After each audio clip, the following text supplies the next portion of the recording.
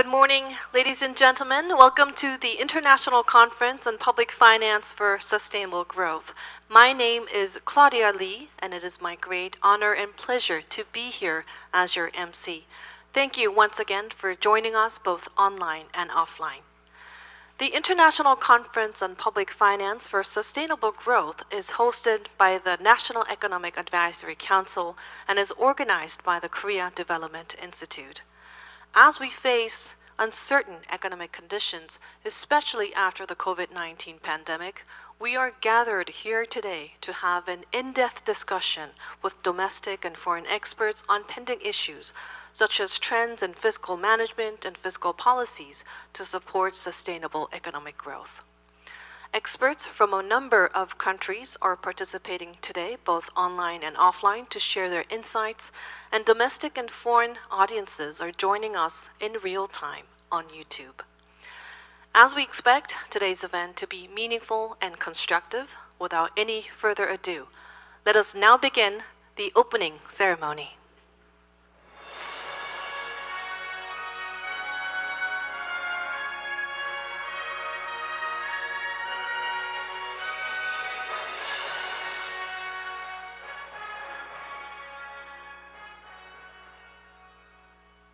First and foremost, we'll have opening remarks delivered by His Excellency In-ho Lee, Vice Chairman of the National Economic Advisory Council. And ladies and gentlemen, please allow me to invite him to the stage. Let's give him a big round of applause.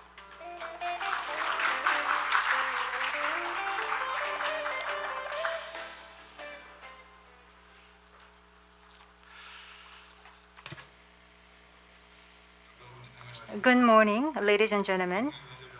I am In-ho Lee, Vice Chairman of the National Economic Advisory Council. I would like to first extend my gratitude to President Cho Dong-chul of Korea Development Institute and related officials for organizing this event. Also, Vice Minister of Economy and Finance, Bang Gi-sun, and Professor Lawrence Kotlikoff of Boston University, and speakers from home and abroad, thank you for honoring this event with your presence. And distinguished guests who are attending this conference in person, as well as online viewers joining us via YouTube in real time, thank you very much for your participation. At a time when people are taking keen interest in public finance more so than ever, we have gathered together prominent experts from each field to discuss the role of public finance for sustainable growth, which I find truly meaningful. Ladies and gentlemen, public finance, as one of the most important tools for economic policies, has played a crucial role in Korea's economic development. Public finance ensured that infrastructure needed for economy was supplied in a timely manner to support growth, while expanding welfare policies to redistribute the benefits of economic development. Notably, whenever the Korean economy faced a crisis, public finance served its due role as a safety pin. The foreign exchange crisis, global financial crisis, as well as the most recent crisis brought on by the COVID-19 pandemic, public finance always took the vanguard in overcoming the crises. And yet, as we have mostly pulled out of the pandemic crisis, the conditions facing our public finance have become serious more than ever. First of all, we're fast depleting available fiscal resources. Prior to the pandemic, national debt was at 723 trillion won, which is likely to surpass 1,000 trillion won this year. Also, the national debt to GDP ratio, which was kept in the 30% range, is now nearing almost 50%. Strong public finance has thus far been viewed as a strength of the Korean economy by major credit ratings agencies, but they too are cautiously watching the development in Korea's fiscal soundness. Yet, the voice calling for fiscal expenditure still remains strong, with continued concern over business recession. The vulnerable groups who struggle even more when the economy is in bad shape needs to be better protected with a tightly knit social safety net. As high prices and high interest rates remain entrenched, measures to alleviate the burden of a livelihood should be formulated as well. Future strategic industries such as semiconductors and core technologies also require fiscal support, a task that cannot be put aside. Multiple complex crises have rendered fiscal policy management all the more challenging. To curb record high inflation, global monetary tightening is underway, coupled with tension rising in the financial market, which are posing constraints to the operation of fiscal policies. Last September, the UK government bond market sell-off that triggered financial market jitters shows how fiscal policy, when constraints are not considered in its operation, could become a source of overall economic instability. Furthermore, fiscal risks that lie ahead of us are equally challenging as well. Korea is one of the fastest aging countries in the world, expected to become a super-aged society in 2025. This will require public pension and social insurance spending to be scaled up rapidly.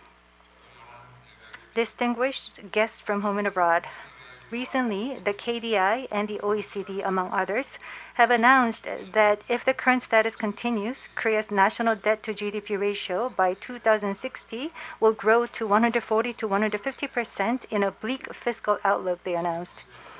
The last bulwark of the economy, which is public finance, should be able to fulfill its dual role, and we must start discussion on sustainability of public finance.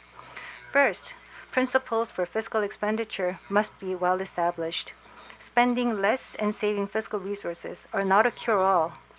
In contingencies that incur a demand, public finances should be boldly put to use, while measures to normalize the resources should be sought, as public finance is not exclusive to the current generation alone. The bill to introduce a fiscal rule that was recently submitted before the National Assembly will become a touchstone that helps define the principle of public finances. Second, a well-calibrated fiscal policy that takes into account the macroeconomic environment is in order. High prices and ensuring tight monetary policy environment require careful consideration before optimal macro policy mix can be exercised. Difficulties facing the vulnerable groups due to inflation and high interest rates should be alleviated, while fiscal policy should be operated in a way that brings minimal impact on macroeconomy and market by adjusting the direction and width of the policy flexibly. Lastly, a proactive and preemptive response is needed to address short and long-term fiscal risks. Demographic changes in particular will have a great bearing on future tax revenue and expenditure. Long-term fiscal outlook should be viewed in a conservative manner, and institutional improvement should be pursued to raise the sustainability of finances. A public pension reform, including national pension fund and social insurance expenditure efficiency, such as health insurance, are fiscal reform tasks that can no longer be put off. The sustainability of public finance doesn't come about overnight. It calls for a diligent review of policies, painstaking innovation in fiscal institution, and a buy-in from countless stakeholders. An arduous task indeed. If we do not act fast, we will no longer be able to guarantee fiscal sustainability. Tax revenue reduction and expenditure increase led to soaring national debt in the case of Japan. Its crocodile mouth graph should serve as an alarm bell for us.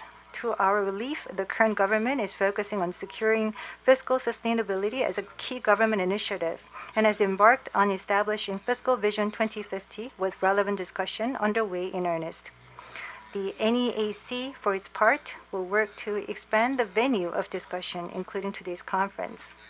And I hope that the participants, as well as each subject matter expert, with your proposals and participation, will move forward our discussion on public finance. Thank you very much. Thank you very much, Vice Chairman Lee. Thank you for opening today's event with your kind and warm remarks. And he also emphasized the importance of adopting rule-based and calibrated fiscal policies to overcome the upcoming challenges. Thank you once again. And next, we're going to have congratulatory remarks. Mr. Park Gi-sun, first Vice Deputy Prime Minister from the Ministry of Economy and Finance, will now deliver a speech. Ladies and gentlemen, please welcome him with a big round of applause.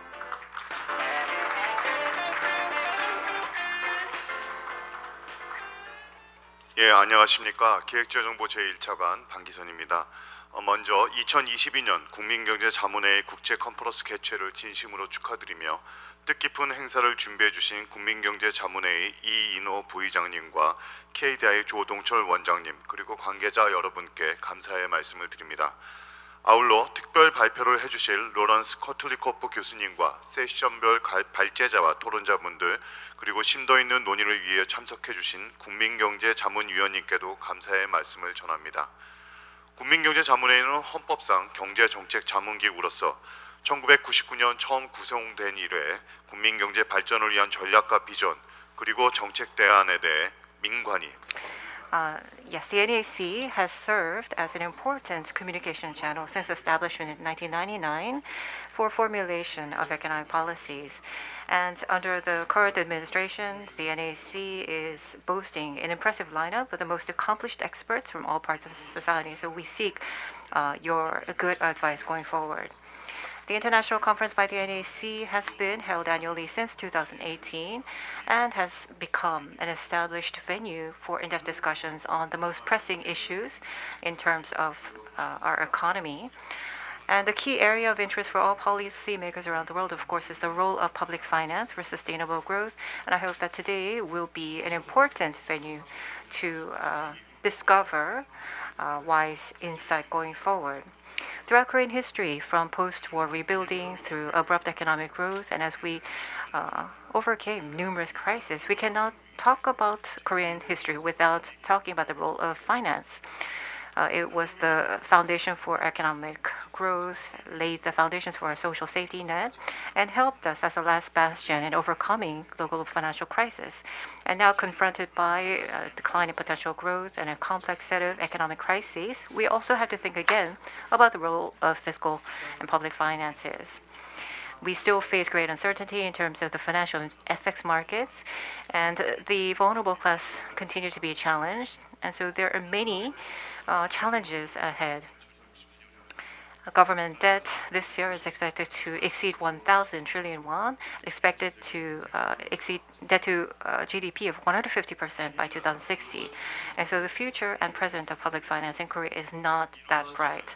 And there are voices of concerns, and it prompts us to have more in-depth discussions on finding a sustainable fiscal management methodology. I think that makes today's conference all the more meaningful. Now, regarding the current administration, we have established a firm stance of fiscal consolidation as being key. Fiscal consolidation has been key to the credibility of the Korean economy, even during over the years, and it is essential for preparing for the future.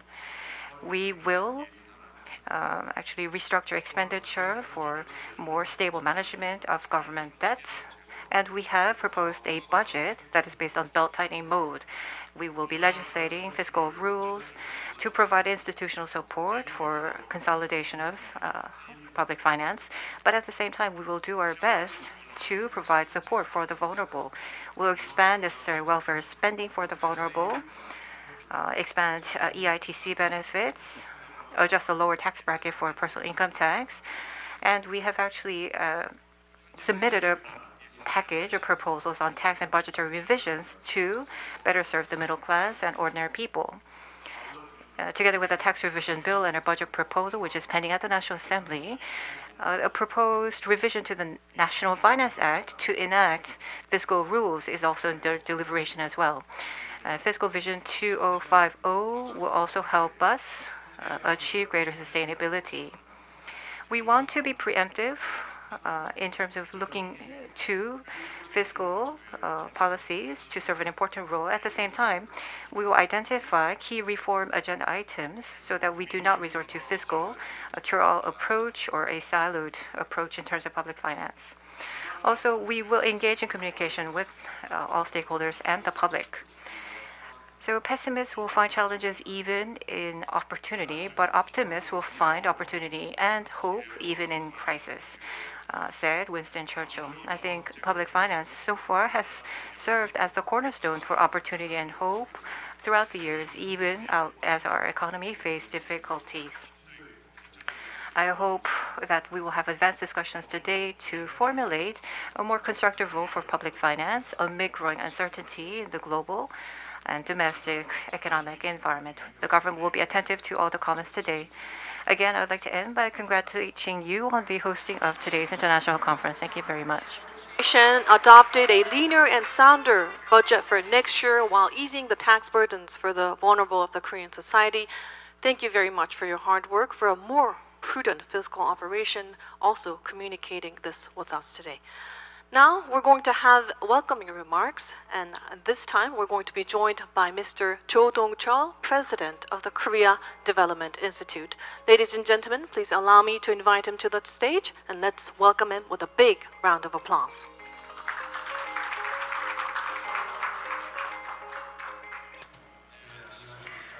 Good morning, ladies and gentlemen.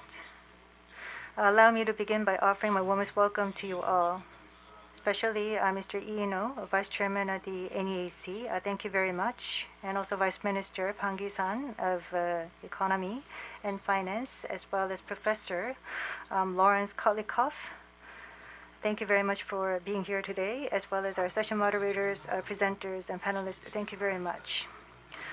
Korea's fiscal conditions thus far may seem to be in a relatively sound shape compared to OECD countries, yet accounting for implications from demographic changes, its fiscal sustainability may not be so readily guaranteed. To begin, population aging is likely to raise the need for social welfare expenditure from the current 13% of GDP to 28% by 2060. And yet, low birth rate and aging will weaken our growth potential, and our capacity to provide fiscal resources to meet a soaring fiscal demand will rather be undermined as a result. Therefore, without responsive fiscal reforms, just like Japan and other European countries that have already experienced population aging, it is very certain that Korea's fiscal conditions will exacerbate very rapidly, and once we reach a certain point in time, the financial market's doubt over fiscal sustainability may become explosive. And as such, fiscal reform is not a choice for us, but it is a must. However, to fund the expansion in welfare spending, if the already fast declining working age population is imposed with heavy fiscal burden, economic vitality will be hurt, rendering it even more difficult to fund welfare spending.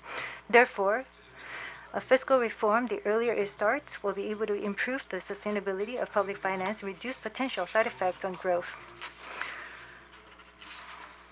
Even from a shorter-term perspective, at a time when excessive stimulus policy thus far has resulted in high inflationary pressure, a priority should be placed on price stability, and a tight monetary policy and a synchronized fiscal policy should be pursued together. However, in carrying out both fiscal reform measures right now, there are numerous hurdles to overcome. Above all, when global economic downturn is likely to bring on business recession, side effects from fiscal policy tightening are bound to be significant. In responding to deepening polarization, the role of public finances are warranted as well. And furthermore, given international political instability, countries world over are moving to strengthen their industrial policies and respond to this trend. The role of public finance needs to be scaled up accordingly. From the short-term and mid to long-term perspectives, various views are being put forward, and as such, more than any time, we must mobilize our wisdom to shape the desirable path for fiscal management. In this vein, today's conference will serve as a very meaningful occasion to delve into a very timely and relevant topic. In closing, I would like to thank everyone for participating in this conference despite the differences in time and distance. Thank you very much. President Cho, thank you for sharing your accurate diagnosis on public finance, and thank you for emphasizing the importance of setting the right policy direction. And this brings us to the very conclusion of the opening ceremony, and once again, I would like to thank everyone for your joining us, and please remain seated as we prepare for the special session. And while the stage is being arranged, allow me to inform you of the language of today's event. The official language of the special session and session 1 will be in English, and session 2 will be held in Korean. We're holding a participatory event for those joining us today online as well. If you screenshot your monitor with our event on the screen and leave a comment on KDI Facebook webpage, we'll send special gifts to a few selected participants. As a result, I would like to ask everyone for your support and participation. 네. 장내 정리를 하는 동안 다시 한번 오늘 행사 진행 언어에 대해서 안내 말씀드리도록 하겠습니다. 특별 세션과 세션 1의 공식 언어는 영어입니다. 그리고 이후 세션 2부터는 우리말로 진행이 될 예정입니다. 이번 컨퍼런스에서는 동시 통역 서비스가 제공되고 있는데요. 현장에 계신 분들께서는 자리에 있는 통역 리시버를 이용해 주시고 유튜브로 시청하시는 분들께서는 국민경제자문회의와 KDI 유튜브 채널에서 국문으로 그리고 KDI 영어 유튜브 채널에서 영문으로 시청하실 수 있습니다. 또 오늘 컨퍼런스 종료 전까지 계속해서 실시간 시청 인증 이벤트가 진행되고 있습니다. 이벤트 참여 방법은 시청하고 계신 화면을 캡처하신 뒤에 캡처 사진과 댓글을 KDI 페이스북 페이지에 함께 보내주시면 되겠습니다. 이벤트에서 선정되신 분들께는 소정의 상품을 발송해 드리고 있습니다. 여러분들의 많은 관심과 참여 부탁드리겠습니다. 네, 이제 장례 정리가 될 것 같습니다. Arrangement has been finalized, and without further ado, let's begin the special session titled Medium to Long-Term Fiscal Risks and Sustainable Fiscal Management. And we have invited a very special guest from abroad. The special speech will be delivered by Professor Lawrence J. Kotlikoff from Boston University. He'll give a presentation on running fiscal policy with blinders. South Korea needs to do fiscal gap and generational accounting. Now, please allow me to invite him over to the stage. Ladies and gentlemen, let's welcome him with a big round of applause.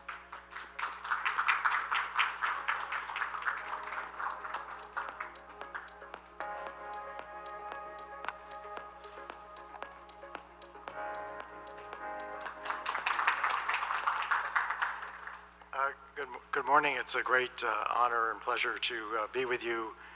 It's been, I think, 7 years since I was in South Korea, and I had a fantastic time then, and it's marvelous to be back to your great country. I'm sorry about what happened in the World Cup, but next time. And I want to thank the KDI and the NEAC for inviting me, and for the government for hosting me. Again, it's a great pleasure and honor. The message I wanted to deliver today, and I'll try and do it within 40 minutes or so, I guess, or 30 minutes. I'll try and do it quickly, is that it is really time, it's really overdue to be looking at fiscal sustainability. But before we embark on that, we need to be doing it with the right measures. And the term running fiscal policy with blinders, a blinder is what you put on a horse where you don't let a horse see to the left or to the right. They just see in one direction, and then they miss a large part of what's actually going on. So the argument I'm going to be making is that we're using measures of fiscal sustainability that are not economically valid, they're not economically meaningful, and consequently we need to change what we're doing and do what is meaningful according to economic theory, which is fiscal gap and generational accounting. The last time that was done by a couple of researchers, including my co-author Alan Auerbach and one of your Korean colleagues back, I think, in 2005, and that's a long time ago, and the picture then was not that pretty. So let's move to the next slide. Oh, I guess I get to do that. I think I hit this button. Yes. Or not. This button. This. Second. Oh, okay. Did I go too far? Let me see if I went too far.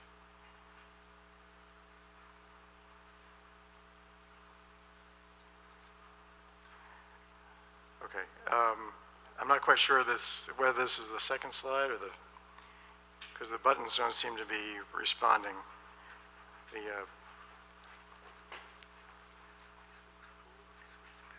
Okay, so that's back. Okay, so forward. Okay, got it. Thank you so much. Okay, so the sustainability of fiscal policy, whether we're talking about South Korea or any other country, including the United States, we can't measure it using conventional measures. And by that I mean the main measure being debt to GDP. Okay, I'm hitting the green button. Should I point it to maybe switch to this guy? Okay, this is working, okay. Uh, Again, none of these variables is economically well defined. And I'll try and persuade you that it's not just government debt that's not well defined. Deficits, which are the change in government debt, is not well defined.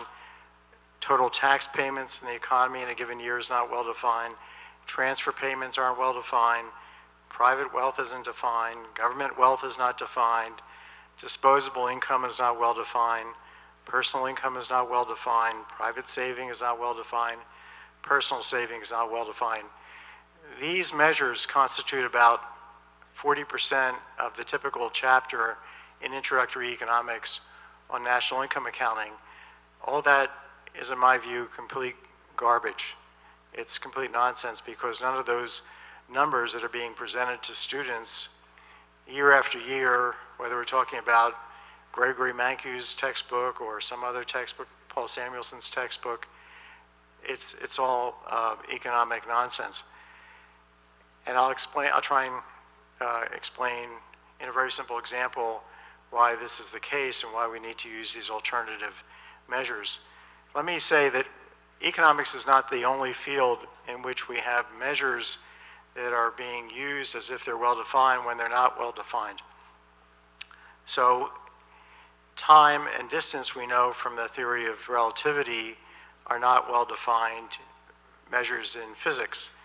What direction you're traveling through space and how quickly you're traveling through space, that determines your frame of reference. That's your language, which determines how you measure time and distance. And here's a simple example that I'll try and that I think conveys the problem here. And the problem is one of the choice of language. So suppose that I'm coming to you and taking $1,000 from you this year, right now. I'm taking $1,000 and promising to pay you back $1,100 in a year. The interest rate is 10%. So one thing I could do is I could say that I can describe that as taxing you $1,000 and paying you back a year from now a transfer payment of $1,100. Or I could say that I'm borrowing $1,000 from you today and paying you back principal plus interest in a year. In each case, I'm taking $1,000 from you. I'm just calling it two different things. First time I'm calling it taxes and a transfer payment next year. The second time I'm calling it borrowing and a repayment and servicing the debt, repayment of principal plus interest next year. Now I'll come to you and use a different set of words. I'll say that I'm borrowing $1 million from you today, but I'm handing you back $999,000. So on balance, I'm taking $1,000 from you. I'm still taking $1,000 from you, but I'm changing how I describe it. And then next year, I'm going to repay you $1,100, but I'm going to tax you I'm going to repay you $1,100,000. I'm going to tax you next year $1,998,900. In this case as well, I'm taking $1,000 on balance from you and handing back $1,100 a year from now. And the third case is I tax you $500,000 today. I lend back $499,000. On balance, I take $1,000 from you today, and then you pay me back $548,900 next year in principal plus interest because you owe me money because you've lent me $490. I borrowed. Let's see. You lent me that, and I received back from you that amount, and then. Or I lend you the money and you pay me back. And then next year I'm going to transfer you $550,000. So in all four cases, it's $1,000 from you today, $1,100 back to you tomorrow. But in compared to the first case, and just to go back, the first case was that I tax you $1,000 today and I transfer to you $1,100 tomorrow. compared to that case, in the second case, in case B, I'm going to report a $1,000 larger deficit. So next year, at the beginning of next year, the debt on the books will be $1,000 larger. In case C, I'm going to report $1 million larger deficit. So next year, the debt will be $1 million larger. And in the third case, I'm going to report a $499,000 smaller deficit. And that's meaning that I'm going to be reporting, if there was no debt to begin with, a surplus next year. So the same policy is being reported 4 different ways. And obviously, I can come up with another infinite number of descriptions. So the debt is not well defined, and therefore debt to GDP is not well defined. Taxes are not well defined. Transfer payments aren't well defined. This little example gives you enough evidence right there to make you very suspicious of these government measures. Now, the government can use words to report whatever time paths of debt and other fiscal variables it wants. So we can go back in time and relabel what it was taking from the public and giving to the public. As long as it's internally consistent with its labeling convention, it can produce any time series in the past, and it can produce any time series in the future. It can decide how to label future projected receipts and payments. But the government doesn't have a monopoly on language. So we're each of us free to choose our own labeling convention. Hence, there's no single time series of these measures. So we really don't know what government debt is. So when people use the word government debt in my presence, I'm kind of lost. I don't really understand what they're talking about. Now, this holds true in any model where you have economic agents that are rational, that they're not fooled by language, because any economic model really consists of a set of equations. It might be describing an economy that's got problems. It's got distortionary taxes, cash flow constraints, imperfect information, incomplete markets. All those problems are described mathematically, but the math doesn't tell us what words to use to label its symbols. Math doesn't tell us how to talk about math. So if we use Korean to talk about the math, or French or German, the answer of the model is always the same.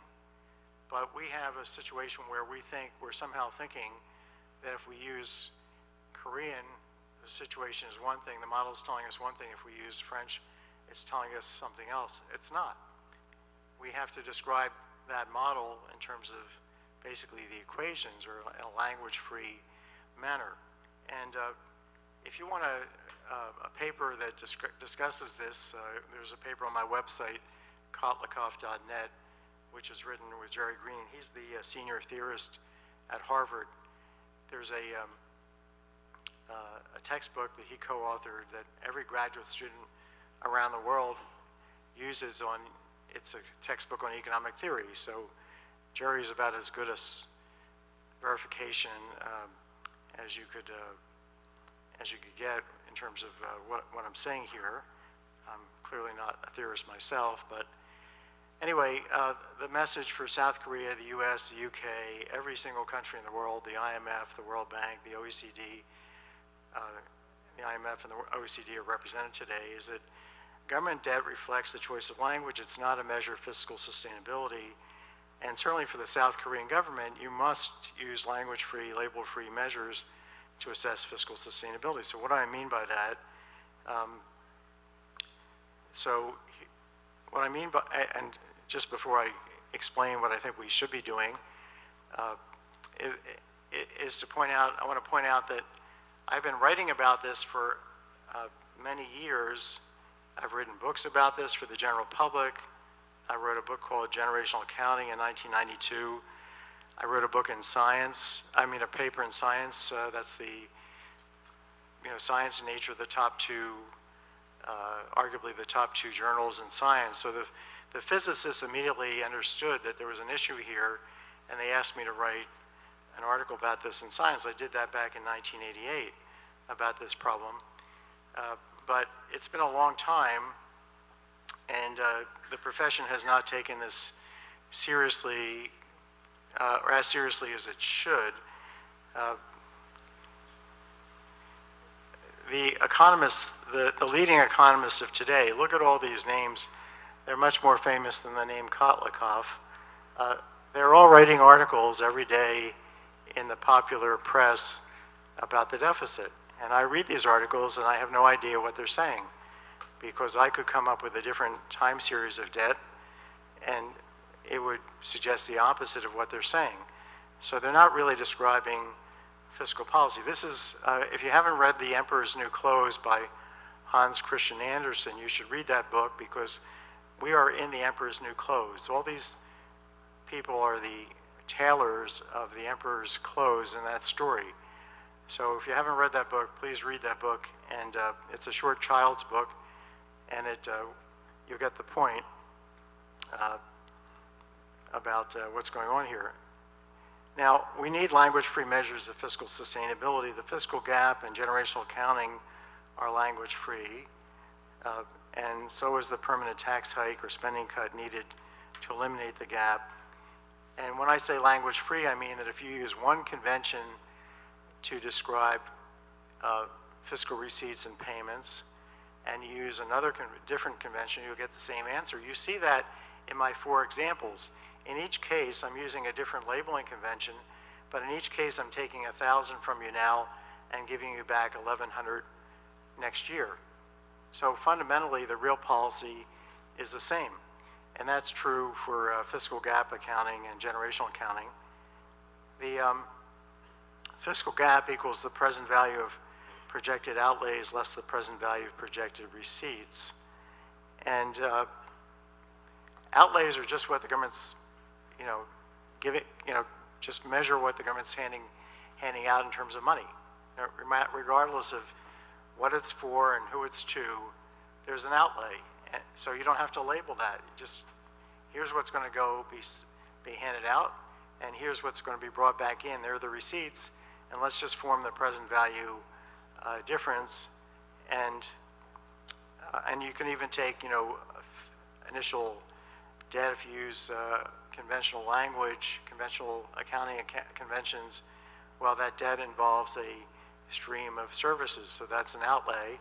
And any assets involves a stream of receipts, including the sale of the asset in the future. So everything can be described in terms of receipts and outlays, and now you're free of the language problem, because you're not using a convention, or any convention you're using should be producing the same outlays and receipts, because you're labeling the same outlays and receipts with just different words, but you're doing so in a internally consistent manner.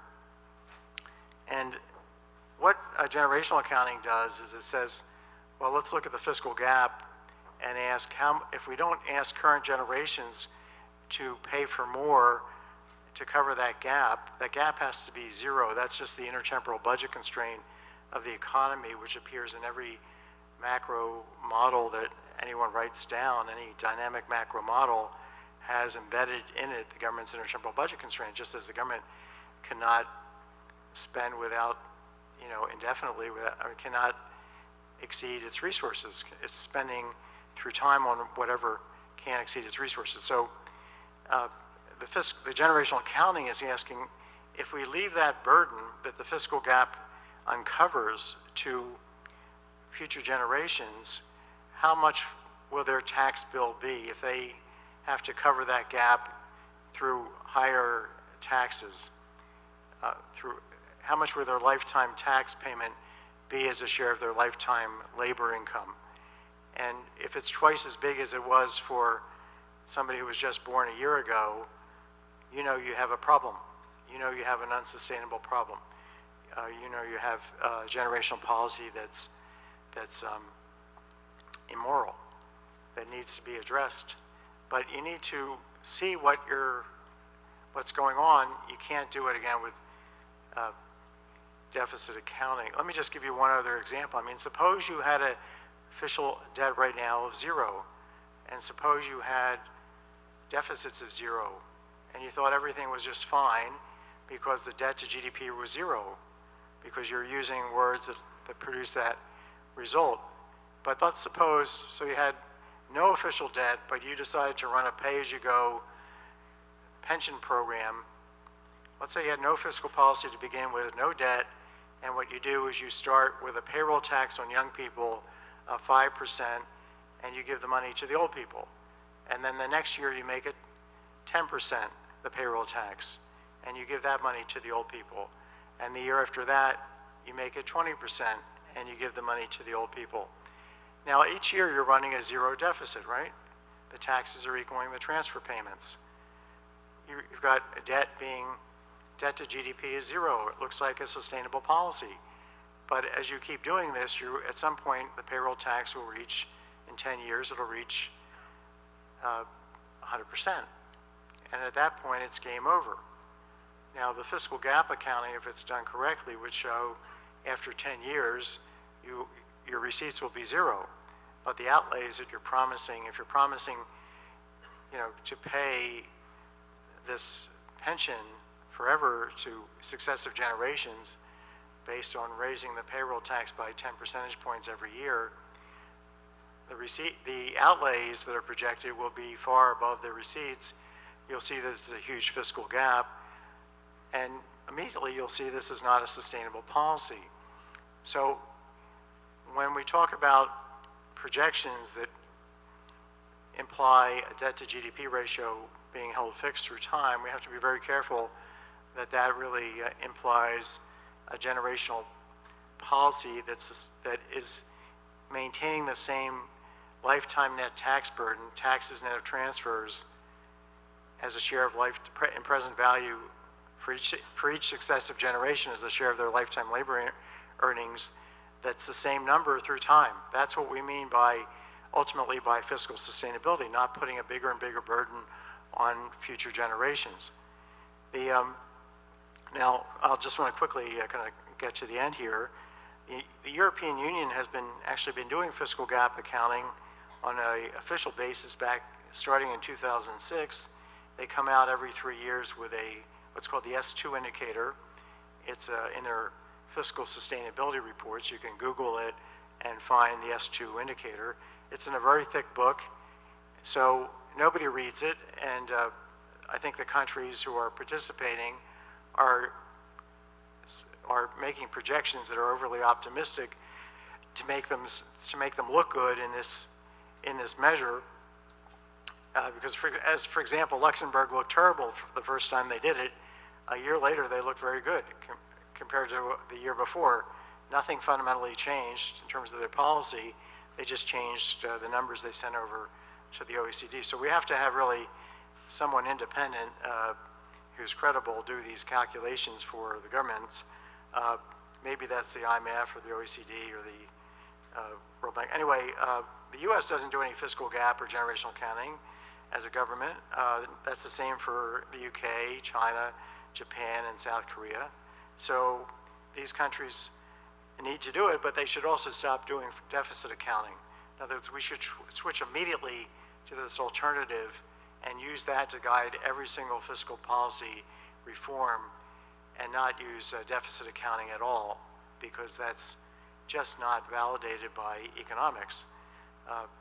And let me just show you the problem that we're in the UK and the US. We've got a fiscal gap that corresponds to 8% of GDP.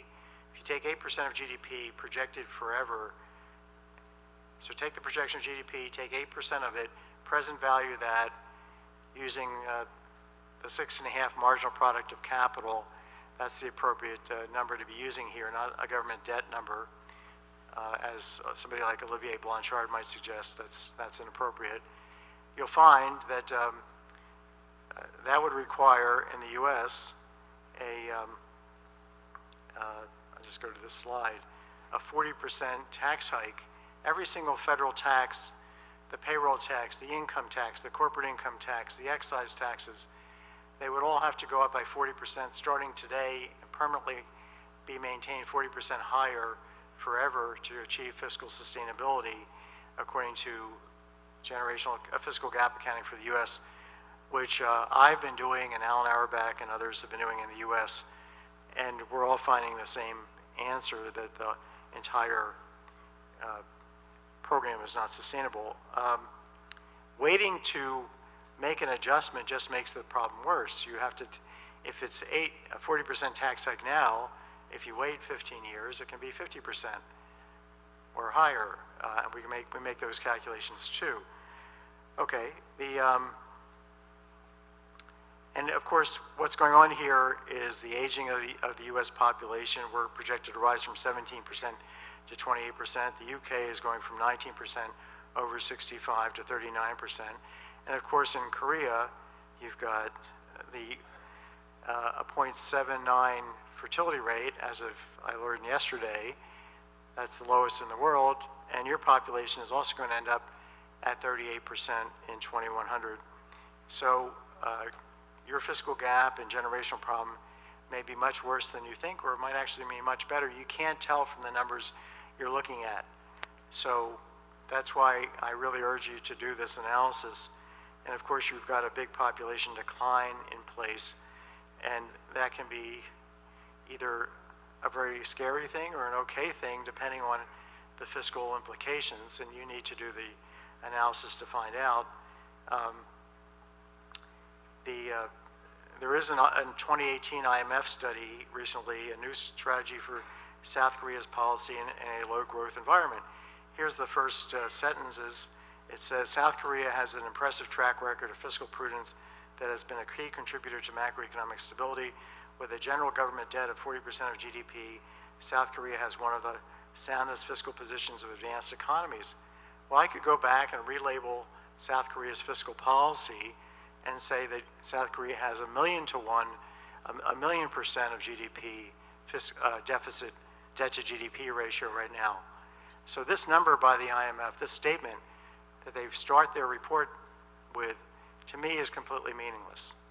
It's not telling us anything, except that the IMF is repeating back, spitting back the South Korean government's choice of words.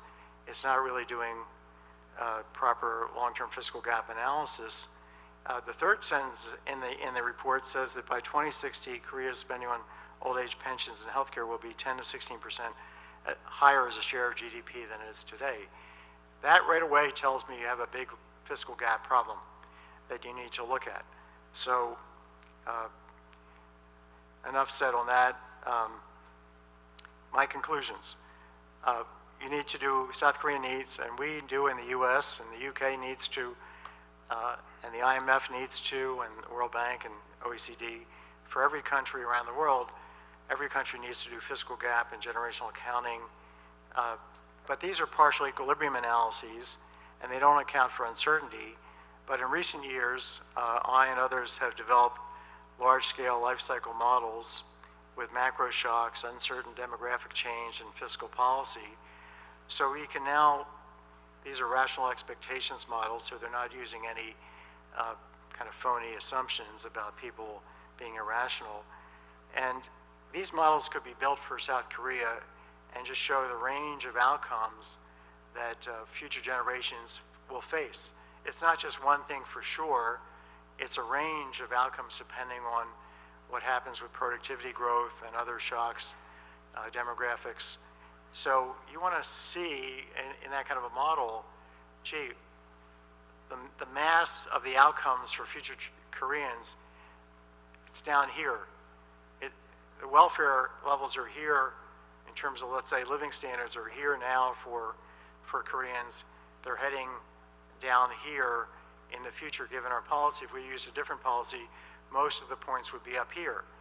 But even under current policy, you will have enough good luck to be up here. So you need to see that distribution of outcomes. That's modern fiscal gap accounting in a nutshell. That can now be done today. And I'm happy to, there's a paper on my website, kotlikov.net, with a co-author named Hassan Hazik. It's a hard name, but if you put in, and it's about, it's an example of modeling that we can do today with very, very large models, people living from 20 to 100 and as adults, and they have children, and you can look at macro shocks and solve the model relatively quickly and see what's going to happen or what might happen. So let me again thank you so much, and again, I'm happy to provide any assistance to Korea in the future on these matters. Thank you. Thank you, Professor Kolikov. Thank you for laying out all the examples and possible scenarios so then we can easily understand the need for starting a fiscal gap in generational accounting. And without further ado, we're going to proceed with a discussion. And this discussion will be moderated by Professor Lee Chul-hee of Seoul National University and Professor Lee Chul-in of Seoul National University and Professor Lee Young of Hanyang University will participate as discussants. And let's invite them up on the stage. Ladies and gentlemen, please welcome them with a big round of applause.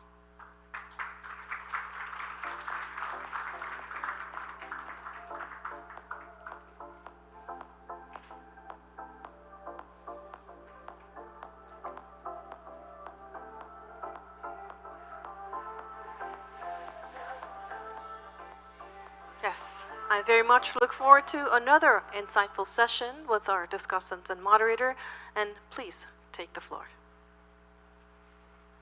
Thank you so much for your insightful special lecture, that has a profound implication for Korea, now experiencing very rapid population aging and rising public deficit. And I feel very honored to serve as a moderator for this session. And Professor Kotlikoff is like a Messi in the field of public finance to me. So now we have two leading scholars for the discussions, Professor Chul-in Lee from Seoul National University and Professor Young Lee from Hanyang University, and who will share their thoughts on Professor Kotlikoff's special speech. Now, let us begin with Professor Chul-in Lee's discussion. You have, 10 minutes, okay?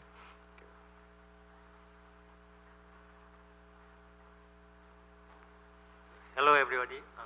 Thank you so much for inviting me as a discussant. And we all grew up reading Professor Kotlikoff's paper, and I'm really honored to serve as a discussant today. And I don't think I'm in a position to make comments on his important slides and presentation. I would rather reinterpret his findings and. 네, 이제 결론부에서 말씀하신 부분에 대해서 좀 제 해석을 나름 해보고 좀 질문을 드리는 식으로 말씀을 드리려고 합니다. 우선 가장 근본적인 의견, 재정 기조에 대해서 말씀해 주셨고 재정 결과에 대해서 어떻게 이해를 하고 받아들여야 되는가에 대해서도 말씀해 주셨는데 물론 재정 그 적자나 정부 부채에 대해서 유의미한 통계 지표들은 많이 있긴 하지만 한국의 현재 재정 기조가 아직 재정 여력이 상당히 남아있기 때문에 괜찮다라는 그 이야기를 많이들 하지만 이제 코틀리코프 교수님께서는 아주 객관적으로 아주 설득력 있게 반드시 그렇지 않을 수도 있다라는 말씀을 하신 것 같습니다. 왜냐하면 이제 재정 적자, 뭐 흑자, 국가 부채 이러한 각각의 지표들은 불완전하고 명목상의 정확도가 떨어지는 용어들이다라고 지적을 하고 계십니다. 그래서 이것보다는 좀 더 발생주의적인 현금보다는 발생주의적인 틀에서 접근을 해야 된다라고 말씀해 주셨고요. 이 재정 갭, 또 세대 간 회계를 통해서 재정 갭을 파악을 해야만 재정에 대해서 정확한 그 파악이 가능하다라고 말씀해 주셨고요.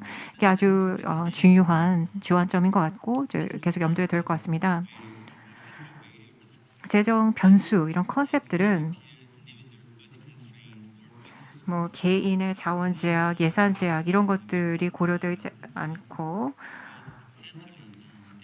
하지만 개념적으로 봤을 때 무한대의 그 재정 지표들 조합을 통해서 똑같은 상황을 설명하는 것이 가능합니다. 그러니까 수학적으로 기존의 재정 용어 이런 지표들은 아주 정확도가 떨어진다라는 데 저도 동의를 합니다. 리카르도 동등성 이론을 그러니까 기본 근간으로 사용을 하더라도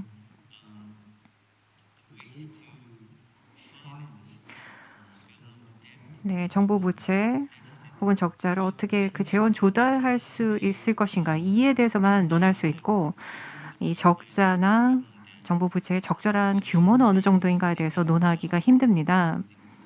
이런 중요한 이슈 등에 대해서는 리카르도 동등성 이론에서도 논하기가 힘든데요. 그래서 이런 내용과 일관성 있게 말씀해 주셨던 것 같습니다. 또 교수님께서는 다른 변수, 특히 재정 갭, 또 세대 간 회계를 이러한 기법을 통해서 재정 갭을 보는 것, 이게 각 정부의 어떤 재정 기조를 파악하는 데 있어서 가장 중요한 아주 유용한 어떤 제일 주요한 지표가 돼야 된다라고 말씀해 주셨습니다. 저도 그 부분에 동의를 합니다. 발표의 두 번째 분에서는 이제 인구 고령화 현상에 대해서 말씀하셨는데요.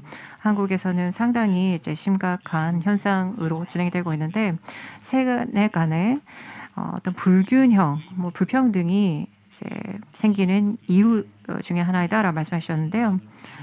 그래서 재정 갭, 세대 간 회계가 필요한 또 다른 이유로 말씀해 주셨고요.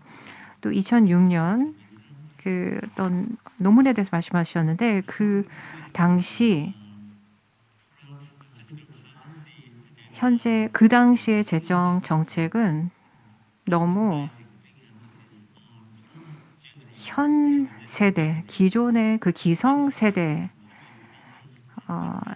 특히 뭐 어떤 공적연금이나 의료보험에 있어서 너무 현 세대에만 방점을 두었다. 그래서 이제 재정기획이 발생할 수밖에 없다. 2006년 당시에도 이런 지적이 있었고요.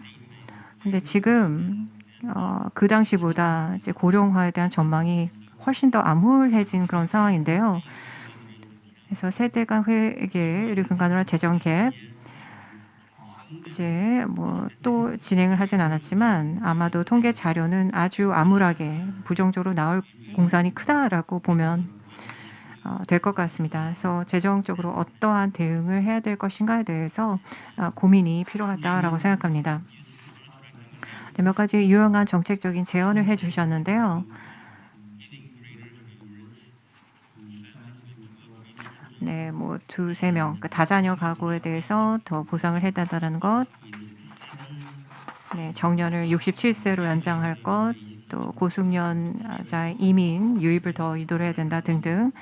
네, 아주 이해하기 쉬운 그런 제안들 말씀해 주셔서 감사드리고요. 또 연구 주제에 대해서도 잘 제기를 해주셨는데 세대 간 회계 그 기법에 대한 제네릭한 분석, 학문적으로도 연구를 더 해봐도 참 좋을 것 같다라는 생각이 들었습니다. 그러면 좀 몇 가지 여쭤보겠는데요. 통계학적으로 많은 나라들의 경우 재정 적자는 시간이 지나도 계속 지속이 되고 있는데 한번 발생하고 나서는 계속 이제 지속하게 되는데 그래서 단기 적자가 장기적인 부채 누증으로 이어질 수 있다는 것입니다. 작은 경제일수록 그런 현상이 있어서 단기적인 재정 적자를 장기 그 재정 갭 이 두 가지를 다 같이 검토하는 게 중요하다라는 생각이 들었습니다. 네, 영국의 어떤 최근에 그런 채권 시장 사태를 보더라도 이제 이 부채 어떤 적자 문제가 재정 갭으로 이어져서 거시경제 불안정성의 원인이 되고 이제 환율의 평가 절하 등의 현상이 일어날 수 있다는 것을 보았습니다. 그래서 이제는 재정 적자를 뭐 몇 년치에 뭐 그러니까 적자 트렌드 숫자만을 가지고 이렇게 뚝딱 계산을 하는 그런 식이 아닌가라는 생각도 들었고요. 그다음에 그 재정 관련된 기관, 제도들이 많이 경직되어 있는 경우가 많습니다. 수학적인 그 계산뿐만 아니라 이런 제도권, 또 사람들의 반응, 재정 컨셉이나 어떤 용어도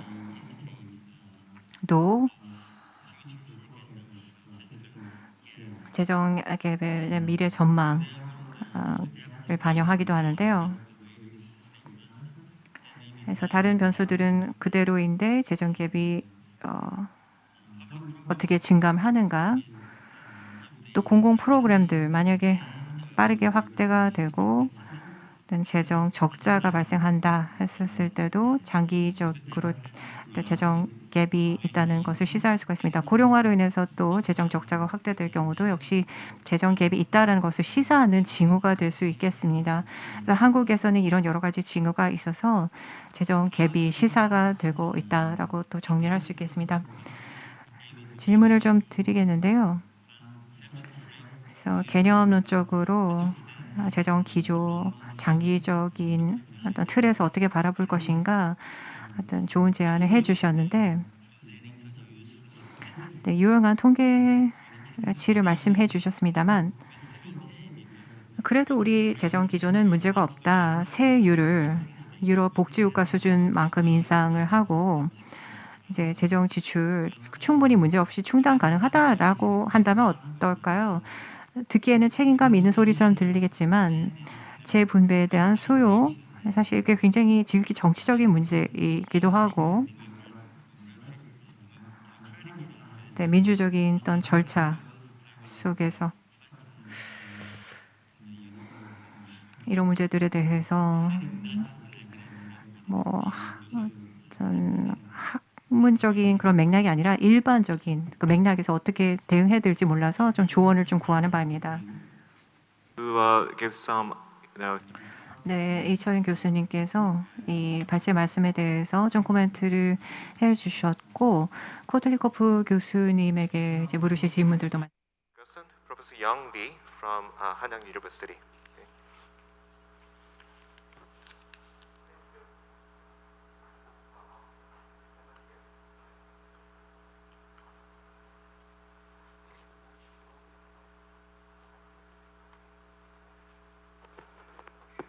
Okay, this is Young Lee from Hanyang University. It's a great honor to make comments on Professor Lawrence Kotlikoff's work and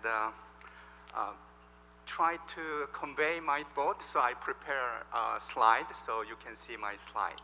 Okay, so let me give you my summary of his presentation. So he argued for label-free measures of fiscal condition, and that is no other than fiscal gap. And the fiscal gap records the present value of difference between all future outlays and the receipt. So that is the key measures.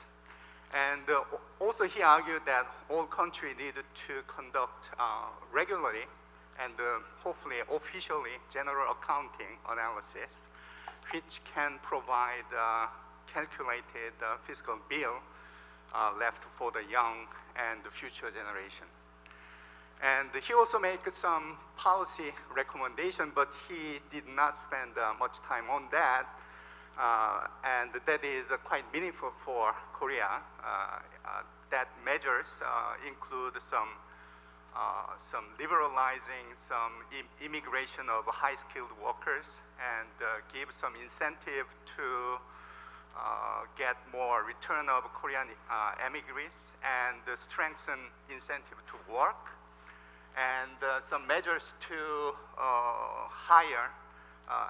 have a higher fertility rate, and also as a key measure for pension reform, he suggests some increasing retirement age to 67. Currently, that is 65. And of course, I strongly agree with the importance of fiscal gap and the need for regular official analysis of generational accounting.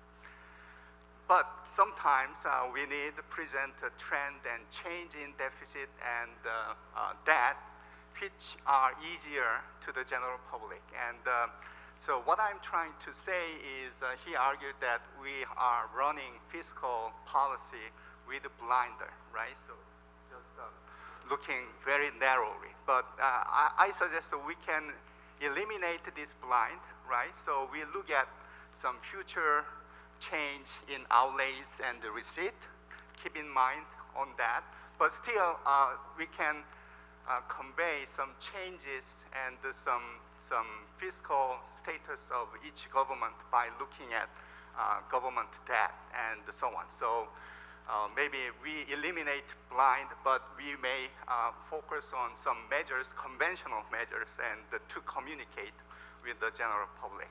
Okay, so, and when we do that, of course, we need also present some analysis of key items affecting future outlays and the receipt. And the key item in Korea is, as you correctly point out, some aging structure and the deficit of a pension fund. Okay? And also, I strongly agree with the policy recommendation he made. So some specific comment. So first one, he correctly point out that some general accounting is not done in Korea officially. But my colleague at Hanyang University, and you know, he was a student of Allen Auerbach. Okay, yeah. So actually, he came here. So let me introduce after this session. But he regularly conduct this GA exercise, and I asked him to send me the most recent one. So I just go through, and what I found is fiscal gap in Korea is estimated to be around 16 to 18%, and around half as bad as U.S. Half you estimate 40%. So if I'm correct, that is just around half bad as U.S., but much worse than European countries. Okay.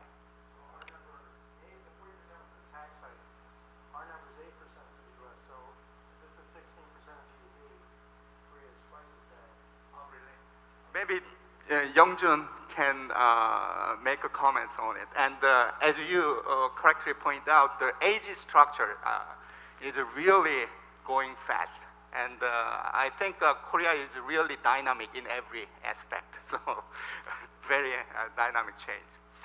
And also, John did some exercise looking at the effect of a change in fiscal policies in recent government. So from 2013 through 2018 on generational accounting, and he find that no significant improvement in fiscal gap.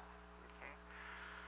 All right, and the second one, as I mentioned in the introduction, maybe I still lean toward to conventional measure, and maybe we can still learn from looking at some conventional measure of public debt, and of course Korea's most significant danger in the future of Korea's fiscal position is public pension. And the public pension, we have a funded system, and we have not moved to pay-as-you-go system yet. And if we run this pension system as it is, our fund will just go negative in 2060. So it's around 40 years from now, and we needed to reform that one. And some conventional measure I put it here is government debt. And by looking at what I am arguing is looking at just a slope of this government debt, and when we see very steeper slope, we can argue that that government, that president, actually have a very loose fiscal position and so on. And if I want to say that, I know that I need to look at future outlays and the future receipt that is affected by this change. And what I can say is during this last 20 or 30 years, there is no significant change in future outlays and receipt. So just looking at this public debt change, still I would say, argue how each government run this fiscal policy. And I can have some numbers, and I want to argue that the last government changed the fiscal position quite rapidly, and government deficit and the public debt increased quite dramatically from 2017 to 2022. And the current government actually changed fiscal policy, and present some plan to consolidate this fiscal policy.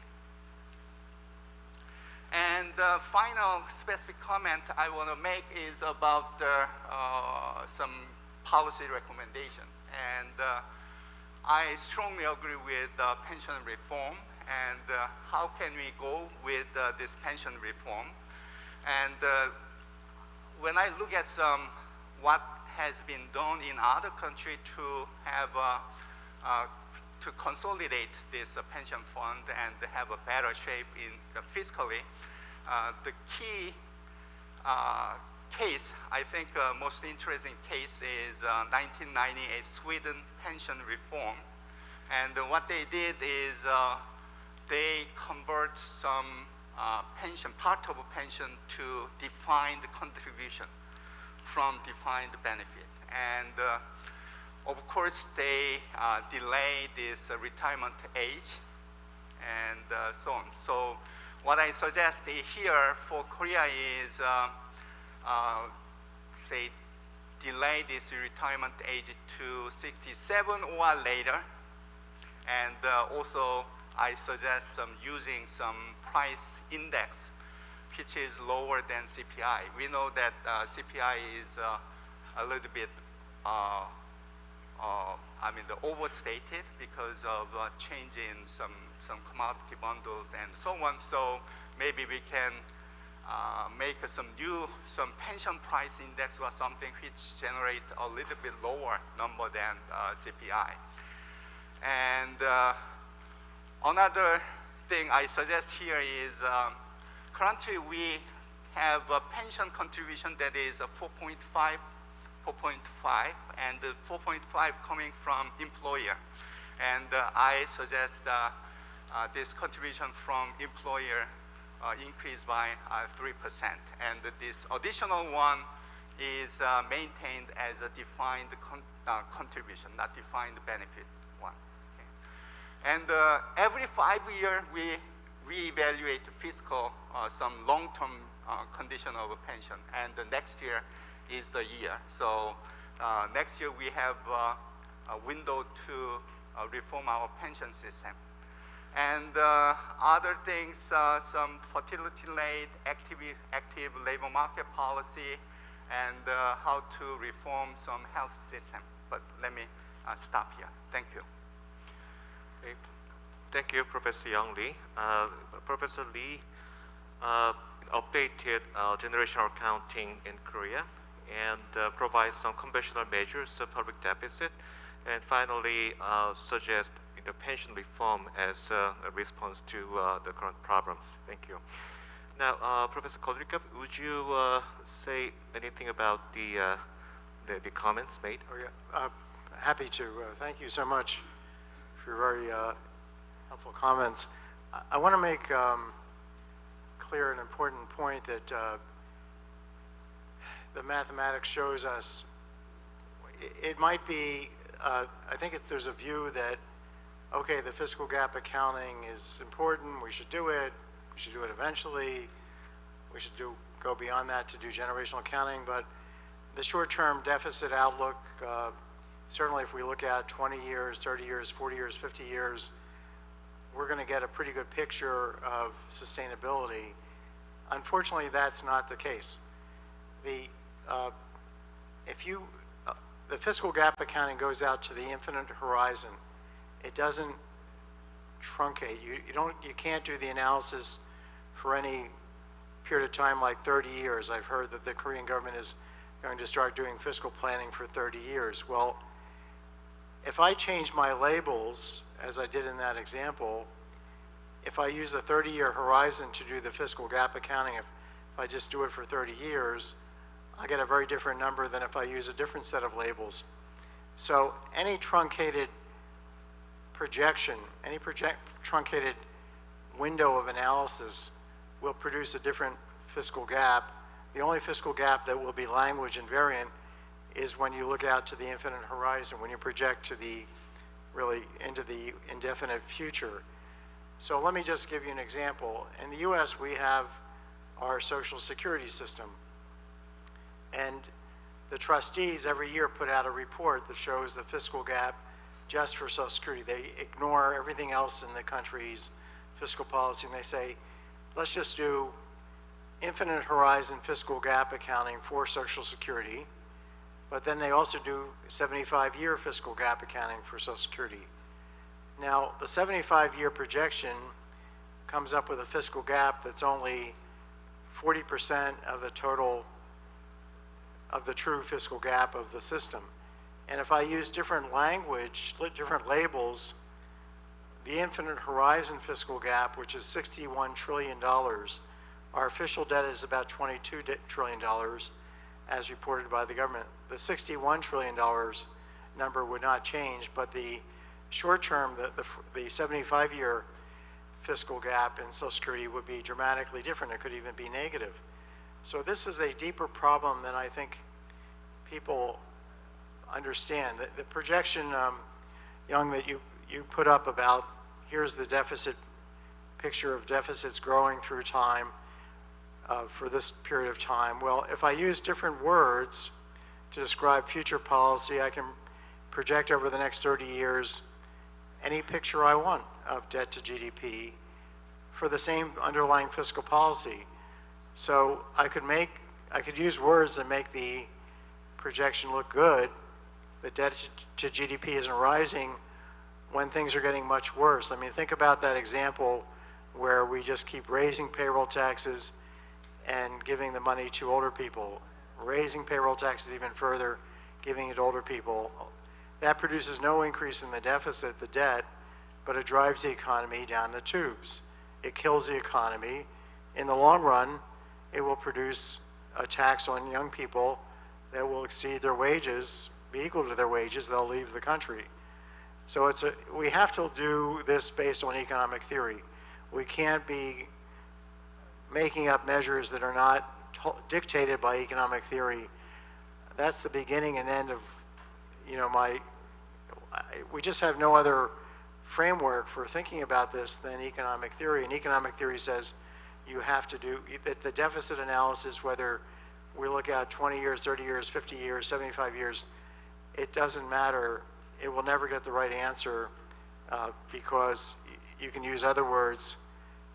You need to include everything. I mean, just let me say this last thing. Social Security's fiscal gap has gone from 50 trillion to 61 trillion over the last 2 years.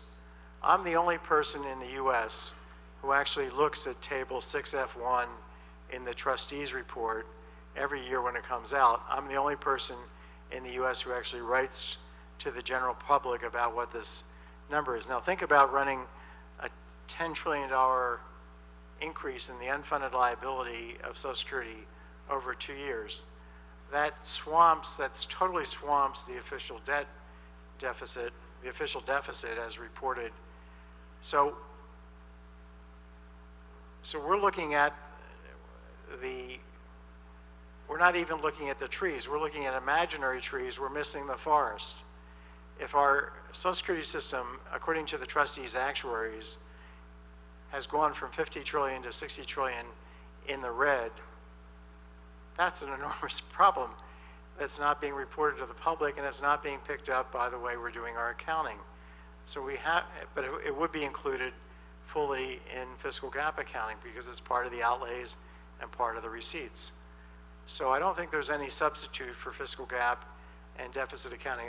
I would really say that the smartest thing to do if you're a younger person is if you hear a politician or an economist talk to you about the deficit, say, what's the deficit if we used entirely different words to describe Social Security? What's the deficit? Talk to me, try and get across the point to them that the measures they're telling you about are not meaningful and that what is meaningful isn't being measured.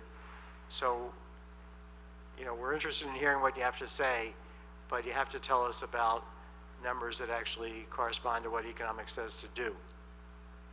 Thank you. Okay, thank you. I have a number of questions from the audience outside this room, and let me pick one of them and ask you instead. The question is about how to respond to the population aging and low fertility to maintain the fiscal stability. The questions related to this issue, there's an argument that it is better spend more today to cope with the population aging and low fertility issues in Korea. More spending in welfare and human capital. And what is your opinion about that argument? So just on the aging, is aging a terrible problem on the fiscal side for Korea? That's one question. Until we do well, I think we have been doing the fiscal gap accounting. Youngjun has been doing it, so I'm eager to. I tried to find your papers online, but I Googled before I prepared my study, my talk. I Googled generational accounting in Korea, and nothing came up. Unfortunately, it's probably 50 pages down, but I missed it. Maybe it was in Korean, and that's why. But I would very much like to understand where things are. But if we had a well-run, sustainable fiscal policy going back in time in Korea, aging would not be a problem on the fiscal side. Imagine that every program that you ran was not imposing a burden on future generations. Your fiscal gap was always zero. Your generational policy was always fair, in balance. The lifetime net tax of future generations as a share of their lifetime projected earnings was always staying fixed. Then aging per se would not be a problem. So we really need to know whether the country has a problem right now. And then the question is, how can we deal with it? Obviously, changing the policy may be the answer, but also trying to change fertility may be the answer. But you've tried lots of things on the fertility side, but maybe you haven't tried enough or done enough. I think that Korean society has to, this is my quick sense, okay? And I think I'm probably being out of place by saying this, but the country has to become much more accepting of women in the workplace and accepting of their having children and allowing them and be very aggressive about providing high quality daycare, paying the very best caretakers of children, so that young women will understand that having children does not mean sacrificing their career, or that their jobs won't be there when they come back in a couple of years. The whole society has to change its orientation towards women in the workplace. If you're having a decline in the population, they're going from 51 million people down to, I think there's a 24 million person projected decline in population over the rest of the century, over the next 80 years. That means you may need to have more workers. They can't all be males, because you're not going to have enough males. You have to get females into the workforce.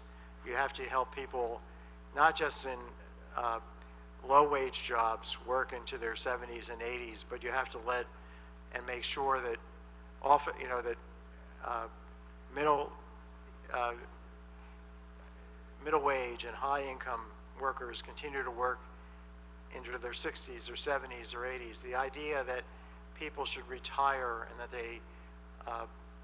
that retirement is their right, or it's not. I mean, if they can retire, if they can afford it, it's one thing. But I think the idea that working to a very old age is a honor and a privilege and a national obligation, that should start to be conveyed to the public, because this is a country that cannot disappear off the face of the earth. We need to have a strong Korea through the end of time, and we need to and I don't think young women are going to have children if they know that it means the end of their careers. So this Korean society has to become much more open to female labor force participation and helping females with any kind of young females with any kind of concerns they have about having children, helping them realize that having children does not come with a penalty. And also getting the males to provide as much support at home for the children as the females. That's all very important for changing this around. You have the lowest fertility rate in the world. There has to be a reason for that, and that has to be radically addressed. It can't be minor measures. It has to change the entire psychology of the country with respect to females in the workplace and to daycare, high quality daycare. That has to change. And also to assisting people to meet people and get married. Maybe you need a national matchmaking agency. I don't know. Let me stop there. Okay, thank you. I wish I had more time for questions from the audience, but time is up. So I have to conclude this special speech this morning. I thank Lawrence Kotrikov very much for sharing the wisdom for the very important issue in Korea. And I also thank the two discussants for their excellent discussions.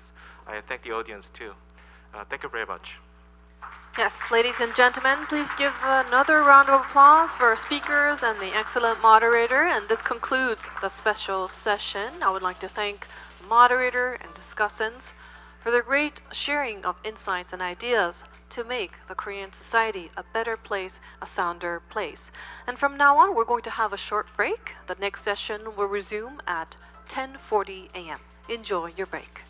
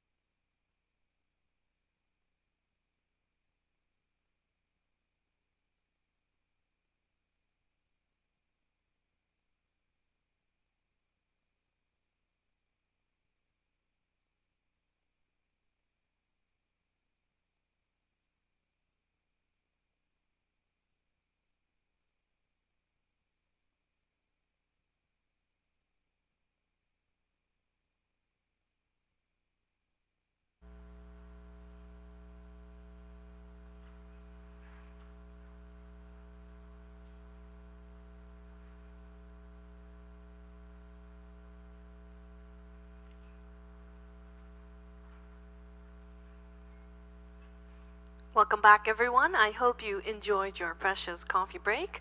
And now let us begin session 1. The title of the session is Fiscal Policy in Response to High Inflation. And the first speaker is Mr. Vitor Gaspa, Director of the Fiscal Affairs Department of the International Monetary Fund. And today he's going to deliver a presentation on fiscal policy and inflation. Now let's connect to him virtually. Hello, Mr. Gasper. Hello, good morning.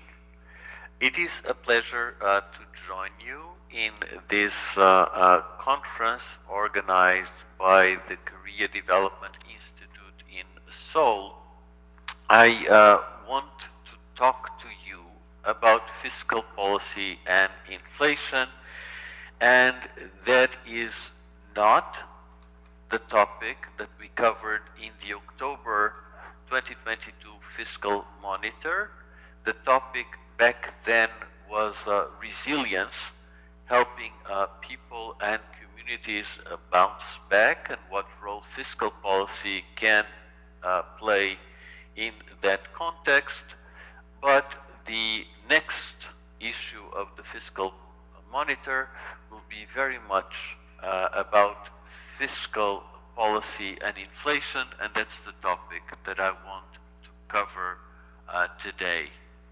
I will start by giving you a perspective from the United States, then I will move to the world, and finally I will try to zoom in on the Asia and Pacific region and try to discuss how the various perspectives that we get from the US and the world apply to the region.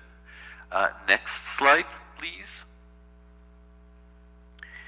If we look at very long time series for the United States, please note that you have in front of you almost 250 years of data. You actually see something which was quite marking up to 2020, which was the idea that despite the fact that we had very high levels of public debt, you have in purple the public debt to GDP ratio in the US, we had at the same time very low levels of interest rates in blue. If you focus for a moment in the blue line and you go to 2020, you see that 2020 actually has the lowest level of nominal interest rates ever. If for a moment you look at the dashed line, which gives you the interest payments, you see that interest payments on the budget actually lag interest rates. And this pattern of lags over time is something which is very important when we look at the impacts of inflation on fiscal policy. Next slide, please. Now, if we look at a slightly shorter time period and go only to the beginning of the 20th century, we're again focusing on the US, we see quite a sharp divide between the first and the second half of the century. And on the left-hand side, we see that business cycle fluctuations are actually much less pronounced after 1950 than before. You recall that the contribution of Keynes that was published in 1936 gave a response by the economics profession to the Great Depression, and basically what we see is that in the second half of the 20th century, the problem of depression has basically been solved. Please note that even the global financial crisis and the COVID-19 crisis are relatively small by the standards pre-1950, where the volatility of the business cycle was much more pronounced. Interestingly enough, the same applies to inflation that was much less volatile in the second half of the 20th century and until now than it used to be in the first half of the 20th century and before. And that does suggest that indeed macroeconomic policy may have contributed to this result. You also see in the chart on the right-hand side the period that which became known as the Great Inflation in the United States, and we can look at the increase in inflation as having taken place from 1965 to 1980, and then the period of disinflation you can consider that has been concentrated in the first half of 1980, has been prolonged until the end of the 1980s, or even go as far as 1995. If you go to 1995, you have a nice symmetry of 15 years of inflation and 15 years of disinflation. And this calls to our attention that when you have large and persistent inflation, you may have very protracted dynamics, which is something which is worth bearing in mind for the current situation. Next slide, please. So in this slide, we go for an even shorter time series that starts in 1960 and ends up in 1984. What you see in blue is military spending. You can see in 1965 that military spending was going up associated with the Vietnam War, but towards the end of the 60s and then during the 70s, it went on a pronounced declining path, which basically means that the public spending pressure associated with the Great Inflation did not come from military spending or war. Instead, it came from the black line, which is the trend in transfer payments in the United States, and the very pronounced increase between 1965 and 1975 is associated with the programs that became known as the Great Society, Johnson's Great Society, and the War on Poverty. This was very much associated with the political situation in the United States that led to a management of fiscal and monetary policy in the context of a common framework, and in the context of that common framework, fiscal and monetary policy became quite accommodating towards inflation, and that made the inflation great. Therefore, the Great Inflation. Quite happy to discuss the issue in more detail if you so wish. Next slide, please. In this slide, you see inflation, you see perceptions of inflation, and you see expectations of inflation from the Michigan survey. I call to your attention the diamonds, the orange diamonds, and this comes from surveys that were conducted at the time of US presidential elections, and they depict the percentage of the population that think that inflation is an important issue. And you see that this percentage was increasing, and around 1980, it was actually about 50%. So it was the increased salience of inflation as a concern for the American public that created the environment in which the Volcker disinflation was possible. So in a sense, behind the great inflation, there were political and policy considerations, but the crucial driver was actually politics and the concern or lack thereof of the American public concerning inflation, which is again something which is very much worth discussing in the current situation. Now let's go to the next slide, please. Tom Sargent, James Bullard, and others have been arguing that one can look at COVID finance as war finance. And if we look at the work of Tom Sargent, we see that the increase in public spending in the first year of the pandemic on the chart on the left-hand side actually replicates the behavior of spending at the beginning of World War II. And if you look at the right-hand side, you see that the behavior of inflation is actually quite close as well. What is going on here, and why is this analogy interesting?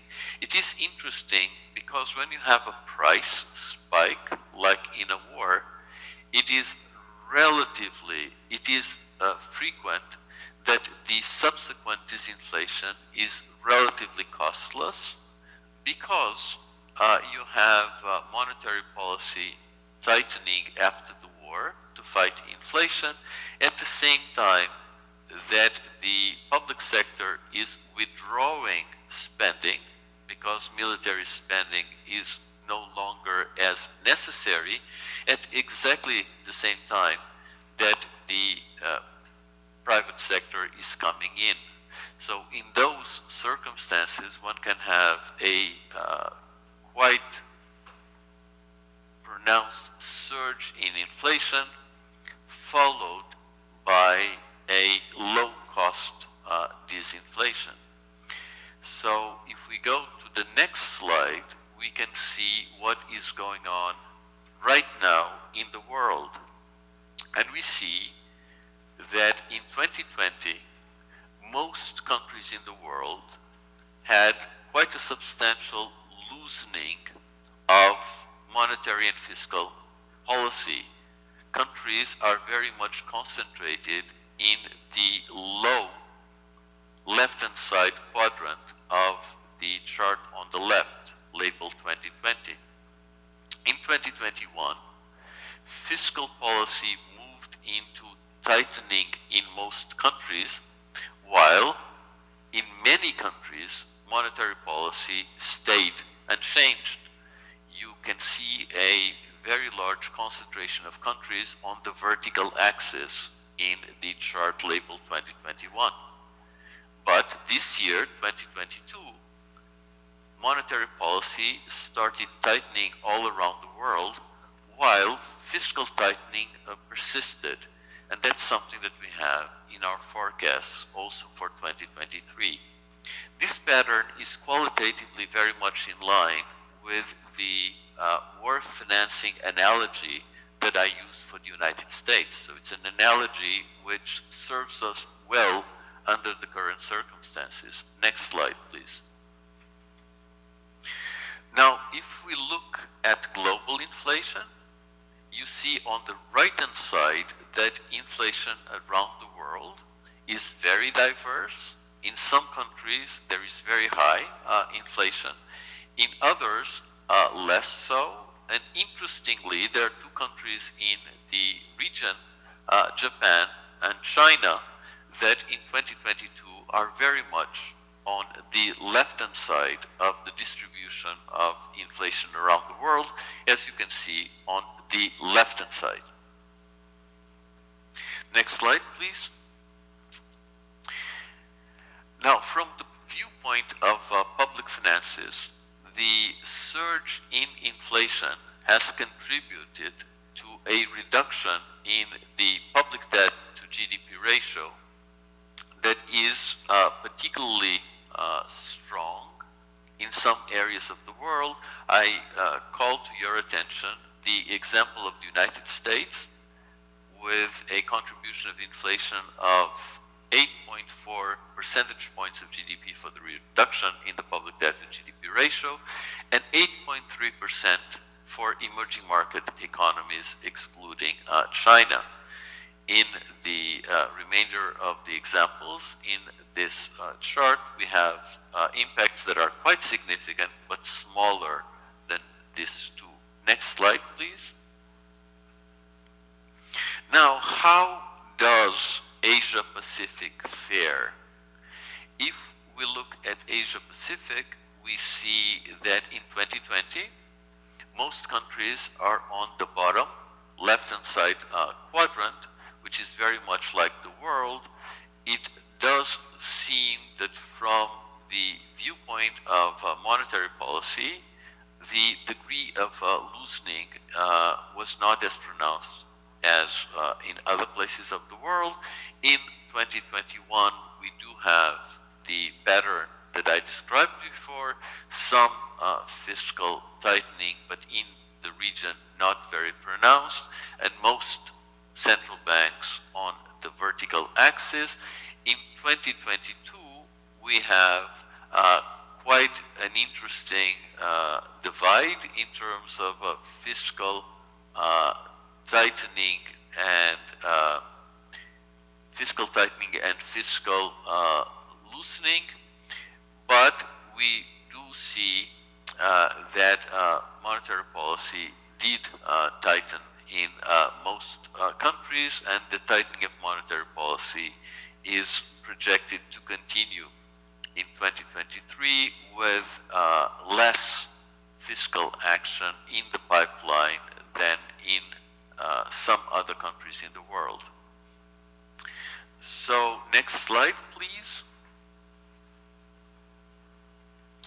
You see on the very left-hand side that China and Japan are indeed among the countries of the world with less inflation pressures at this point in time.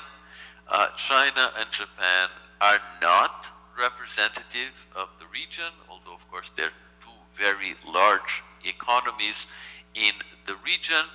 As a matter of fact, Japan and China are very much on the left-hand side of the distribution of inflation in the region.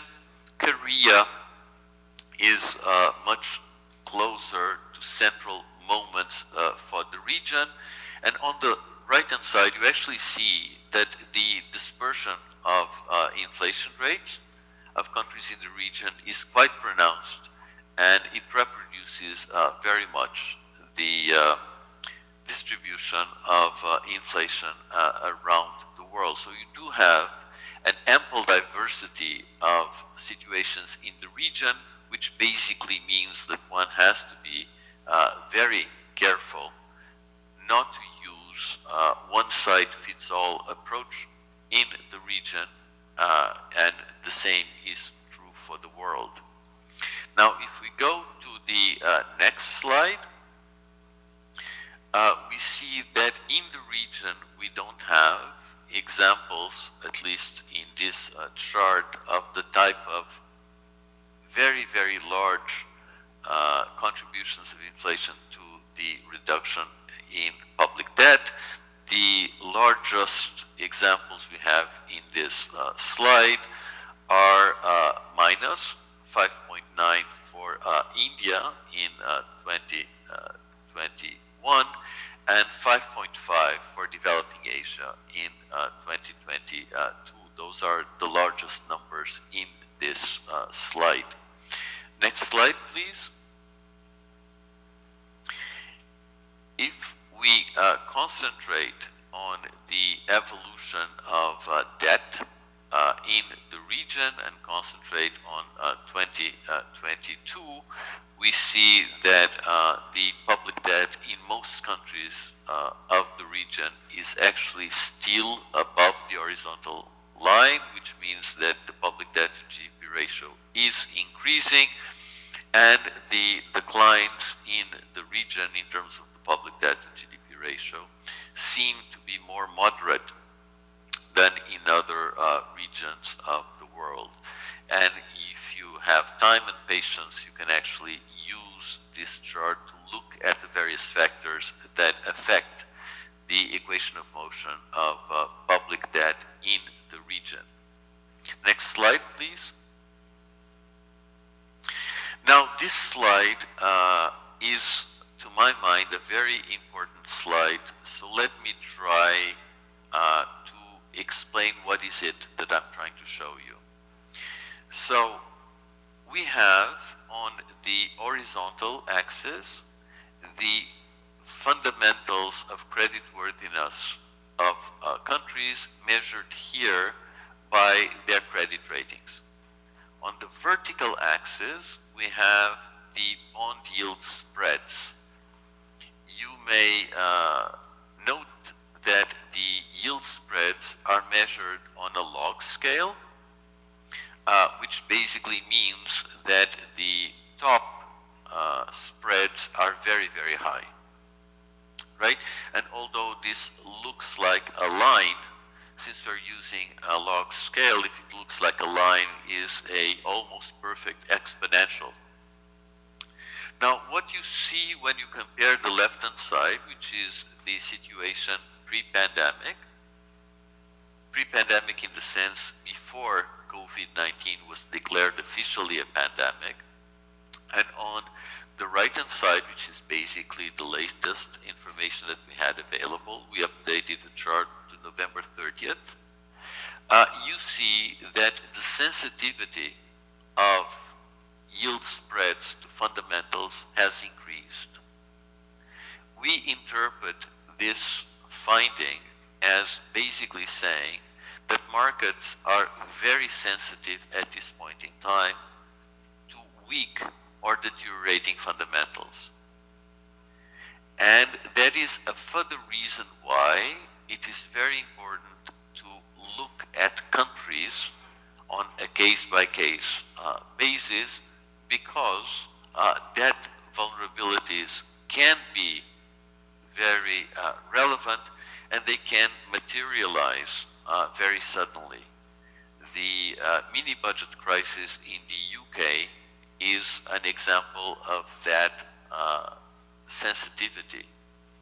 So in this type of macroeconomic environment, the advice that I would leave with you is that inflation should be tackled as the first macroeconomic priority. It's the priority of central banks to bring inflation back to target in a timely way. Fiscal policy should be supportive of an appropriate policy mix. The withdrawal of support that was extended during the time of the pandemic and the return to normal public finances helps in this regard. It is very important to reconcile the need to protect vulnerable households, vulnerable communities in the face of cost of living crisis with this appropriate policy mix. In many countries around the world, there is a further argument in favor of rebuilding fiscal buffers in terms of following prudent fiscal policies associated with the increased sensitivity of markets to weak or deteriorating fundamentals. And if you allow me, I will stop here. Thank you very much for your detailed presentation. We were able to learn monetary and fiscal policy developments of the recent years, as well as global inflation and debt vulnerabilities. Thank you once again. And next, we're going to have the second presentation of the keynote session by Jan Blundell, Head of Budgeting and Public Expenditures at the OECD. He'll deliver a presentation on the role of budget institutions, and this time, again, he's going to join us online. Hello, Mr. Blundell. Thank you very much. It is a great pleasure to be with you, distinguished guests, and it is, again, as we wait for my presentation to come up,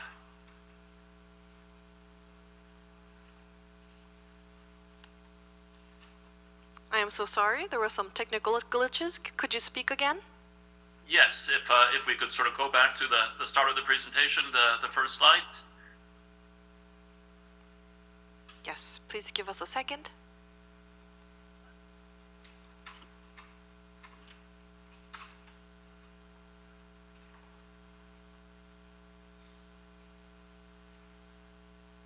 Anyway, my presentation is about budget institutions, the role of budget institutions, because we firmly believe, and I think the evidence clearly shows that institutions play a pivotal role in achieving successful fiscal outcomes. And as has been outlined earlier today, the fiscal challenges ahead of us for OECD countries and the wider world, demographic changes, green transition, healthcare, environmental factors, infrastructure, the challenges that are coming up are great, and the role of institutions in managing those challenges are pivotal.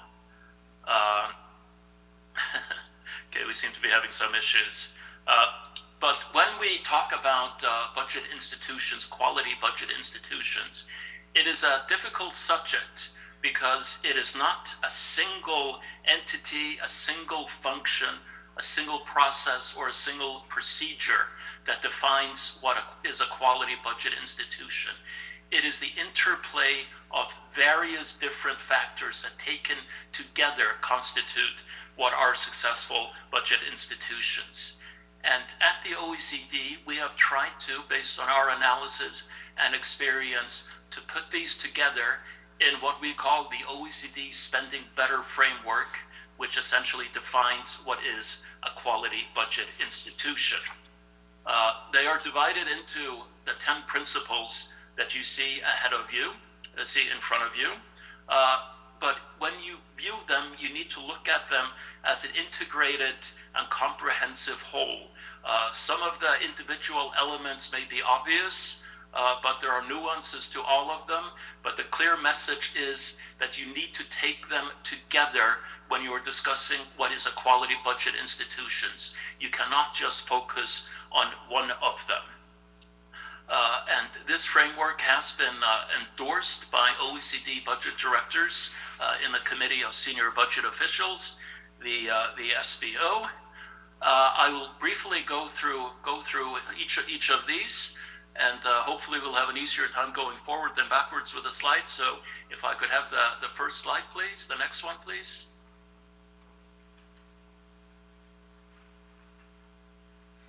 All right, thank you.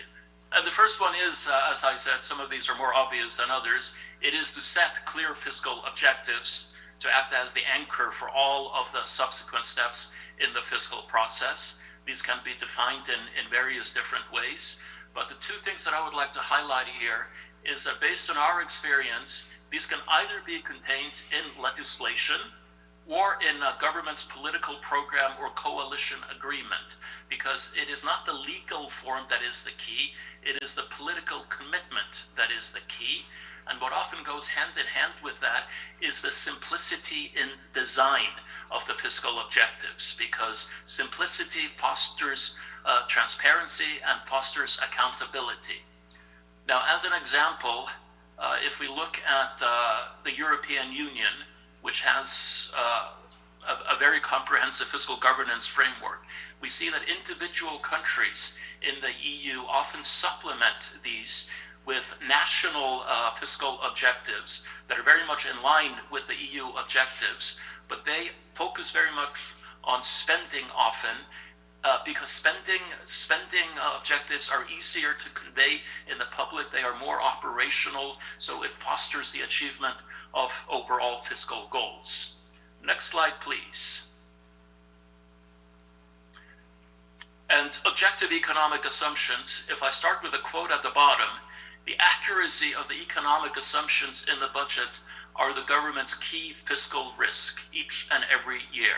We talk a lot about what constitutes fiscal risks for governments, but if you talk to people in budgeting, the biggest fiscal risk every year is ensuring that the economic assumptions underlying the budget are accurate, because inaccurate economic assumptions can lead to revenue shortfalls and unplanned spending pressures, macro spending pressures.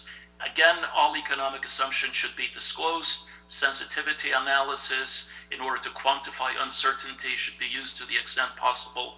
And here is where independent fiscal institutions can play a pivotal role.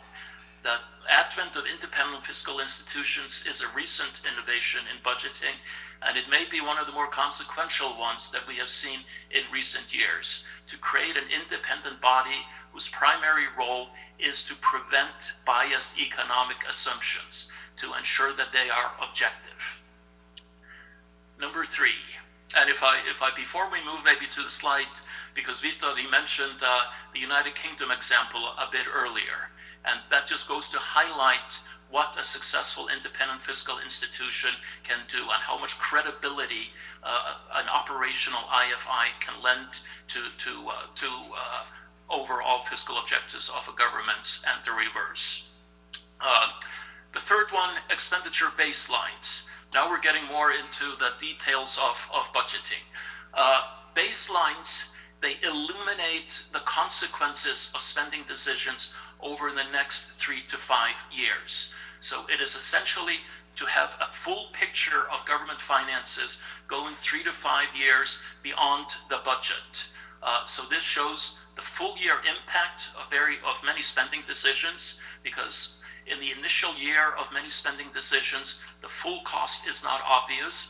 By illuminating this over a longer period, it becomes clear, and it also acts as an early warning mechanism for emerging spending pressures. Because the earlier you see many spending pressures, the earlier you can take actions to deal with them. And you need to have clear baselines in order to do so.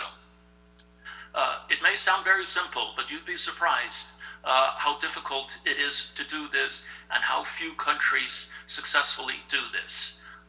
It is very important that the baselines are considered an integral part of the budget process, not a separate exercise. It should be the same entity that is responsible for the annual budget that prepares them. We should not have separate units of the Ministry of Finance dealing with the annual budget and another unit dealing with a medium-term horizon beyond that. They are all together.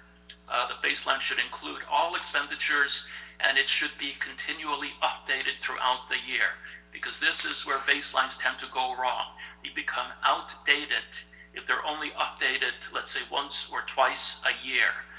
Then they lose their value. So when you start working on the subsequent year's budget, you essentially start afresh without having year 2 of the previous baseline as a starting point. Next slide, please.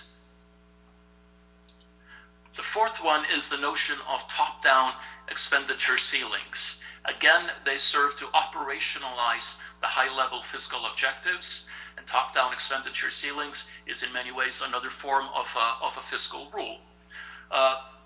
They can be set for the medium term, consistent with the government's term of office, or on a rolling basis. So when a new government takes office, any changes are very transparent to what was in the previous government's plans.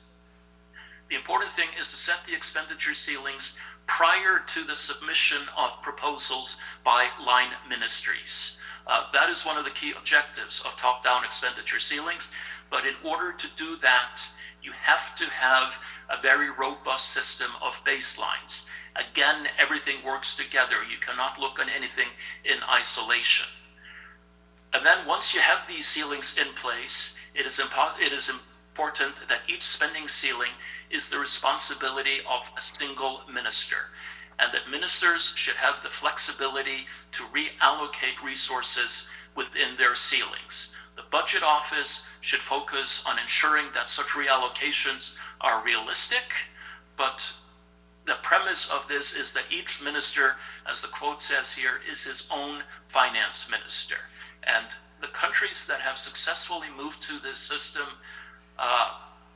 show very great success in doing so. There are transitional issues because there's a lot of trust involved here that needs to be built up, but once in place, nobody would move back to the previous system. Now, the four, number 1, 2, 3, and 4 of the principles, if you put them together, are often what we refer to as a medium-term expenditure framework. We do not use the term medium-term expenditure framework in this OECD framework for the simple fact that when we started looking at MTFs, they are so different across the various countries. What one country considers an MTF, another country does not. So we decided to focus on the key elements as defined by principles 1, 2, 3, and 4. But you can, as shorthand, view those first 4 as a medium-term expenditure framework. Now, if I move to the next one, please. And this is where we get into the more of the nitty-gritty spending reviews. Spending reviews identify opportunities for reallocation in order to fund higher priorities and to control total expenditures. The key thing here is that budgeting is incremental in nature. That is the big criticism of budgeting and has always been. That there's much greater focus on new spending that is being looked at each year rather than the stock of existing spending. So spending reviews came into being to subject all of the stock of government spending to scrutiny over a certain period of time. That is the historical origin of it. But spending reviews, they have many objectives. They can either be looking at a very wide scope of government expenditure. They can be narrow. They can be systematically integrated into the budget process that this reoccurs at regular intervals, or they can be in response to a specific event. But in all cases, they should have an explicit link to the budget process. And beyond the scope and the objective, this has to do with the timing of spending reviews. So the conclusions of spending reviews that are linked to a decision-making moment in the budget process, that they come in time for that. And the OECD has recently prepared OECD best practices for spending review, which go into that in much detail. And this is something, as we are coming out of the COVID crisis and with all of the immense spending pressures that governments have, the use of spending reviews is very much on the rise in OECD countries. Next slide, please. Informed spending decisions. This is another name for performance budgeting in its wider interpretation. And there has been a great evolution in this. I think we are all familiar with using performance information, outputs, outcomes. That is on one end of the scale. We are now moving into budget impact analysis that shows what effect the budget has on specific areas and specific sectors. We see them for gender budgeting. We see them for green budgeting. We see them being used to support inequality or equity in society in its various forms, because it is a great realization that the budget is a very powerful instrument for effecting change. And beyond outputs and outcomes, we are also seeing a great rise in the use of policy evaluation that allows for in-depth assessments of programs. Now, the quote here at the bottom is that performance budgeting is a journey, not a destination. And it is worth bearing that in mind, because performance budgeting is filled with frustration, because you are never arriving at a perfect destination where you are budgeting based on results. but it informs the decisions that you take along that. And having all of these facets in place, even though they are not directly linked to your budget-specific decisions, dollar for dollar, they inform all of them and make for a much better use of public resources. Next one, please. And this one is essentially for you to encompass all forms of expenditures in the budget process, because government expenditures takes many forms. It is authorized in the annual budget, or in some cases, a very large proportion of the budget is authorized in entitlement or mandatory expenditures, which are authorized in separate or permanent legislations. And it is important to look at both of those together. For example, in your baselines, you should have both of them. These are what we would consider normal expenditures, but beyond that, we have tax expenditures, tax credits, where essentially the revenue side of the budget is used to authorize and generate expenditures, in some cases even though there is no tax liability for the individual. We also see loans and guarantees that may have major future budgetary implications. It is essentially to put all of them on equal terms in the annual budget process. And we highlight here the importance of budgeting for the default risk for guarantees and any social rates of interest for loans when they are granted. If we look at COVID-19, we saw in some OECD countries a majority of the response, the fiscal response to COVID, took the forms of loans and guarantees. But in some cases, it was very difficult to see that in any budget or financial report the governments produced, because loans and guarantees were simply beyond the scope of the budget. So it is important to encompass all of them. Next slide, please. And this focuses on budget transparency, and this is simply that all revenues, expenditures, assets, and liabilities should be reported in a comprehensive, timely, routine, and reliable manner. And most OECD countries do this, I think, to a very high standards. But what we see now is that even though you have a lot of information out there, a lot of data out there, it is not being used. The focus in OECD countries is now very much to take greater account of the needs of the users, to improve the presentation, the accessibility, and the understandability of this format. Because if nobody is using the data that you're putting out there, it cannot truly be considered budget transparency. And along those lines, we very much encourage ministries of finance to undertake initiatives to promote understanding of the budget process among key stakeholders and the public. And we have the OECD best practices for budget transparency that have been in place for a long time in this area. Next, please. And this one, line ministries as partners. Budgeting, the role of the finance ministry and the role of spending ministries or line ministries varies greatly in OECD countries. But the budget reforms or the principles that I have outlined in these presentations, they very much change how line ministries and finance ministries work together. If we take top-down expenditure ceilings as an example, the entire premise of the reform is to give line ministries a greater say in the budget process. So in order to do so, you need to have an effective budget function in line ministries in order for them to carry this out. When you're looking at budget reforms in OECD countries, we often say that one of the most important investments you can possibly make is to improve the quality of the budget function in line ministries. But beyond improving the capacity of line ministries, finance ministries need to take a very active role in nurturing these relationships. They need to build trust. If a line ministry wants to reallocate resources within an expenditure ceiling, they have to be confident that the Ministry of Finance will not grab the money that it is reallocating resources from in order to fund the new initiatives, that when it reallocates, there is trust that the spending ministries can use them for new initiatives. Finance ministries will have to be the first movers in doing this and providing incentives.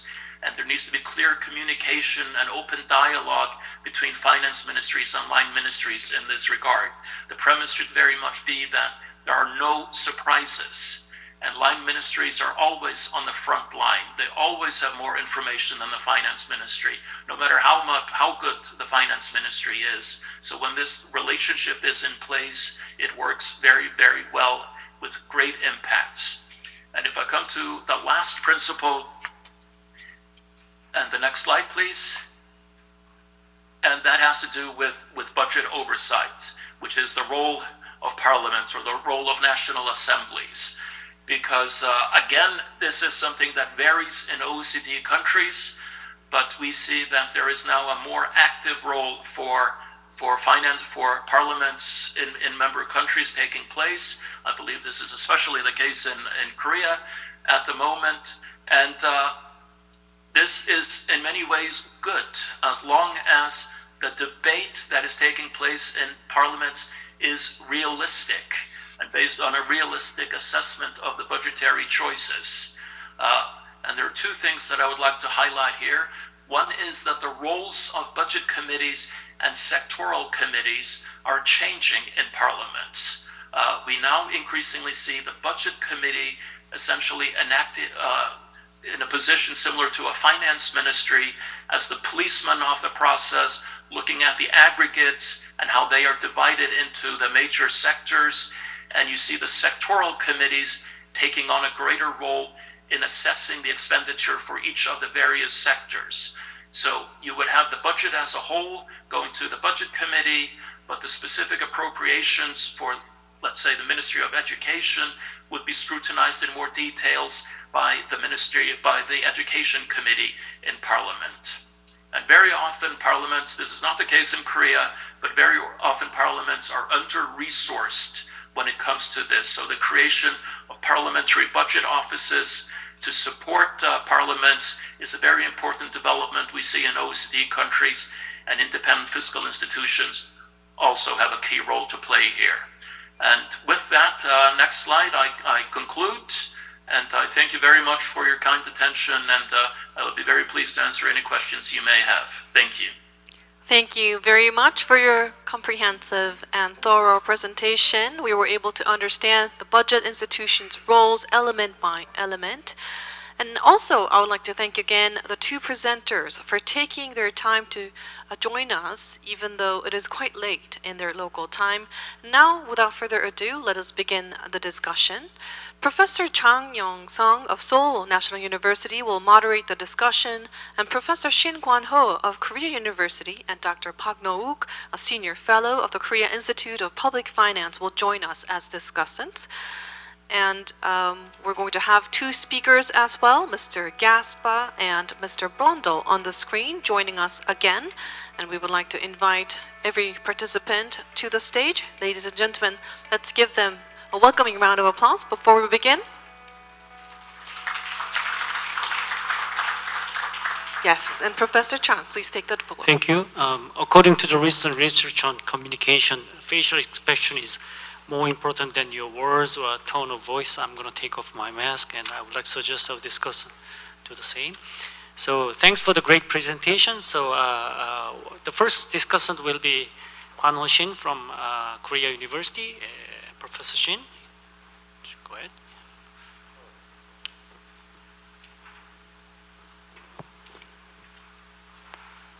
I'm very pleased to discuss the first paper by Dr. Gasper. Honestly, actually, I got the only one pager which I had to use to prepare my slides. So I cannot prepare the slides for the entire presentation, but I will talk about that if I have a chance. So let me briefly summarize the one pager, and he began It began with the two famous statements by first Friedman, and his argument was that inflation is always and everywhere a monetary phenomenon. And the second statement by Sargent is that inflation is always and everywhere a fiscal phenomenon. And they are apparently contradictory, but he argues that both are correct and fully compatible. And the reason is that while inflation cannot persist without monetary accommodation, in the sense of the Friedman, in the spirit of Friedman's statement, but monetary accommodation occurs for political and fiscal reasons, in the spirit of the Sargent. And he also argues that the policy responses to the pandemic and the cost-push shock of the Russian-Ukraine war led to high levels of debt and inflation. He shows the old graphs about that. And in this regard, fiscal policy faces a very important trade-off between fiscal support for the poor and fiscal sustainability to curb inflation. So basically, I have four comments. The first comment is on the central bank independence and financial stability. Actually, his presentation is mostly from the perspective of fiscal policy, but my discussion will be from the perspective of monetary policy. And the second comment is related to the first comment, and it is the recent Korea's case, which shows the trade-offs between price stability and financial stability that is faced by the central bank. And the third comment is the recent experience in the UK, and I believe that this is even more serious conflict between the government and the central bank. And finally, I'll talk about debt sustainability and low interest rates. So first comment.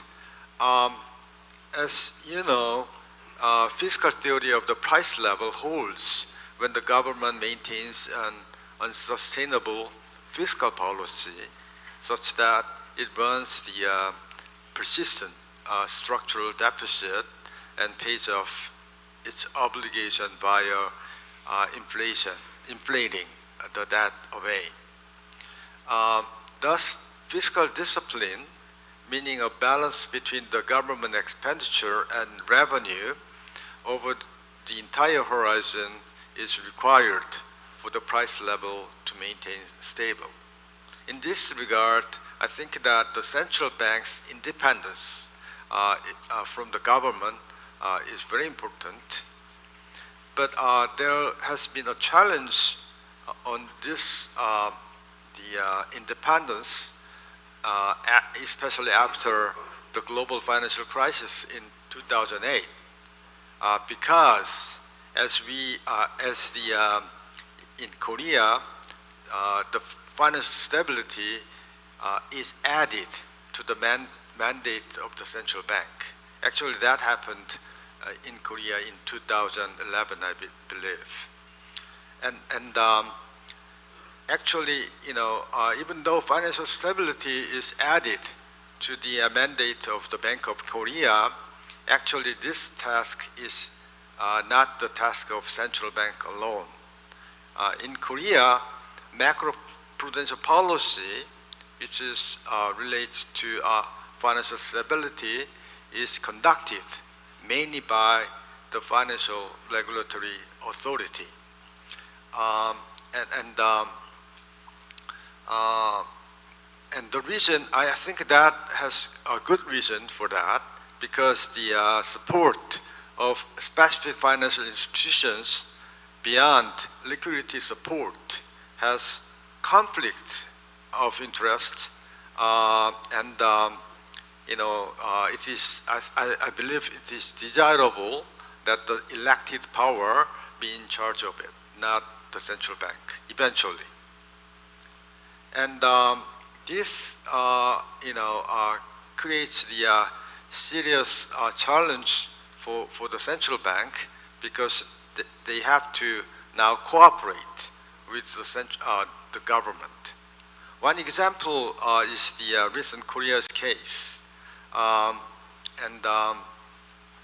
As the other countries in the world, we have also high inflation, and this response to recent surge of inflation, many countries, including Korea, are raising the policy rate. But a rise in interest rates when private debt levels have already increased could lead to instability in the financial market. And to ease the financial condition, recently government and the Bank of Korea agreed to expand the provision of liquidity over 50 trillion won, hoping to ease turmoil in corporate bond and commercial paper markets. But this cooperation of the central bank with the government fuels the idea that it may be neglecting price stability by supplying liquidity to the market. So the question arises for the central bank whether it is the right choice for them to support this role of the financial stability, even though they face another, even their unique mandate related to price stability. So, namely, they have they face trade-offs between price stability and financial stability. And another recent experience in the UK poses even more explicit conflict between the government and the central bank. Recently, the UK announced tax cuts without providing way to meet the growing budget deficit. And that created a problem in the financial markets. The financial markets are already weakened by the sharp rise in interest rates, were actually panicked at the news, and the value of the pound fell to its lowest level, and the government bond prices plummeted. This unsustainable fiscal policy, this episode clearly shows that this unsustainable fiscal policy can lead to a counterattack from the financial market. And to ease the problem in the financial market, the Bank of England began purchasing government bonds. It was the many government bonds that were in trouble. But again, that was interpreted as a reversal of the existing policy stance of raising interest rates in response to inflation. So Governor Bailey of the Bank of England actually ended government bond purchases and financial markets, which were calmed down, but fell into turmoil again. And this problem eventually was solved after Prime Minister Truss fired her finance minister, Kwarteng, and withdrew the existing tax cuts. So if the Governor Bailey had succumbed to the immediate financial market turmoil, it would have been difficult to control inflation. And this, many newspapers pointed out that it was gamble by the governor, Bailey, but this time it paid off. And the government actually withdrew their plan. But what if the government hadn't withdrawn the tax cuts? Then financial markets would have been devastated. So what is the right choice for the central bank? Can central banks of other countries make the same choice when the government make some unreasonable decisions? That's the very important question we have to answer. And finally, I'll talk about debt sustainability and low interest rates. As the Dr. Gasper showed in his presentation, government debt increases rapidly responding to the COVID-19 pandemic, and I believe that was justified. But the question is whether it can be sustained without substantial tax increases. And to answer that, he didn't mention about one important factor, which I think is the interest rate.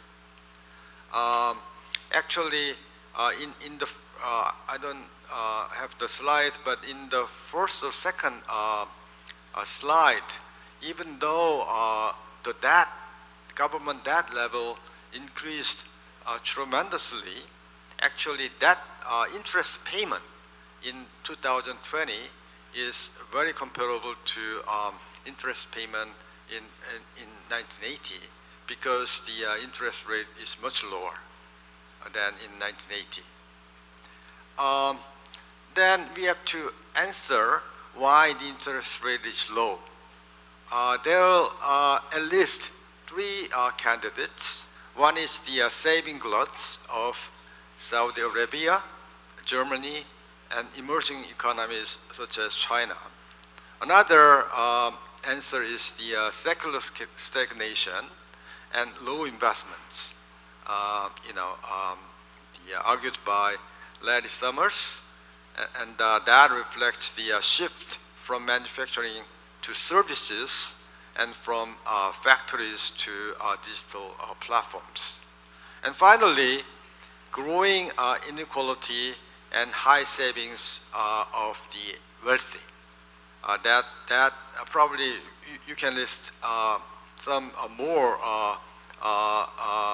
the answers for this, why actually the real interest rate I'm talking about, why the real interest rate is low.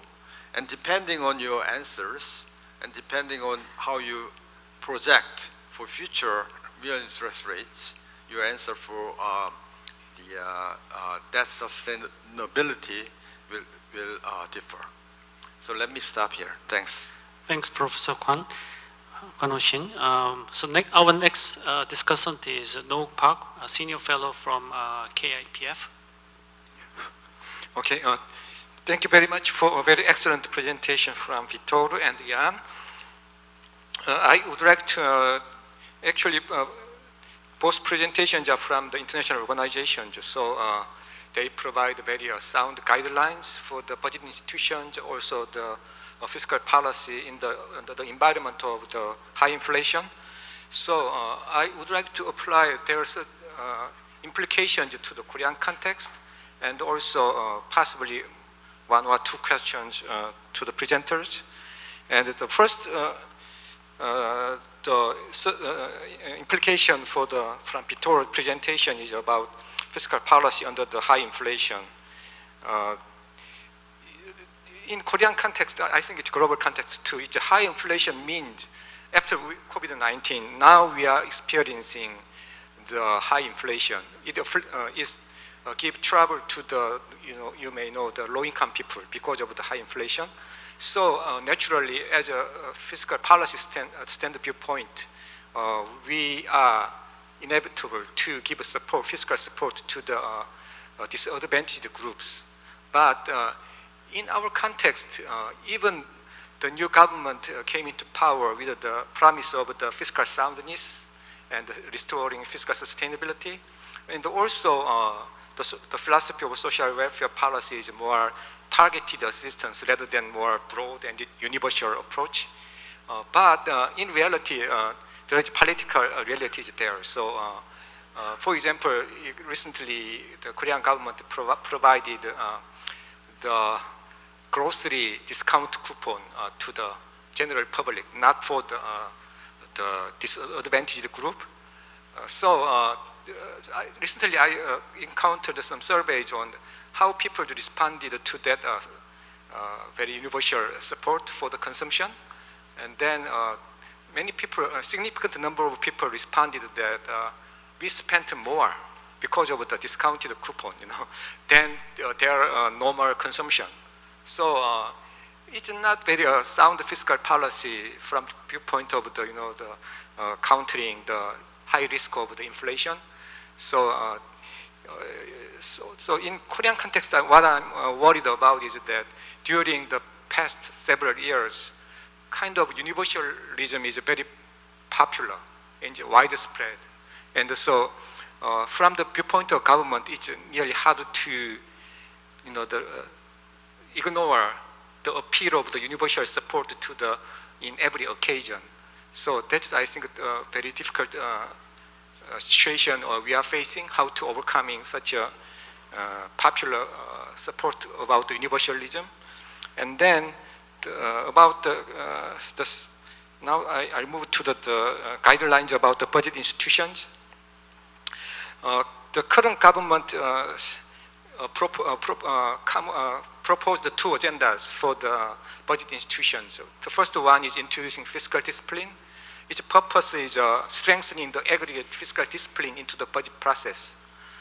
So in the Korean context so far, the fiscal discipline comes from the budget formulation authority specified in the Constitution, which is given to the solely to the administration, which is the Ministry of Finance. So based on that, so far, even though Korean government did not have explicit fiscal rules, we have been able to maintain fiscal soundness. But as we experienced the past several years, and also even before that, gradually the budget formulation authority of the administration is becoming, the weakening as time goes on. I think it's the side effect of democratization. Also, it's inevitable. So the guideline suggested by the OECD is very proper for our situation, because so far we rely on the authority of the, the sound judgment of the Ministry of Finance, but now it requires more transparency and also more objective information revealed to the general public, so that people can see what's the problem and what we need to do.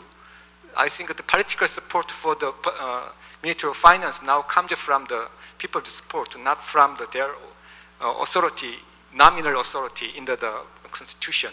So that's why we need to shift, move to the rule-based fiscal policy, which requires fiscal rules.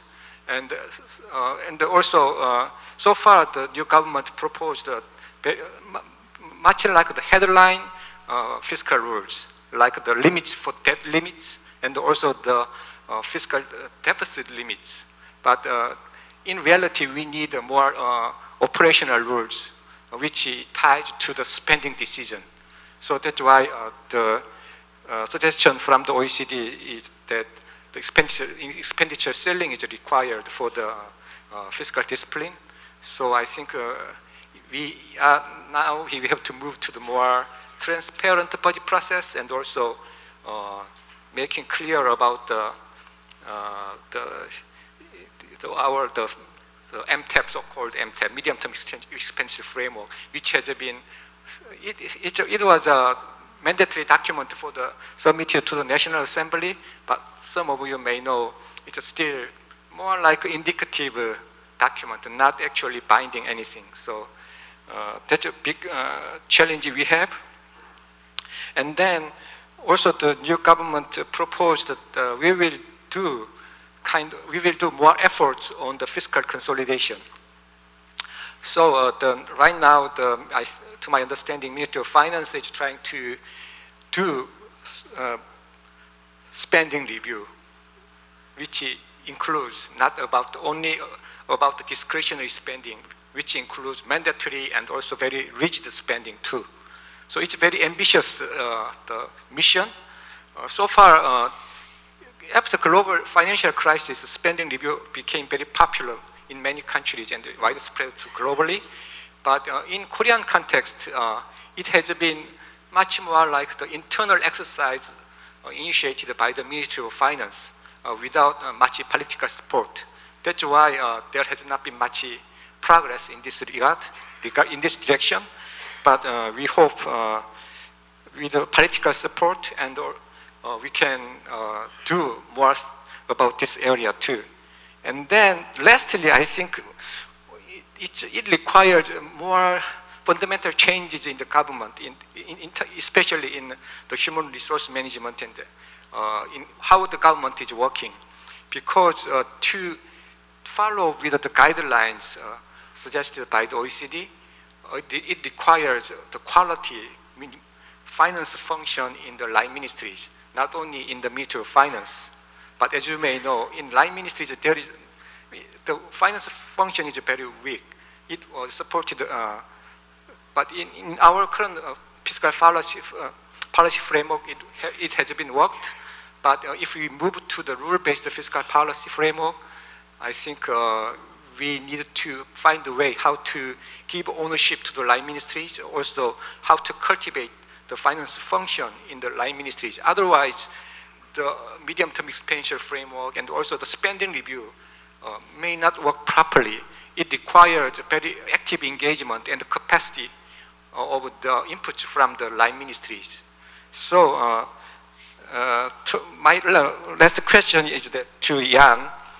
Then I think if you have any good benchmarking case which has a very good finance function in line ministries and how they are working with the finance ministers, and that kind of, you can give some ideas about that case, I think it will be very helpful for us too. Thank you. Right. Thanks, Dr. Park. Let us give our speakers opportunity to respond. Let's go with Dr. Gasper first. Would you like to respond in a couple of minutes? Absolutely. So thanks a lot for the comments and for the questions. Let me tell you a story very quickly on the quotes from Sargent and Friedman.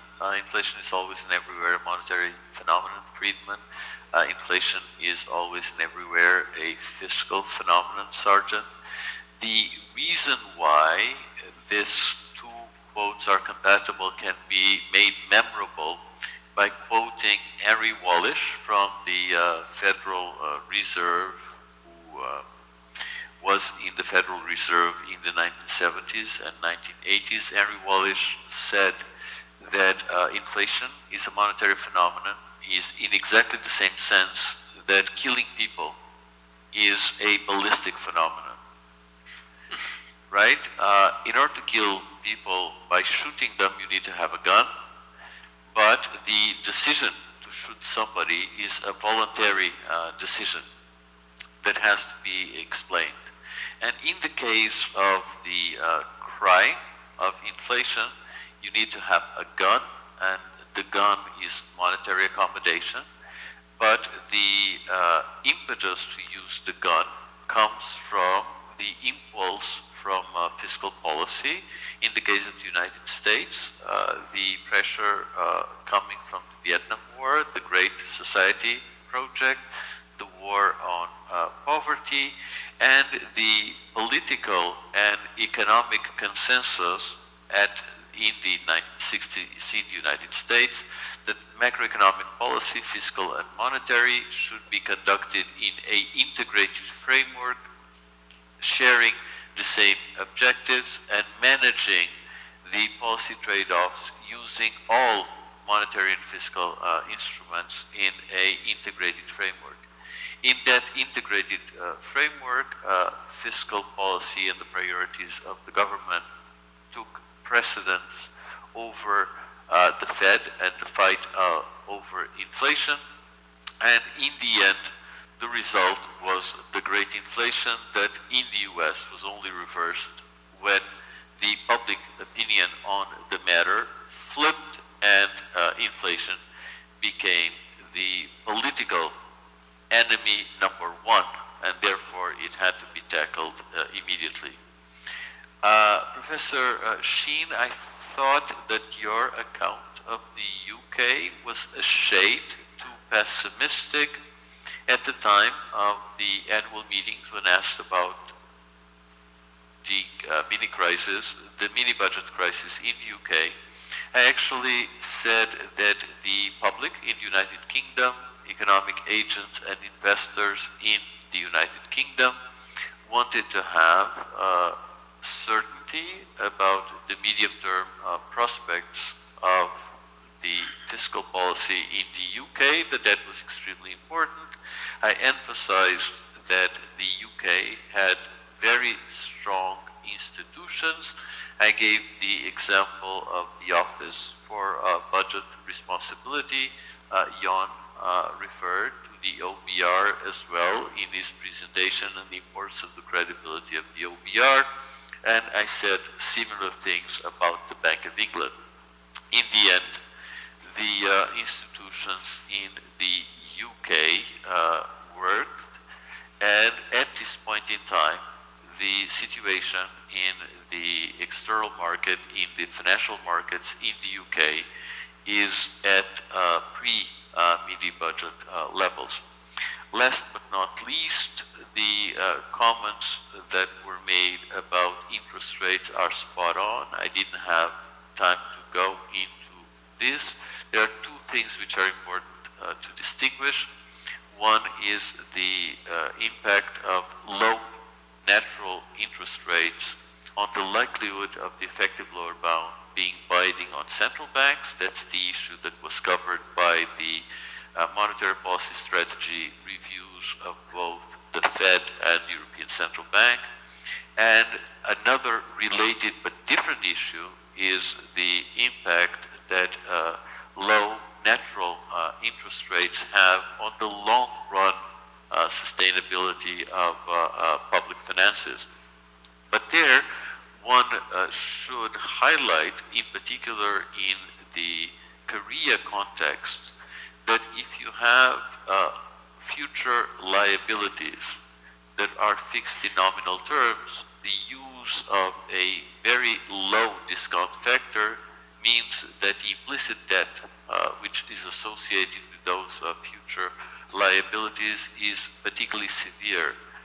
So it's very important to distinguish the macroeconomic impact of having monetary policy constrained by the effective lower bound from the evaluation of the long-run fiscal sustainability position of the government. And if you allow me, I stop here. Okay, thanks, Dr. Kasper. Next, Dr. Bolondal, would you like to respond? Thank you very much. And thank you for your comments, Novak. It's sort of two reflections. The first is on the extension of universalism in public spending in Korea. Sort of to reflect on the tax side of the budget, we all accept a progressive tax code, or most of us do, that the richer should pay more. There is often accompanying any tax decision great analysis of its impact on different groups. And I think we're going to increasingly see that on the spending side of the budget. We see increased attention now being paid to impact analysis of various spending decisions. And I think this goes hand in hand with an increased targeting of government spending, increased means testing, increased user charging, which is essentially applying the same progressive principles we accept on the tax side of the budget to to increasingly apply that to the expenditure side of the budget. And I think that is going to be one of the solutions that OECD countries will have to its fiscal challenges, to increase the level of means testing, targeting, and user charging. So quite the contrary to universal payments. On your specific questions on examples of strengthening line ministries, if I were to give you one example of a country that has this very much institutionalized with a set of regulations governing the appointment of the head of the line of the finance function, what its duties are, it is the Netherlands, Holland. They have a very long history of doing this, but in other countries that may not have this as regulated as the Netherlands, even though they have this in place, there are behaviors by the finance ministries that can greatly influence how the finance function in line ministries is seen. In some of the Scandinavian countries, the Nordic countries, there is a policy that the finance ministry will only talk to the head of the finance function in the line ministry to discuss the budget. That decision by itself increases the stature of the finance function in a line ministry greatly, because instead of the sectoral units in the spending ministry having direct access to the finance ministry, everything goes through the finance function. De facto, it is strengthened. It gets a much better overview of the spending ministry. So when it comes times to identify savings reallocations, you now have a finance function in place just by that one decision of the finance ministry. But it is a process, and trust is key to it. Thank you. Thank you. So we already gone over time, 6 minutes, which is actually generous even by this year's World Cup standard. So I think on behalf of everybody, I would like to thank our great two keynote speakers and two excellent discussants. So this will conclude session 2. Thank you. Thank you. Ladies and gentlemen, let's give a big round of applause for wonderful speakers and discussants, and also the excellent moderator for their contributions as well. User charging, texting, targeting of spendings, as well as benchmarking Nordic countries would definitely benefit shaping the future of Korean fiscal policies. Thank you very much for your suggestions. And ladies and gentlemen, the next session will begin at 1:30 under the theme of Fiscal Risk of Korea and Measures to Improve Fiscal Sustainability. Please enjoy your lunch break from now on, and I'll see you again at 1:30 p.m. Thank you for your cooperation.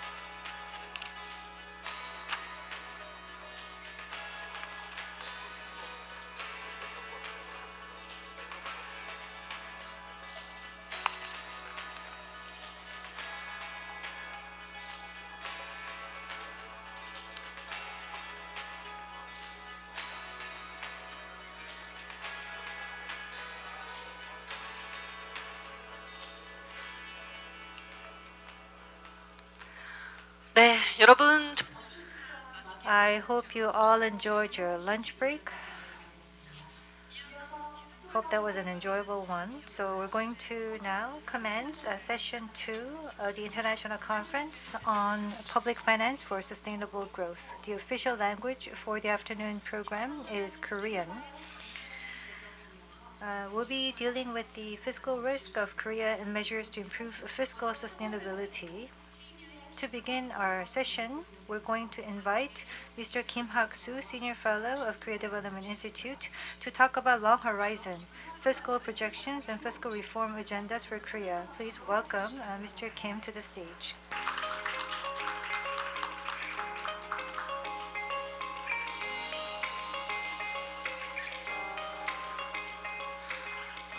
안녕하세요. KDI. Yes, good afternoon. This is Hak-soo Kim from KDI. I'm very thankful to have this opportunity to speak. And my topic today actually was part of my research work last year on long-term fiscal outlook and fiscal innovation for sustainability. So I will take you through some of the key findings of my research. In terms of the outlook, the numbers actually were I produced my figures before the Statistics Office produced long-term projections at the end of last year. So these numbers may not have been updated, but they should still suffice to give you a rough idea. And I will actually share with you my assumptions or guesstimate about some figures. Recently, the new administration has taken office, and in terms of the fiscal stance, it is different from the past administration. So I will take you through what is different, and I'll talk about the basic assumptions of the baseline outlook and also key highlights from the baseline outlook. And from the underlying assumptions, population, if we approach it from a low base, what kind of impact that will have, and if we control discretionary spending and revert back to pre-COVID average levels, I wanted to look at the impact. And in the case that those efforts were not sustained, I also wanted to look at the impact then as well. And looking out to 2060, the future outlook does not necessarily look very bright. We do have to reinforce our finances, prepare for other forms of crisis. And in order to protect against various fiscal risks, what kind of initiatives would be called for? These types of innovation projects I will outline near the end of my presentation. And so this is about the new administration, and this you will know. They're trying to do expenditure restructuring, enact the fiscal rules into law to establish fiscal discipline and support private sector-led growth. It's about normalization of public finances to achieve sustainability.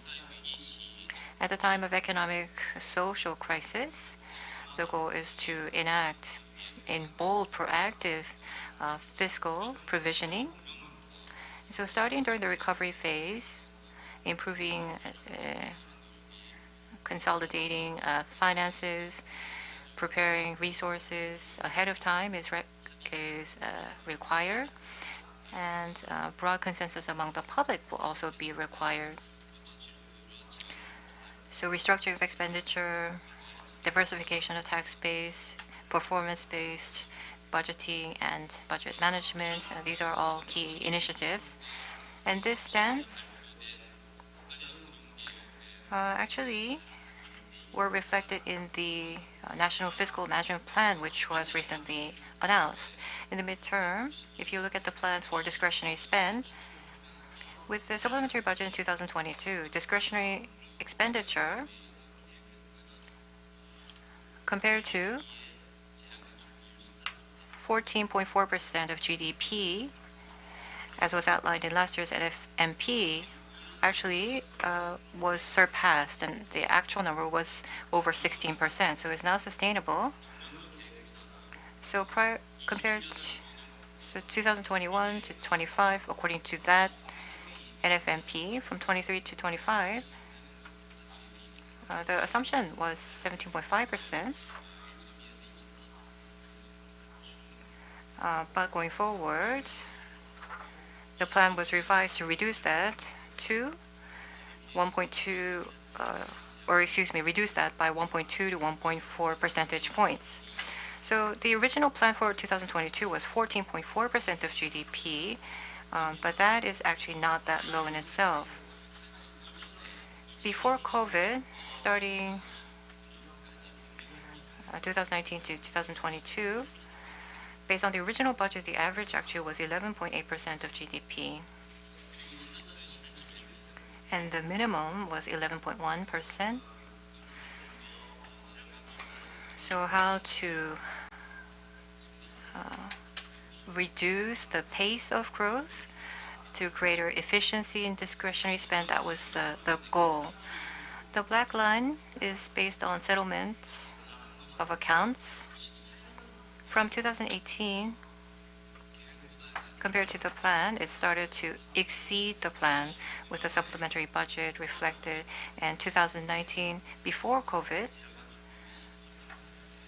discretionary spend was 12.8%, so 1 percentage point higher versus the original plan. So that started to happen even before COVID. And then the process of responding to COVID, it went up to 15 to 16.6%, which was a significant increase. So I want to reemphasize that this situation is not sustainable.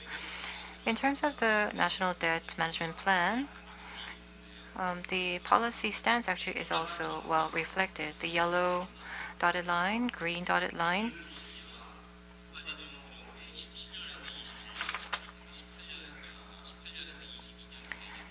if you look at the NFMP from 17 to 21, 18 to 22, the target would be to manage at a stable 40% range. But if you look at the blue dotted line, starting in 2019, the fiscal expansionary stance kicked in, and the plan itself was revised to be expansionary. The purple thick line, if you look at 20 to 24 plan, you see the debt ratio was planned to increase very quickly. And then 2021, there was very strong tax revenue beyond expectations. But otherwise, the original plan foresaw that the debt to GDP ratio would increase very quickly.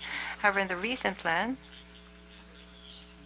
in 2026, 2.2 percentage points, that would be the extent of the increase. So of course the tax revenue has to be collected according to plan, but then the discretionary spend control also has to be done well. However, the business cycle is not very favorable, and so if next year another supplementary budget is compiled, whether this kind of planned tax revenue will be collected according to plan is questionable. So potentially the collection conditions may not be as good as originally planned or forecast.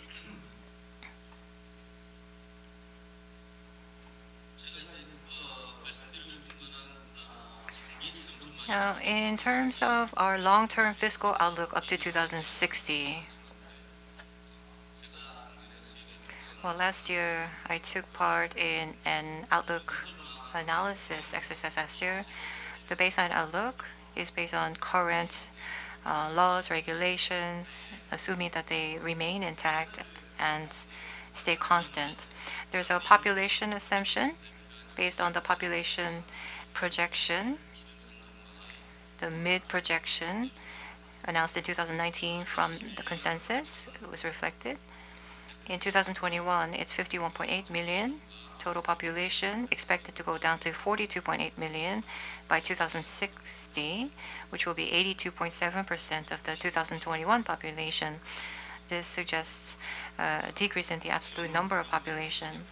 Old age dependency ratio is is expected to increase to 91.4%, and the working age population expected to go down dramatically. In terms of the assumptions for the macroeconomic variables, so the population projections are reflected, and the common macroeconomic assumptions that were used in 2020 for the long-term fiscal outlook council were applied. So you can see nominal real GDP growth, and these types of variables, the assumptions are set here. And then the assumption for the discretionary spend. So same for this government and all governments, in fact, in terms of their national affair philosophy for implementation. Of course, there will be a big incentive to increase discretionary spend. But as to what degree they will actually expand and what degree of tightening they will do, it is very difficult, if not impossible, to predict. So at the time of doing the baseline outlook, the 21 to 25 NFMP, the assumptions reflected in the plan were brought in. And from 2026 up to 2030, every year, the discretionary expenditure as a percentage of GDP is expected to be scaled down. By 2030, it is forecast to go back to the prior COVID average ratio of 11.8%. And then after 2031, the assumption is that 11.8% will continue to be maintained in line with nominal GDP growth. So under these assumptions, the baseline outlook findings are as follows. So because of the time, I'll just hit on the highlights. So by 2060, the debt to GDP ratio is expected to go up to 144.8% in 2060. As the discretionary spend ratio is decreased between 2026 and 2030, the managed fiscal balance is expected to improve. And then as discretionary spend increases in line with nominal GDP growth, the fiscal balance is expected to deteriorate a little bit. And then in 2038, the Social Security Fund is expected to be exhausted, and then NPS fund is expected to be fully drawn in 1954. In terms of risk factors, so what if the mid-population projection is realized? The debt to GDP ratio will increase to 170.2%. Relative to the baseline, it means that total revenue will decrease. And so as population goes down, total expenditure is also going to decrease, but the debt to GDP ratio is expected to go up more.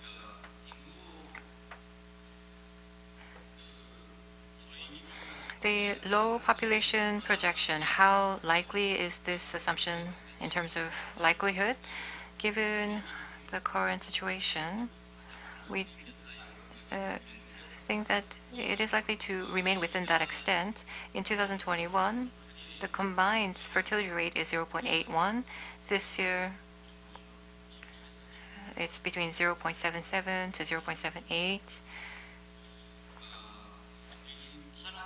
The blue thick line is for 2017 based mid-population projection, the fertility assumption announced in 2019.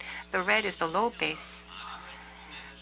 If you look at the mid combined fertility assumption announced at the end of 2021, it says 0.7% is expected by 2024. And then from that point, it's expected to increase. But then the mid, compared to the midline projection announced in 2019, it appears to be lower.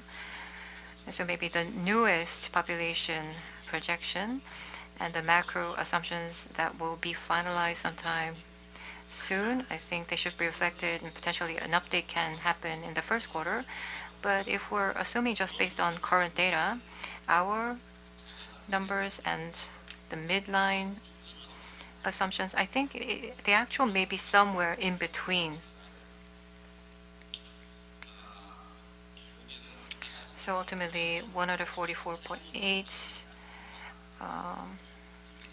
between that and 170, so maybe 150 or so. That's my guess at the moment. So what matters is after 2024, total fertility ratio goes up, but the basis for which is not really clear or cannot be clearly defined. I've heard that after TFM goes down so low, it usually doesn't go down any further. It bottoms out and starts to go up in all countries around the world. So we'll have to see what happens to the fertility ratio to understand the pathway for demographic change or population aging. And by 2030, the new mid-base projection compared to the low base projection that was announced in 2019, that's actually much lower than the 2019 level. So by 2030, so the demographic changes are going to face a lot of challenges, even more than anticipation. So the second risk factor is if we fail to control discretionary spending. If you look from 2026 and 2060, if we just assume that the level from 2021 to 2025 is maintained, that well, I have some optimistic projections that it is going to go down to about 11.8% by 2030 and to level off. However, if the line isn't maintained, then it is the national debt ratio, the debt to GDP ratio, could go up as high as 230.9% by 2030. So there's a table that you can refer to which shows a trend in national debt ratio and risk factors come to realize. So what do we need to do to innovate our public finance? This is something that I've been very much underscoring the importance of, which is restructuring of calculation methods for a local education subsidy. So we combine the internal tax revenue as well as the other factors combined. However, the calculation method for linking the level to international revenue is really not inefficient and not relevant, especially considering the fact that there are changes in the school-age population. However, there seems to be a very strong view. And even the educational community is saying that we're the 9th largest economy in the world. And education spend compared to GDP for elementary school is only at the OECD level. So they're saying that without any hesitation. But the problem, the underlying problem is that the school-age population from the age 3 to 19, that's actually the second lowest after Japan compared to other OECD countries. So on the left side, it shows the proportion of school-age population and expenditure on elementary and junior high school education. So compared to Italy, Germany, and other countries, Korea's level is much higher. And on the right side, it shows that out of the total expenditure, it shows the investment in elementary and junior high school education. It's actually much higher than other countries. There are many expenditure sectors, and we need to allocate our resources more efficiently and effectively. So the method for calculation needs to be realigned. And if we're able to maintain the local education subsidy at a very stable line based on the previous year's performance, but at the same time we need to understand the changes in the school age population. So we come up with the adjustment factor or correction factor that needs to be reflected.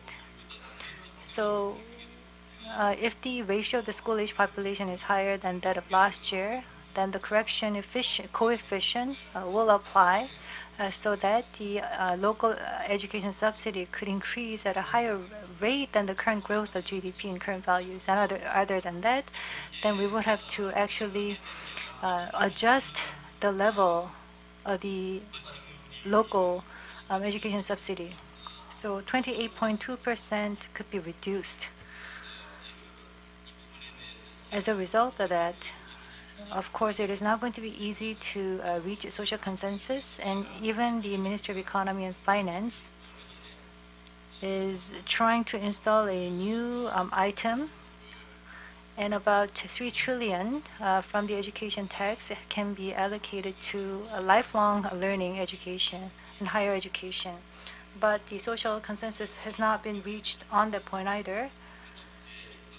So principle-based policy countermeasures will need to be formulated. And as for additional control of discretionary spending, it is 11.8% is to be maintained starting from 2031 on a gradual basis to 2060. The lowest level was 11.1% pre-COVID. So to try to decrease that on a gradual basis, then by 2060, the national debt to GDP could be lower by about additional 10%. And we also need to think about expanding our tax revenue. It's very important to be able to earn trust from the public that the public finance is put to good use, but at the same time, there's a lot of demand for welfare and also to fund our growth over the future. Structurally, we will have to increase our tax revenue. That means more tax will have to be collected from the public. And there has to be a buy-in from our public stakeholders. And we need to understand where that money will come from which tax item. But what I want to recommend is that we can collect more taxes from VAT as well as income taxes. For other countries that have already gone through aging, 15% to 20% is their old age dependency ratio, and their VAT revenue as well as income tax revenue were strengthened when the old age dependency ratio of these OECD countries stayed at 15 to 20%, or we're moving from 15 to 20%. We're not saying that we should just import this model directly, but we need to understand why they did that. So rather than increasing the collection from corporate income tax, because it really has a lot of implications, better to focus more on income tax as well as the VAT tax for further collection. So income tax and the VAT tax and their effective tax rate. For each age bracket, I came up with the effective tax rate for these two tax items. And in the national account, and estimated the tax base to apply the effective tax rate. If we can just raise that by 1 percentage point, and as of 2021, and if we can permanently reduce 2.86 trillion won of non-taxable tax reduction, and we can additionally secure 18% in terms of increase in our public finances. And assuming that everything is done starting from 2021, and by 2060, we'll be able to increase the public finance level to 87 trillion. And in order to proactively pursue this initiative, everyone in society should be involved in efficient public finance, and there has to be a social pledge or social commitment to putting public finances to good use, and it has to be backed up by legislative efforts. So after we legislate fiscal rules, we need to continue to work to improve the efficiency in expenditure so that the practice can really take root with political commitment. Thank you, and I will conclude my presentation with this slide. Thank you very much. Why don't we give our speaker a big round of applause? New fiscal policy stance of the new government was explained, and he also talked about the various challenges that confront the Korean society. Thank you very much. We will move on to the second presentation. 안종석 It will be delivered by Dr. Jong-seok An, Representative Director from the Kaon Tax Policy Research Center on the topic of medium to long-term tax policies. Please greet Mr. An with a big hand, please.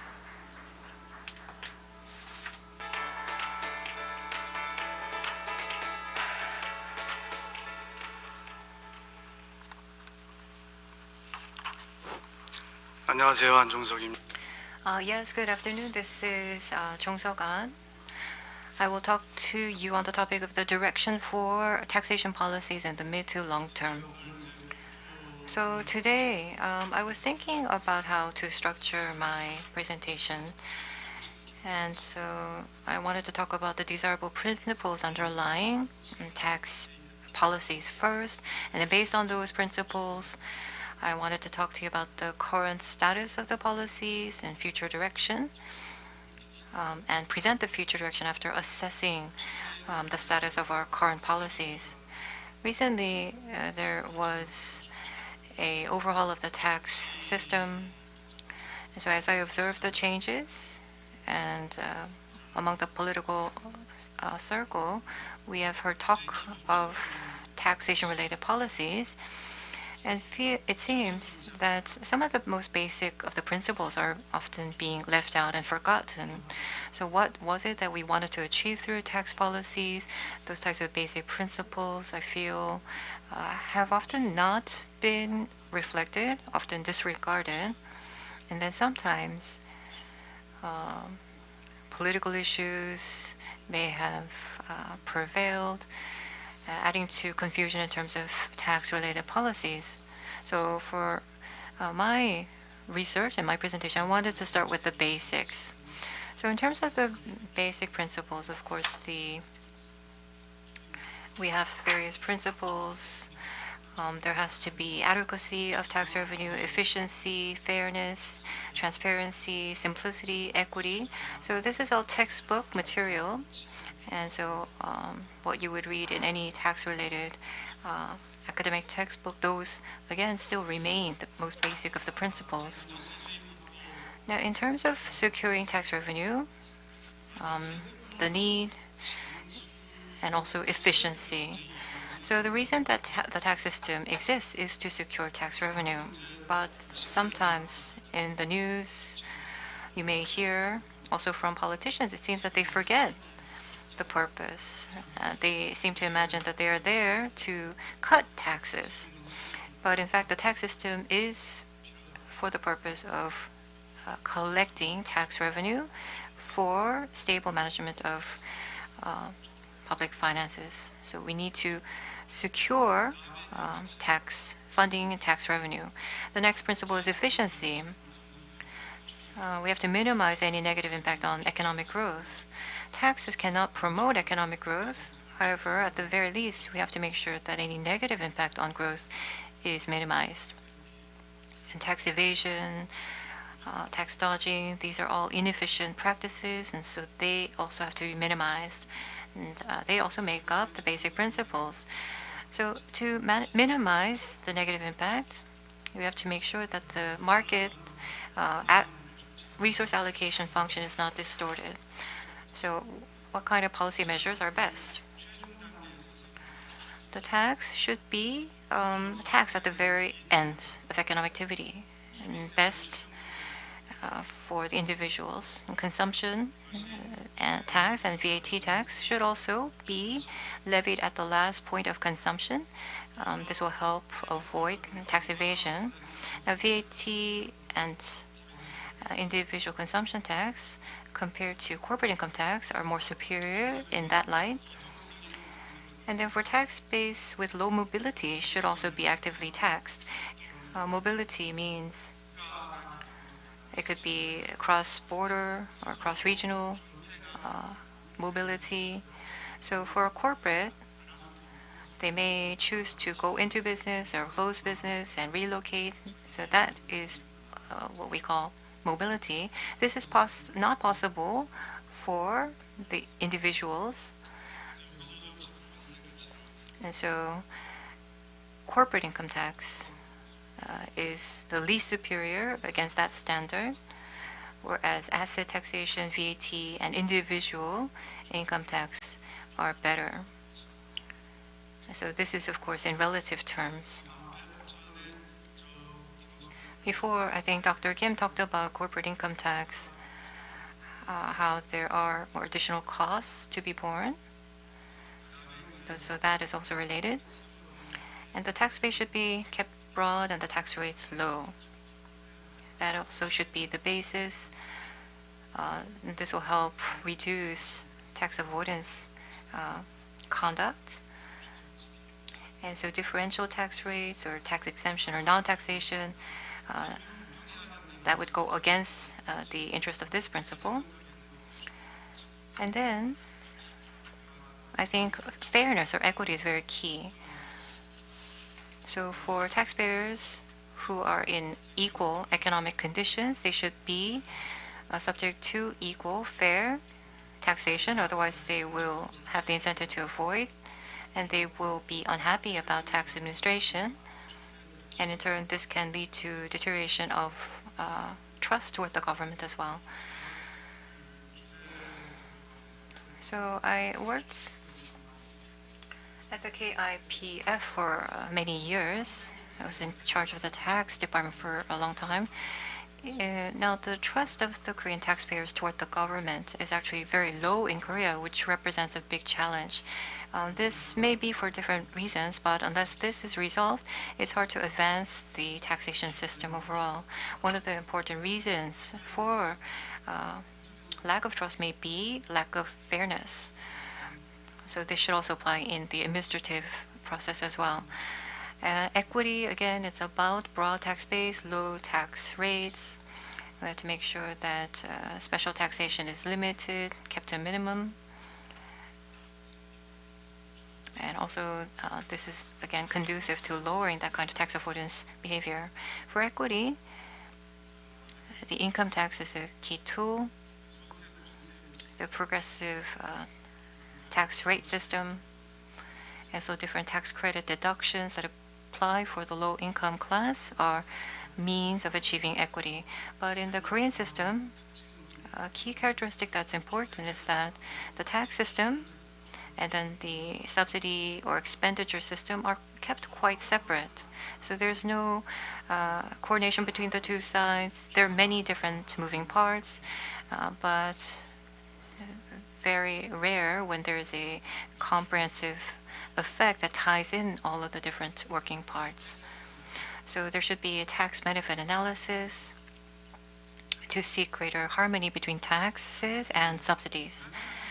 And then interim taxation. This is mostly corporate income tax. So this actually is not effective in terms of reallocation of resources, so it should not be a goal. So interim taxation is not advised. And then transparency and simplicity, this is very similar to equity.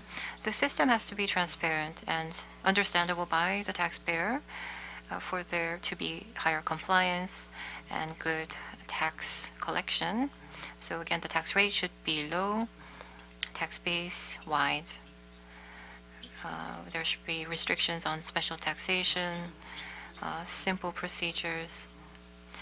And actually, in terms of the adequacy of tax revenue, let's see if the current situation fulfills this principle. I think Dr. Kim has already mentioned this, but to be very brief, there are two pictures here.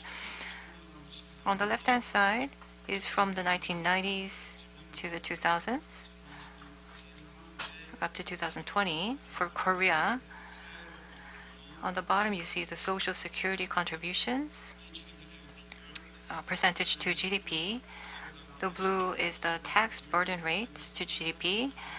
And then the top is the national burden rate, which combines the tax burden with the Social Security contribution rate. On the right-hand side, you see the same for the OECD average. You can see that in Korea, the increase happened very quickly. And the slope is quite steep for both taxation and the Social Security contributions. If you look at the trends on the right-hand side for OECD, it's quite flat and stable. So you can see that the burden increased significantly, very quickly for Korea. but then we're continuing to run a fiscal deficit nonetheless, and in the longer term, we are expecting that there may be even greater challenges on the fiscal front. So the problem is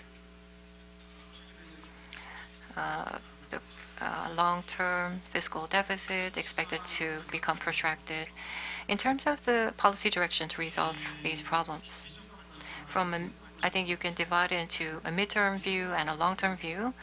In the midterm,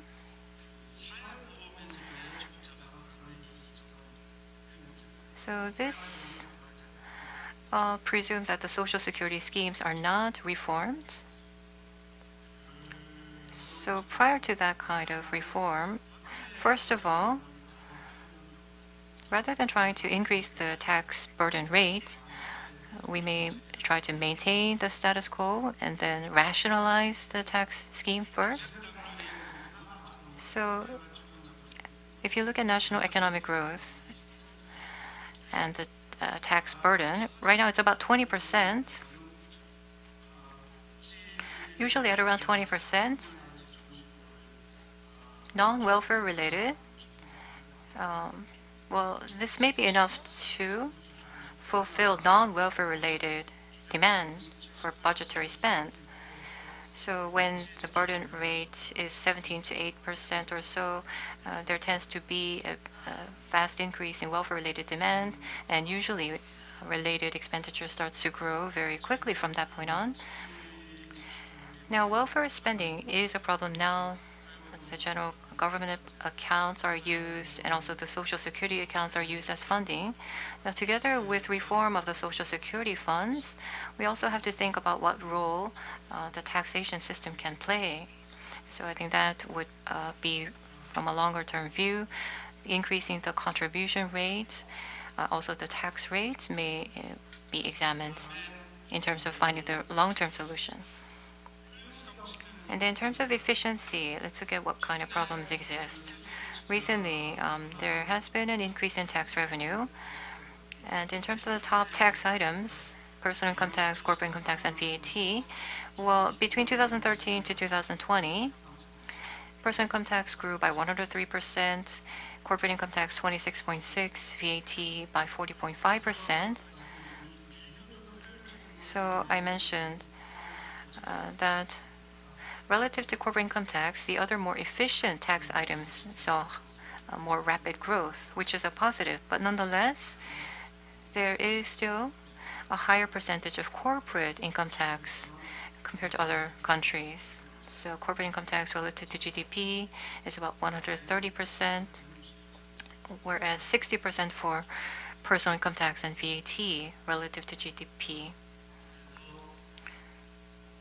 So that percentage is just about 60% of the OECD average.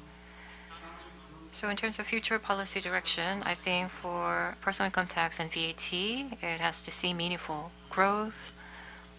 And personal income tax in particular will have to play a more critical role because it is more superior in terms of efficiency relative to CIT and VAT.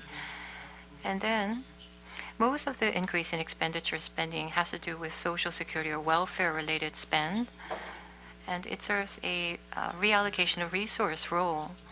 So we need to achieve harmony between that and the personal income tax. So R&R. So income tax is progressive taxation, whereas the social security system is based on a proportional scheme. So it's about finding a good balance between the two sides to find an optimal mix. And then in terms of the deduction or credit system, if you look at the details, the deductibles may have to be revised to increase a tax receipt. Corporate income tax may be difficult to increase. Recently, we see the tax evasion has become a big problem.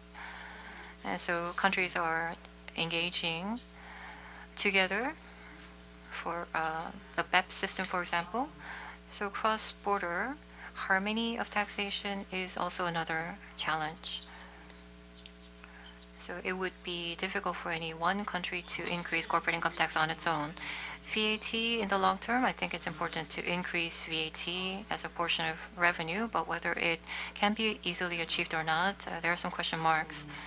So the VAT, Social Security contribution rate may be changed together, or maybe VAT, a lot of the people perceive it to be set at 10%.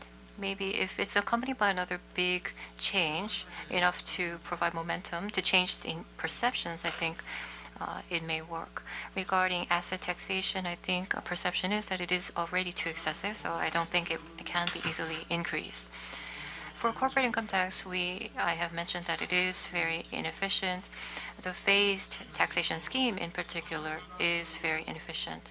This is looking at the tax bracket from 2016 to 2020. If you look at the change, you get the percentage of change driven by the different tax bracket categories. From 2016 to 2020, of the change in the tax bracket, you see that 20 billion or 200 million and below account for the biggest portion, whereas 100 billion, 500 billion or less, that portion actually has decreased, reflecting perhaps the division of the tax bracket. So if you cut the tax brackets too much, it may lead to that kind of effect that will have to be looked at more.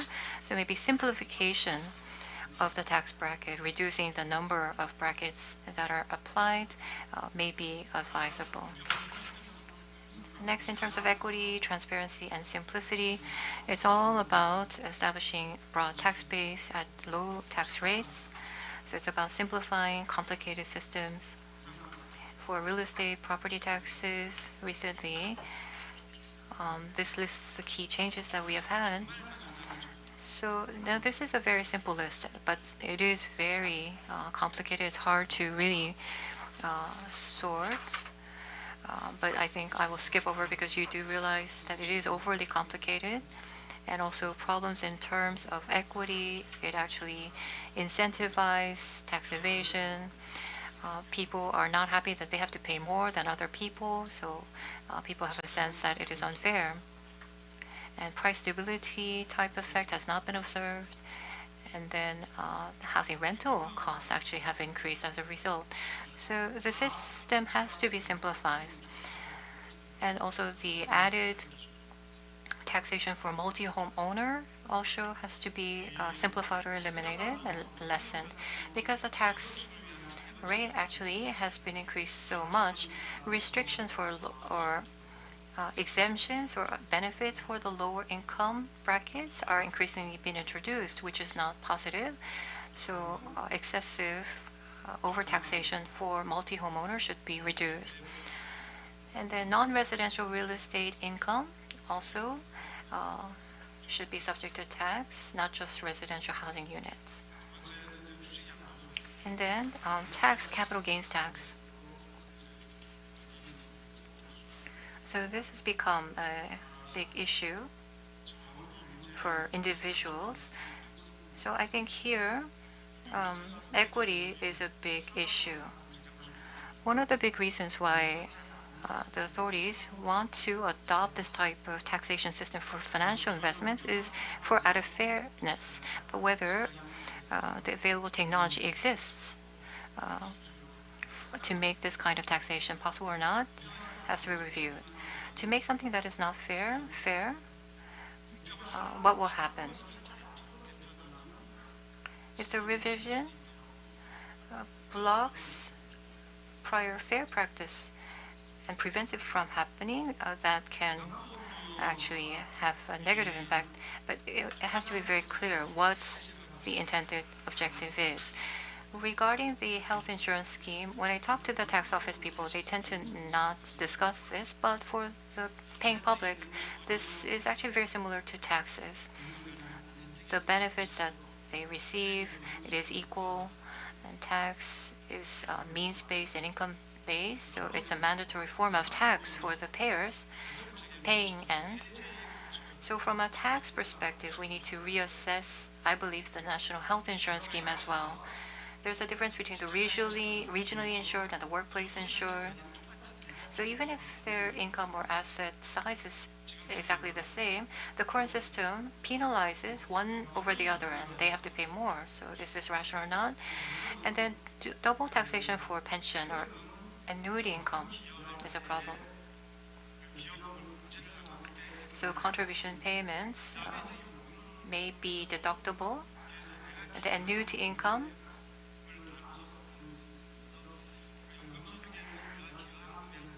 it can be divided into interest, dividend, and a portion that I paid into my contributions. For the health insurance, the taxation is on the total benefits, so there's no deduction of paid-in contributions. So if I receive annuity income, they actually are duly penalized. They have to pay again for the contributions that they made in. For the interest or income from interest, it's not dual taxation, only the incremental increase portion is taxed. For stock transaction gains, this is not included in the scope of comprehensive financial investment gain. So in terms of asset classes, actually the annuity or pension income is subject to the heaviest taxation. So that we need to look at how to rationalize also within the context of the national health insurance scheme. And in terms of the income tax, personal income tax, yeah, I do not want to count the number of brackets that exist. There's too much, and the highest tax rate is now 45%. The left-hand side is the effective rate for personal income. On the right-hand side is the tax wedge, which considers personal income tax, social security, and subsidies. The bottom two are Korea, the top are OECD average. The bottommost line is for single-person households. The red line is for four-person households in Korea. A key characteristic here is that in Korea, it is quite flat, suggesting that it's almost a proportional type of line.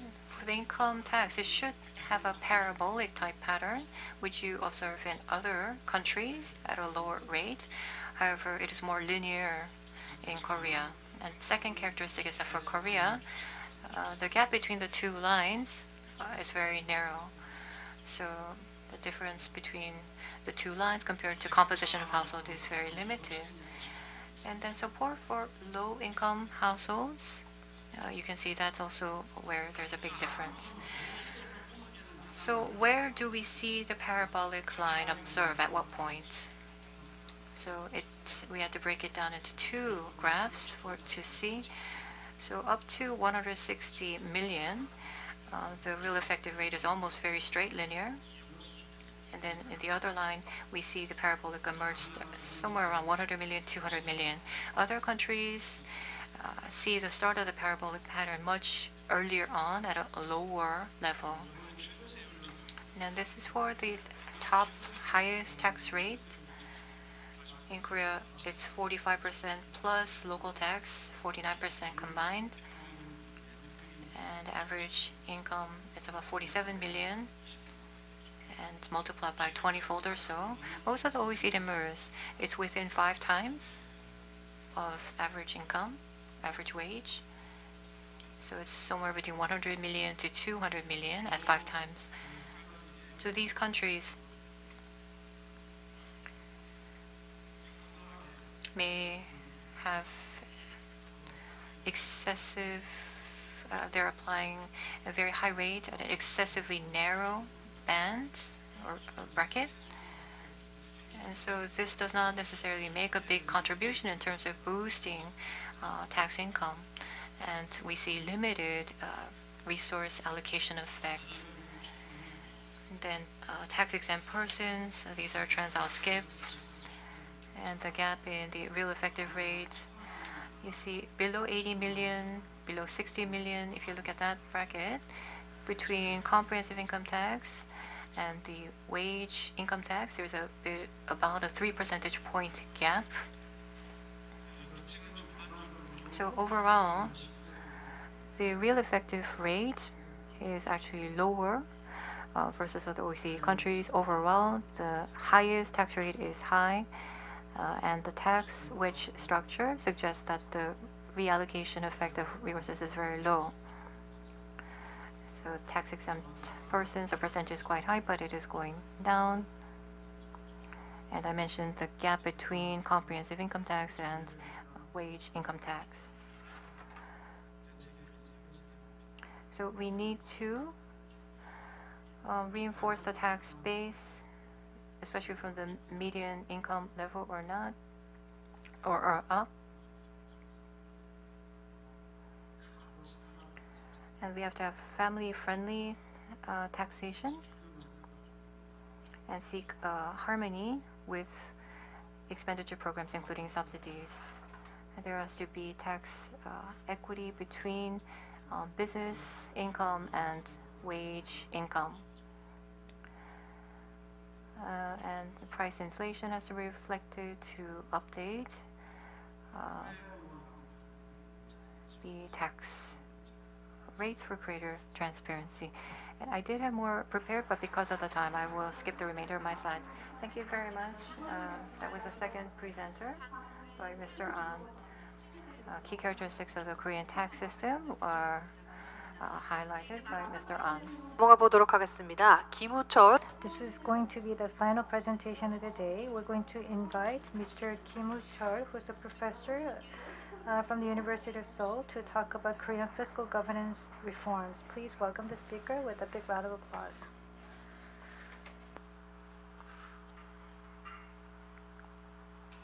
메인 주제는 그 재정 구조.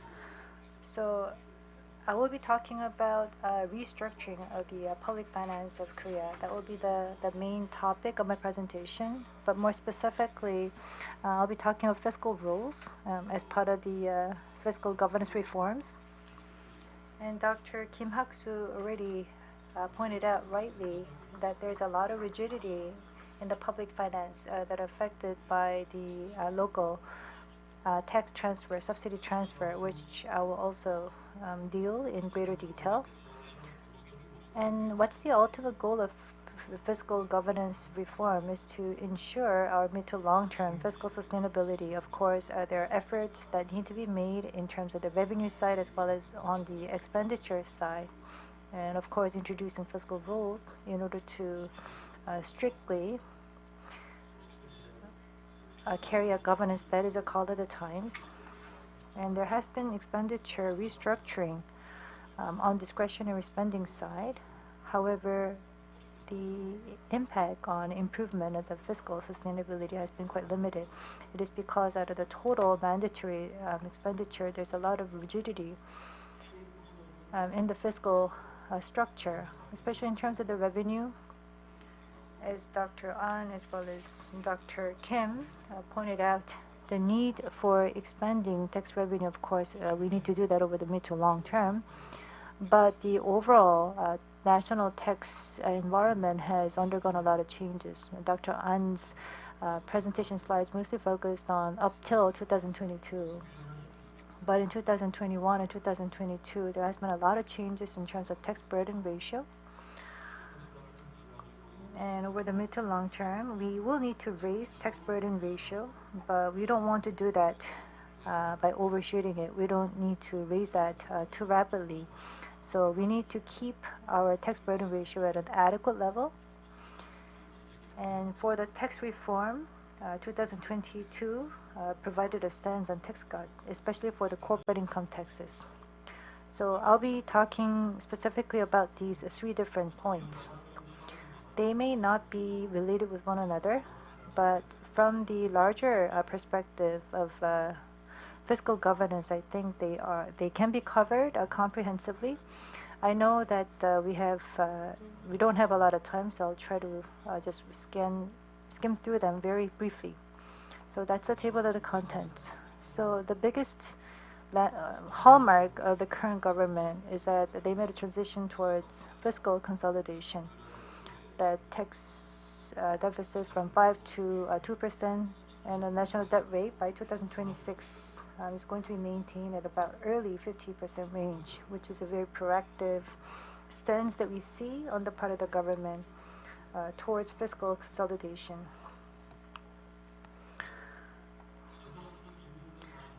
So how do we reduce fiscal expenditure? Mostly governments will take an approach towards expanding their tax revenue, but actually the government has taken the opposite position for fiscal consolidation, especially in terms of corporate income taxes. And although this is not really talked about a lot, after we introduced the deduction exemption system for the overseas dividend income, that is also bringing about a lot of changes. Something to take note of. When we first came out, saw the announcement of the tax reform plan, they use the term tax reform measure based on tax cut stance. It has to be done under the principle of consistency. A lot of important factors have been reflected, and that is why they're using a different title for this plan, tax reform. It's about 13.1 trillion won of tax cut is expected. So based on historical figures, this is really not a small amount. Corporate income taxes and comprehensive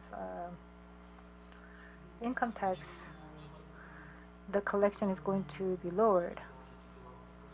And tax cut is not really going in line with the fiscal consolidation. Perhaps the size is too big, especially the opposition party is saying that corporate income tax cut is actually a tax cut for the wealthy.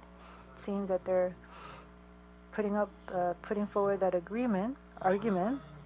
And until 2021, if you include the tax revenue for this year as well, 2020 and 2021, we see a steep line over the course of 2 years.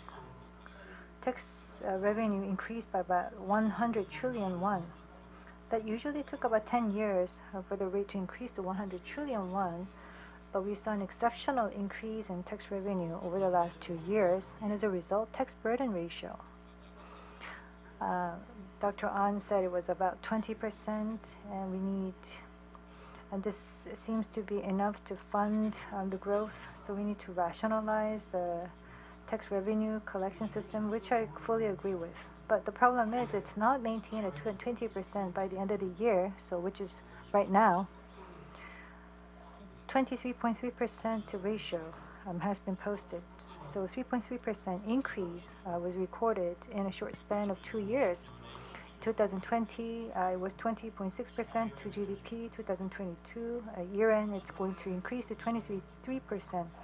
So what does that mean? Especially given the fact that we only had 2 years to see the increase. This is not something that we have experienced before. Such high level of overshooting hasn't been witnessed. It's usually 0.2 percentage point change would take place in any country, but it's actually 10 times the normal or expected rate of increase. So only until last year, in terms of the tax increase, tax expansion, revenue expansion, we talked about the need to do that. But of course, there is a natural increase in tax revenue. It's usually because of the soaring asset prices and also global MNCs, corporate income taxes increase, which are pushing up the tax revenue expansion.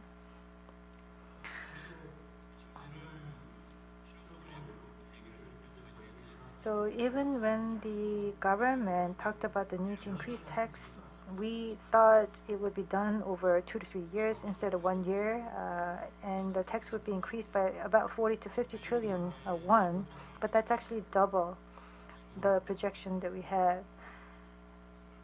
And this was done in 2 years. That is why it hiked the tax burden ratio, which is even higher than 23.1% of Germany. That was, of course, in 2021. They now are in business slowdown, and they're actually entering the recession phase. So the tax burden ratio for 2021 is going to go lower.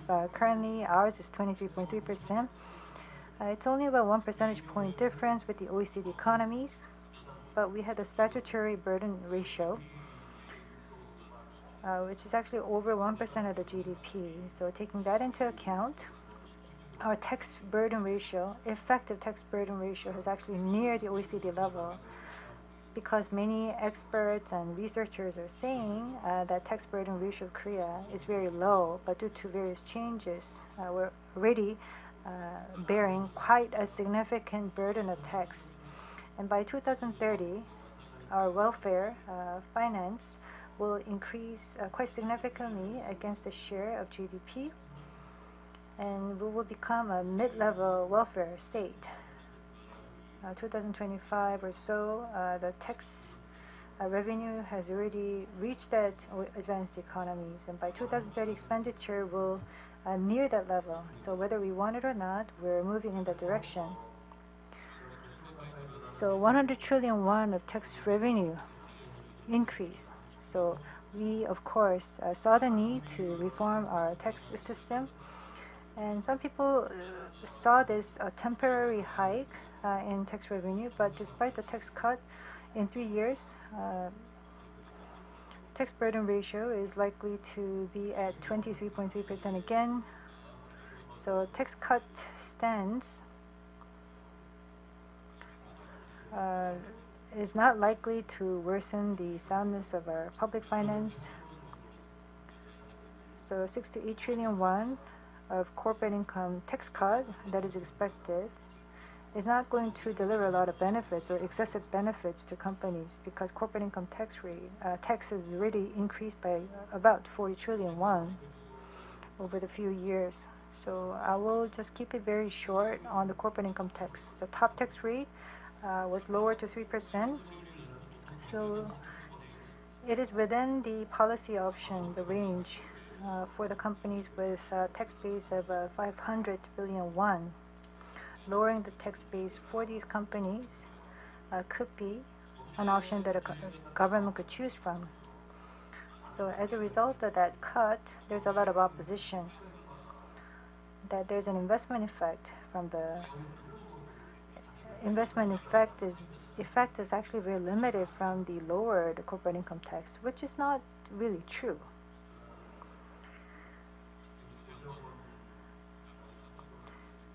The previous presidents of the KIPF have numerously mentioned that the corporate income tax, the lowered corporate income tax, really doesn't have any significant impact on investment, but that's not true.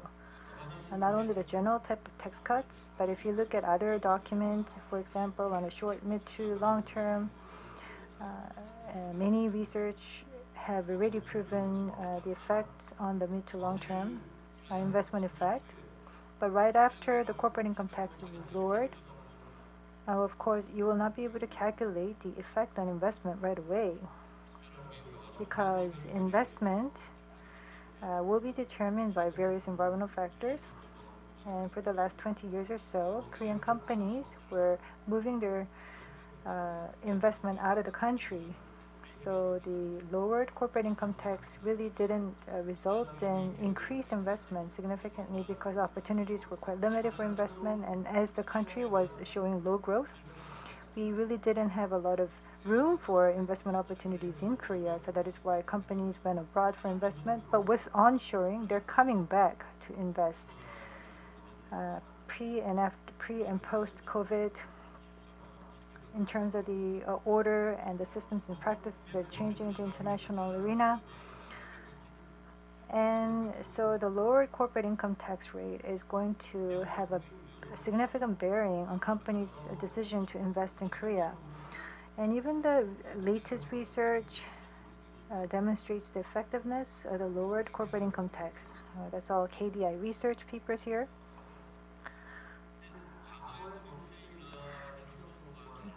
But unlike the need that we saw for lowering corporate income tax, we're now approaching it from a more strategic point of view.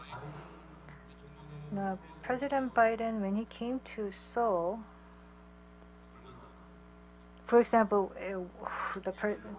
he meets somebody, or the Treasury Secretary Yellen comes to Korea and meets certain CEOs of a company. So you can see that they're putting a lot of focus on semiconductors and rechargeable batteries. Just by the people that these important figures meet when they come to Korea. So there's a lot of competition for putting production bases in the United States, but it seems that Korea is still bogged down by the former concept that is very much related to the lowered corporate income tax. A lot of room for improvement indeed. Lowered corporate income tax, especially for the employees and shareholders, the general public, they all understand that this lowered tax burden on the companies could have much benefits on other stakeholders. Small shareholders, we see the number has increased by about 6 million. They have at least one share of Samsung Electronics, and they're very sensitive to the share prices, changes in share prices in Samsung Electronics. It's not something that was imaginable only 10 years ago. So other than foreign shareholders or pension fund, the individual retail investors, they account for a pretty large portion of the shares. So through the lower tax rate, MNCs we want Korean companies to become or join the ranks of the MNCs. Many people say that the lower corporate income tax would eat into tax revenue, but that's actually opposite of what could happen over the mid to long term. You saw the increased rate of the corporate income tax. That's quite amazing. And I think the top tax rate reform in the last government, of course, it had some impact, but it actually expands the tax base as a result of lowering corporate income tax. We can really see the effect of the corporate income tax, but Kim Seok-yeon, professor of Sungkyunkwan University and Research team, has a dynamic general model to show the positive impact on the lowering of the corporate income tax on investment. So that was a brief introduction of corporate income tax. For now, moving on to fiscal rules. Why do we need that? There are iron rules, we call it. That fiscal expenditure actually increases faster than the GDP, and there's also a deficit bias. When the economy is in good shape, then you should run a deficit. But even in that time, you could still have a deficit. So regardless of any hypothesis, it is based on historical documented information. You could actually call it a rule. And even in the case of Korea, if you look at the midterm expenditure framework, quite bleak outlook because of the tsunami that will be created by the aging of population. So fiscal expenditure is bound to increase, and that is going to put a lot of pressure on fiscal balance. This is mid to long-term outlook. So if we are able to maintain as is the situation, even if we're expanding our tax revenues, the situation is not going to look very bright. And if we're able to do both, then we can stop the rate at 60% for the tax burden ratio. So starting point or the baseline setting is very important. So we'll have to see the development year on year, but the increased rate of the debt, that's a very important figure to follow. So if you look at the long-term fiscal outlook that was announced recently, by 2060, Korea's debt ratio is going to soar very significantly. And even these figures by the OECD, they're referring to this figure. So it is not really excessive negative figure based on objective evidence. So it is time that we introduce fiscal rule. That's actually an international norm. Fiscal rules are now taking root as a global norm, and Korea seems to be a latecomer to this. So more countries are now introducing, especially expenditure rule after the global financial crisis. That is controlling expenditure, so that's a big burden that the government has to undertake, but still a lot of countries have taken that approach. So the effectiveness of the fiscal rule have already been demonstrated and proven through various research and studies, decreasing deficit and controlling debt ratio, very effective in that regards. For after the PIX crisis, especially the EU debt ratio was going downwards.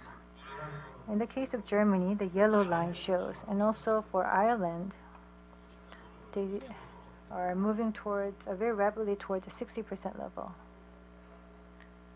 Interpretation service will not be provided unless the speaker uses a microphone. So some people point out that this is just symbolic, but it's not so. The graph shows that. And once we have the rules in place, we could enjoy a lot of benefits. The major benefit that can be enjoyed is that the funding cost in the capital market overseas will be lowered dramatically at the outset. So that will be very beneficial for Korea's debt adjustment. Fitch or S&P and credit ratings agencies, Moody's and other major credit ratings firms. I'm not too sure about the sovereign rating, but the outlook could turn negative if we're unable to introduce fiscal rules. So we must introduce the rules. So the government's proposed system, compared to the previous Deputy Prime Minister Hong Nam-gi, I think we're very much at an international standard level, on par with international standards. So what could be some of the issues? So with the balance rule 3%, are we able to maintain the debt ratio of 60%? This is a convergence of the long-term balance of the debt. If the GDP is controlled at 3%, the fiscal deficit is controlled at 3%. If we're able to keep that balance level, and the debt ratio can return to 60% with some resilience built in, why don't we have debt ratio ceiling? Some people may point out a 60% debt ratio. Not in the next 10 years, but after 10 years, a 60% debt ratio level is really not sustainable.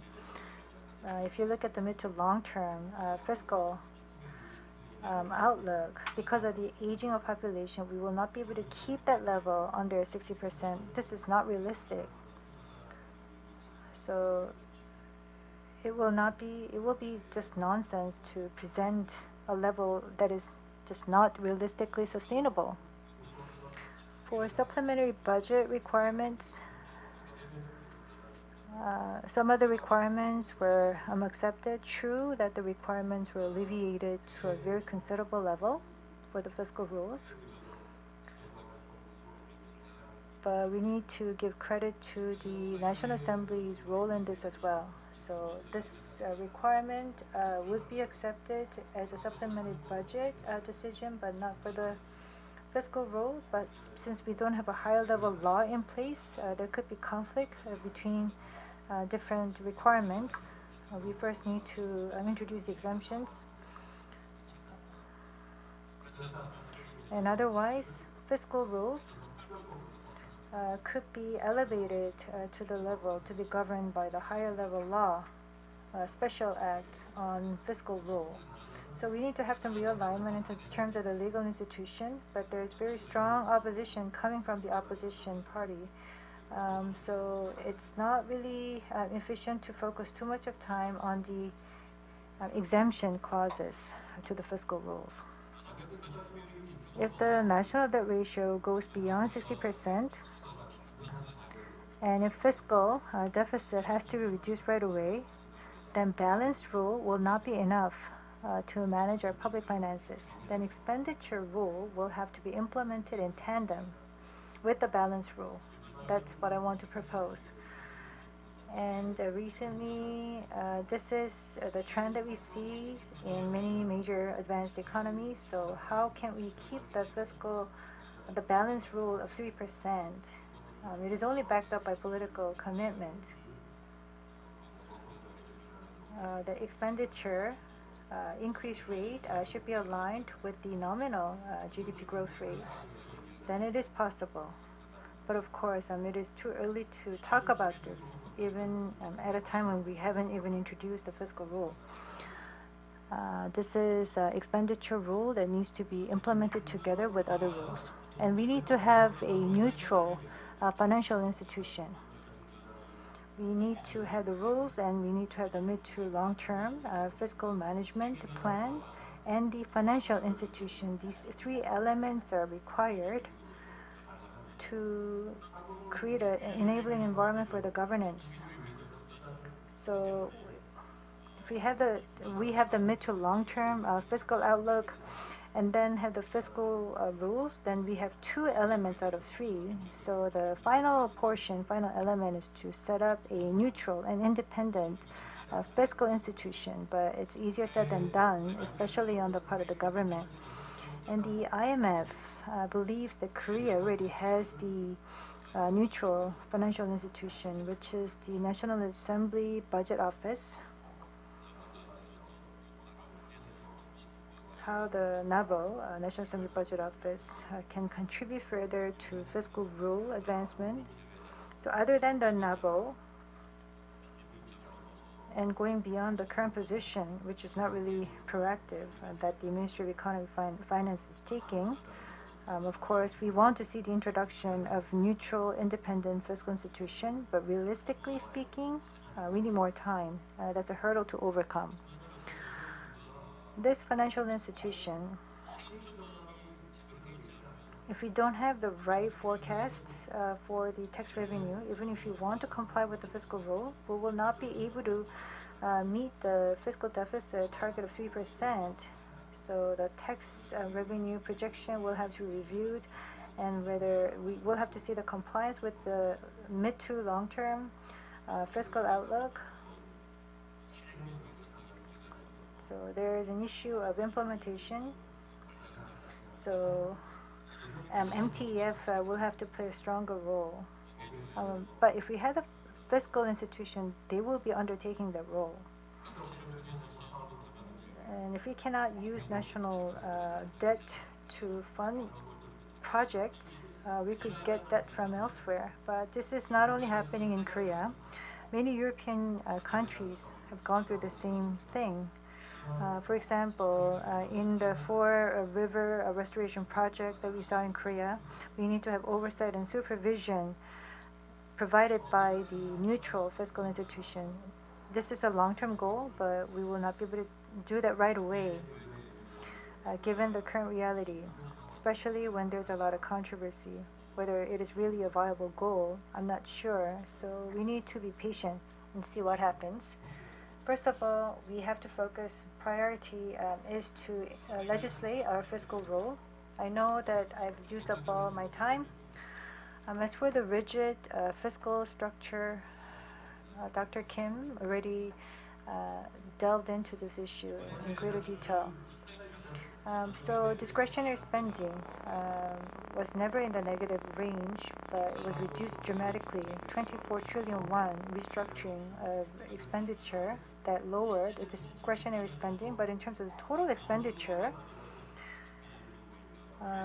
according to the MTF that was created last year and the MTF that was announced this year, we really don't see much difference. So not much has actually changed from the previous year's MTF. So we needed to more proactively manage our fiscal expenditure. It was not done as we anticipated. If you look at the sectoral expenditure, total expenditure increased 5% to total budget, 14% for education. For the general administration, that's 14%. All the other sectors are usually either in the negative range or just single digit.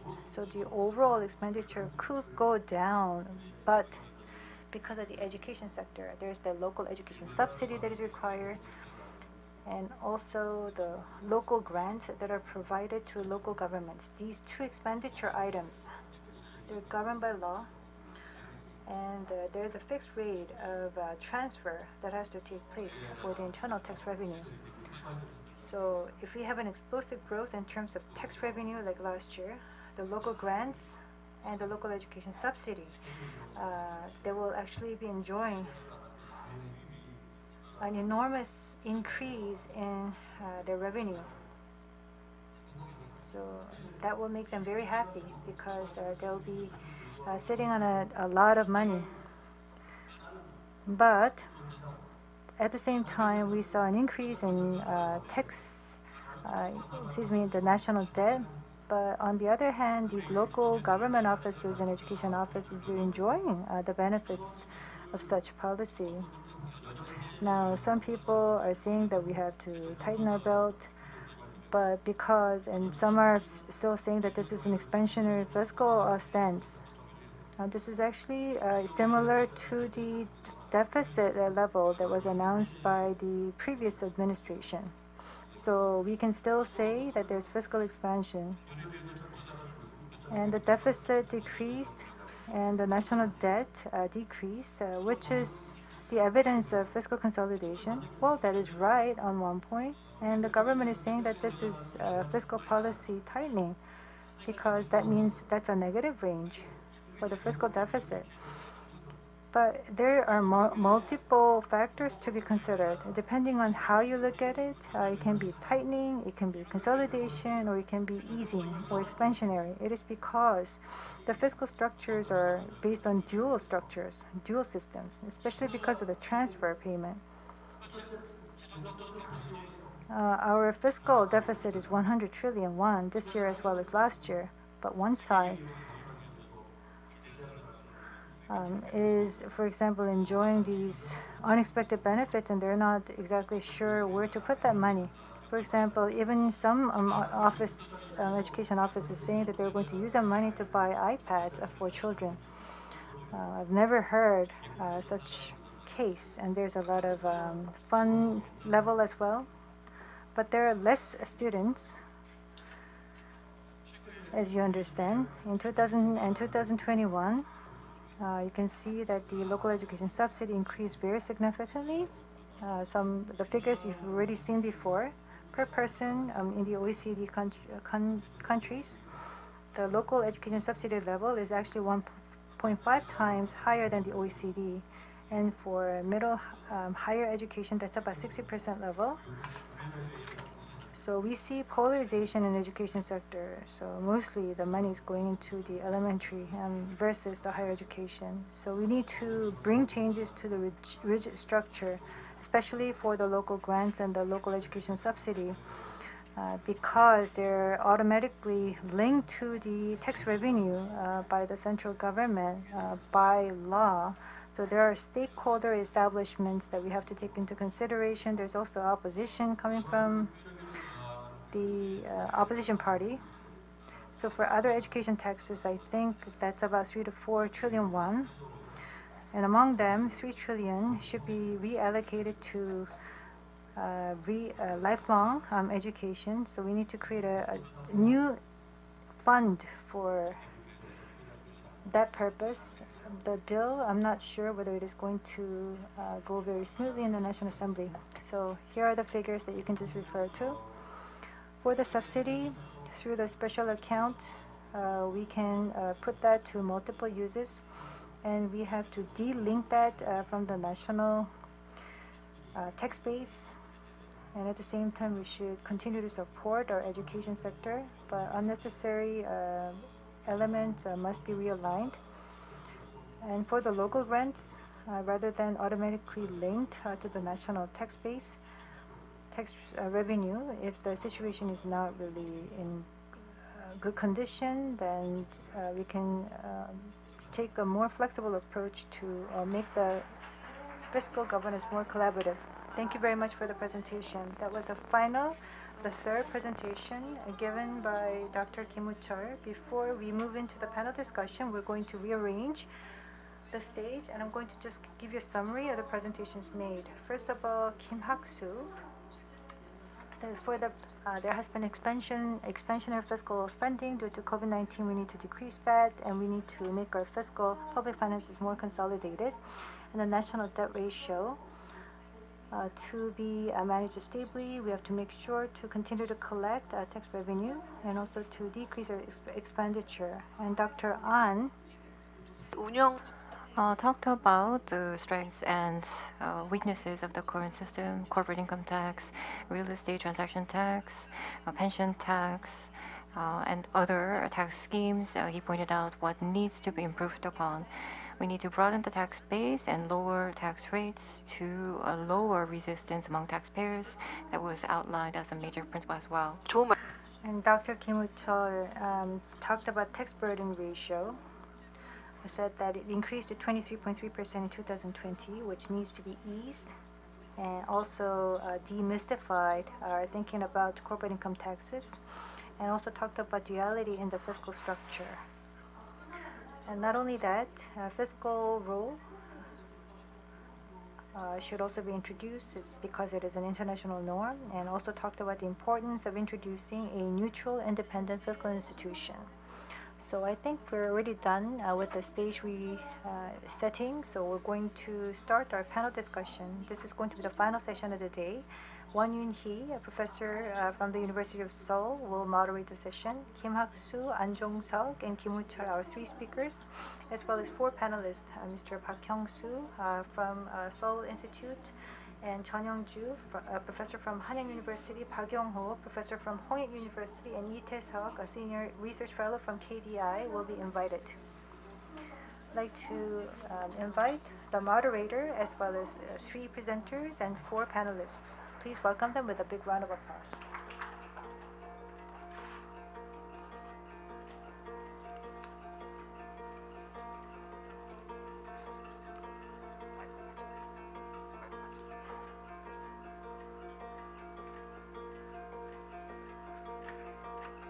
네, 모두 속히 무대 위로 착석해 주셨습니다. Thank you very much. All of our discussants are on the stage, so I will pass the mic to Professor Yoon-hee Won, our moderator. Yes, I'm Won, professor at Seoul City University. There were three presentations just now, and I'm reminded of the last administration talking about the debt to GDP ratio when it just passed the 40% mark several years ago. I remember that there was a great deal, a big reaction from the media, how it felt like we had breached the absolute threshold, but already it has since gone over the 50%, and by 2030, according to NABO, it is expected to surpass even 80%. So the fiscal structure, the current fiscal conditions, it seems that it is indeed in a very severe state. And given low fertility and demographic aging, the situation is more severe. I saw on CNN last night that fertility actually is very low in Korea. In fact, amongst the different countries in the world, we are in fact at the lowest.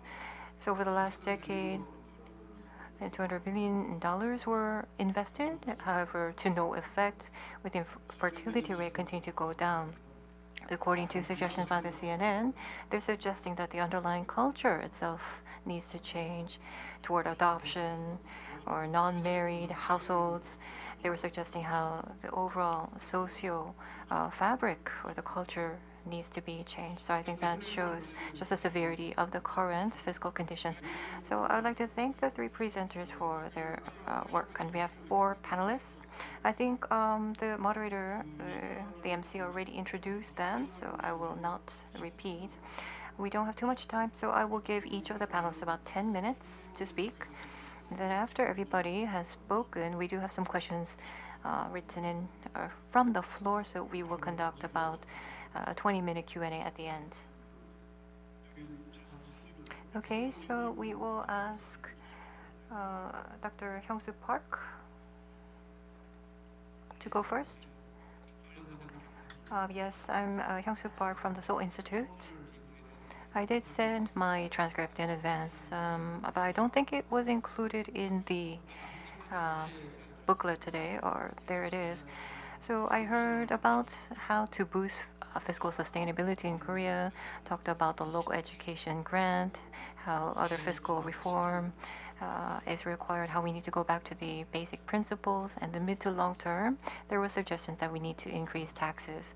So improving the policies, also governance, it was touched upon, and I agree for the most part.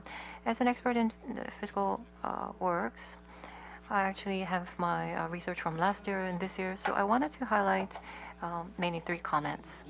First of all, everything, when we tie it together, should be reflected into our mid to long term national fiscal management plan. And then to recover fiscal consolidation, what kind of policies are advised? And then lastly, I will talk about special policy recommendations. So earlier in the morning, we had a special session from Professor Kotlikov. We talked about how we need a long-dated, super long-dated fiscal metric to measure sustainability by, and how we need to also have a very long horizon in terms of managing our public finances. Now, so I want to talk about sustainability of our national fiscal management strategy, also including the need to secure funding for welfare expenditure. There is what's called a trilemma. And so it's a trilemma because we cannot achieve all 3 goals. So everybody seeks a high level of welfare benefits, low tax burden, and low debt ratio. It would be ideal if we could achieve all 3, but it is not possible to achieve all 3 at the same time. So in the past, we would give up on one of the 3 and seek the other 2 objectives. Back during the rapid growth phase, we did sacrifice a lot on the welfare side. In the prior Moon Jae-in administration, we gave up the debt target, and the debt to GDP ratio, of course, was escalated quite significantly. But now we need to make sure that our fiscal policies are not skewed to any one direction. In the mid to longer term, we have to find some way to achieve more balance across all 3 objectives as part of our mid to long term fiscal management plan. And so, in that light, in terms of the fiscal vision, the government will be working hard to achieve this goal. But roughly speaking, what level of welfare and government debt and the tax burden ratio, what would be adequate for Korea? Dr. Uchar Kim mentioned, but in terms of fiscal rules, we have the 60% threshold, but whether it is an adequate level for debt to GDP, we're not sure. And when it's set at 60%, within the next 10%, at one point we may breach the 60%, then will it be increased further to 70% or not, is also another remaining question. So as a dynamic economy that continues to grow and advance, rather than setting it at one set level, we have to take into consideration the 3 objectives: welfare, the tax burden, and debt. And we have to really moderate the pace of increase so that it is kept at an adequate level that can be acceptable, manageable for Korea. So there are 2 metrics. So over the last 50 years, our welfare spending, how fast did it grow historically, and the same historical growth for our debt. And same for our tax burden rate, how fast did it grow over the last 50 years. I looked at those metrics. And there's what was called the baseline outlook that we heard about before. So assuming that the current tax and welfare system is kept the same, and our economic structure changes with demographic change, what kind of impact would that have? So the baseline outlook findings also combined with some policy commitment, what kind of end result can be or is likely. I will try to highlight some of my ideas.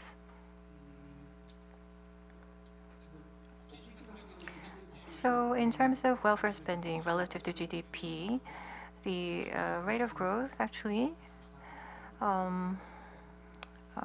we think will maintain about 0.5 percentage point per year.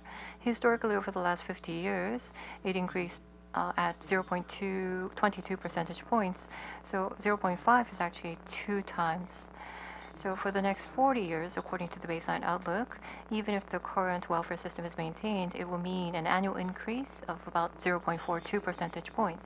Non-welfare fiscal spending will be subject to very rigorous expenditure restructuring and kept below nominal economic growth. In terms of debt to GDP, right now it's past 40%, about to pass 50% even. By 2060, we think that it should be maintained within 100%. And for the next 40 years, it will increase by about 50 percentage points. Over the last 50 years, it has increased by about 30 percentage points. In the baseline outlook, by 2060, assuming that the national burden rate is not increased, NABO is forecasting that it may go to about 159%. Dr. Kim Hak-soo said between 145 to 175%. But even if we have to increase the tax burden, maintaining it under 100% would be ideal. Now, if we increase welfare expenditure and keep debt to GDP within 100%, then what would be the tax burden? We think that it should increase by about 0.4 percentage points every year. It's a moderate rate of growth. So it is slightly faster compared to the historical growth of 0.32 percentage points. In the past, as we were growing rapidly and quality of life was improving, the tax burden rate actually has increased very fast. But now, under less favorable conditions, we're foreseeing that the tax burden may increase at a faster pace. And so the public will be asked to accept that kind of higher rate of growth. And then in terms of the sequence of different fiscal policies, in the mid to long term, of course, we will work to achieve our fiscal management plan. But in more immediate terms, we have to consolidate our fiscal position by restructuring expenditure first. During the global financial crisis and the IMF crisis, there were past times of fiscal crisis. At the time, the economy turned down, and we were able to overcome the difficulty within 2 to 3 years. Same for the finances. Expenditure would go up 2-3 years and revenue go down for 2-3 years, but usually normalization was achieved within 2 to 3 years. Of course, there were policy efforts by the Korean government, but I think this time is a bit different. Expenditure, including discretionary spend, actually is driven by structural growth, and so to recover back to prior COVID levels would actually be very difficult.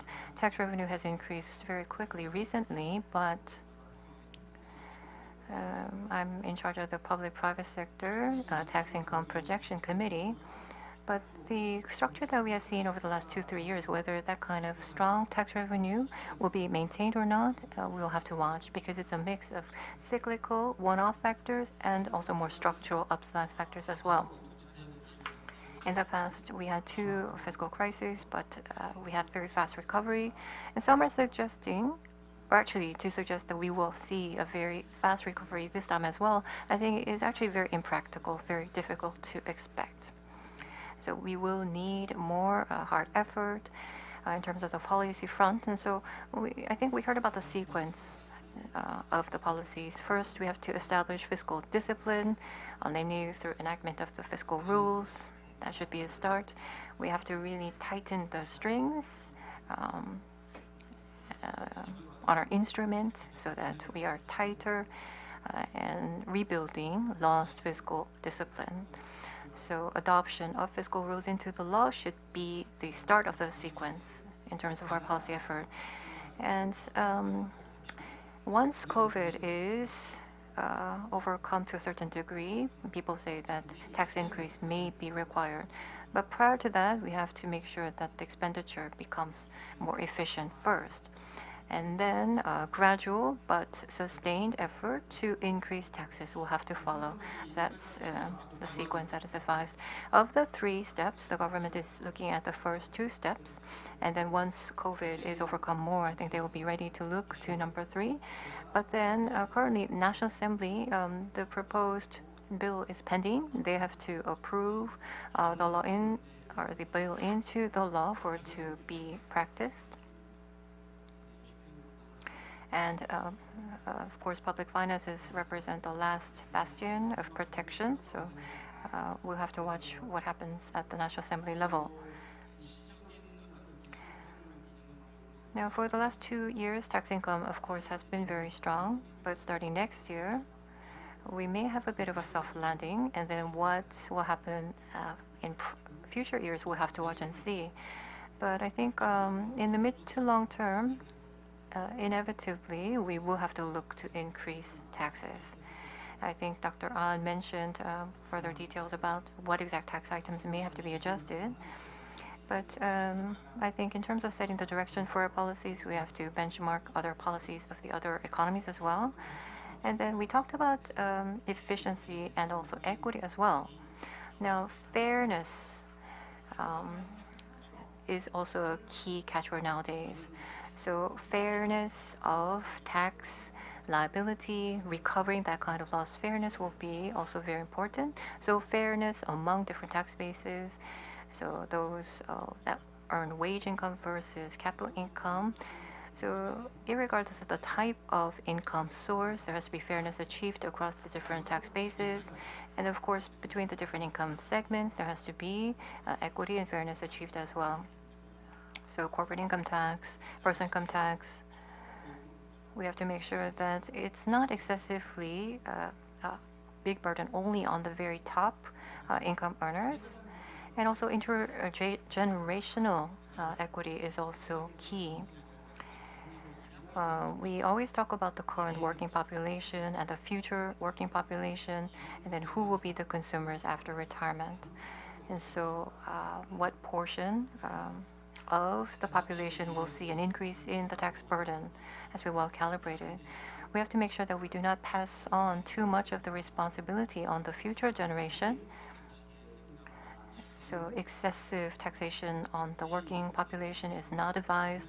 We have to build out a broader tax base using consumption tax, for example, so that even retired individuals can contribute to the tax revenue base through consumption tax.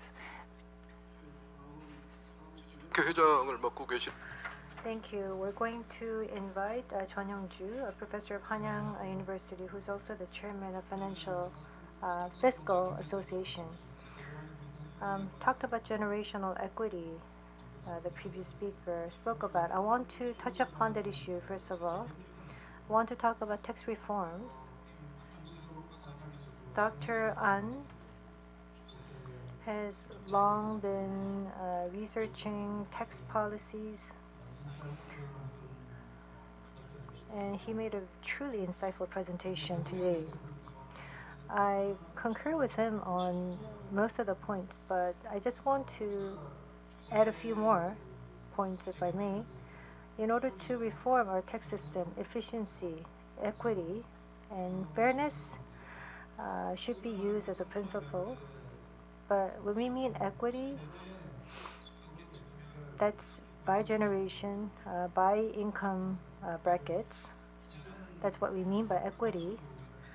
But as was mentioned by President Park, we need to take into consideration more proactively the generational equity. So, for example, by income bracket, in order to improve equity, we can, for example, expand the income tax base, which is very progressive, and of course that will inevitably have effect or impact on growth.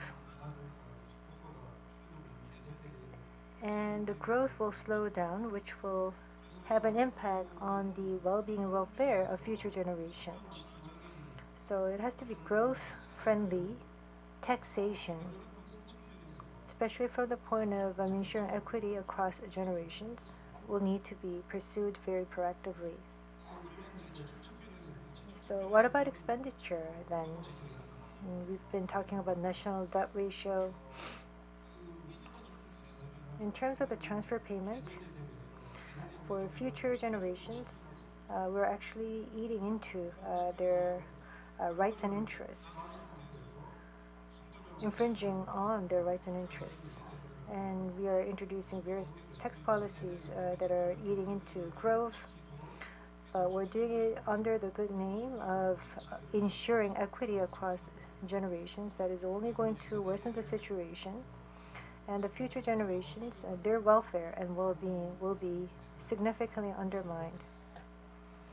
And there's a possibility that this might occur. So from now on, we have to focus on growth.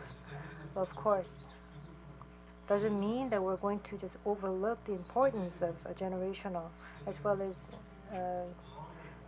between the taxpayer, the brackets, equity. The research direction will have to be changed, and that's actually an area that I'm personally interested in as well. And I want to talk about fiscal soundness from the point of expenditure. Dr. Kim and the third presenter, Dr. Kim Uchol, they were right on their points, but I think there was a missing element here. In order to maintain fiscal soundness, policies will need to be reformed, especially in terms of local finances, local subsidies or grants. Those areas need to be reformed, but actually we have to bring reforms to social insurance scheme. Dr. Kim Hak-soo said that from the baseline,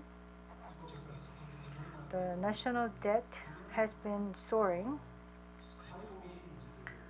It is because of the fact that, for example, national pension debt or social insurance, they were implicit debt that they have now been converted into explicit debt. And for the health insurance, there is also more spending pressure, which is making that fiscal burden to come to materialize. And there's a lack of funding available as well. And at the same time, we're seeing an increase in national debt. And Dr. Kotrikov this morning talked about generational accounting. Maybe the intent, perhaps not to that point, not to that extent, but if you're able to find some meanings or significance behind a generational accounting, of the fiscal expenditures, we have expenditures, entitlements that are paid for unemployment insurance or public pension. As long as you are eligible, you are entitled to receive the payment from the government. So the portion, the share of entitlement programs has been increasing. That the current system or schemes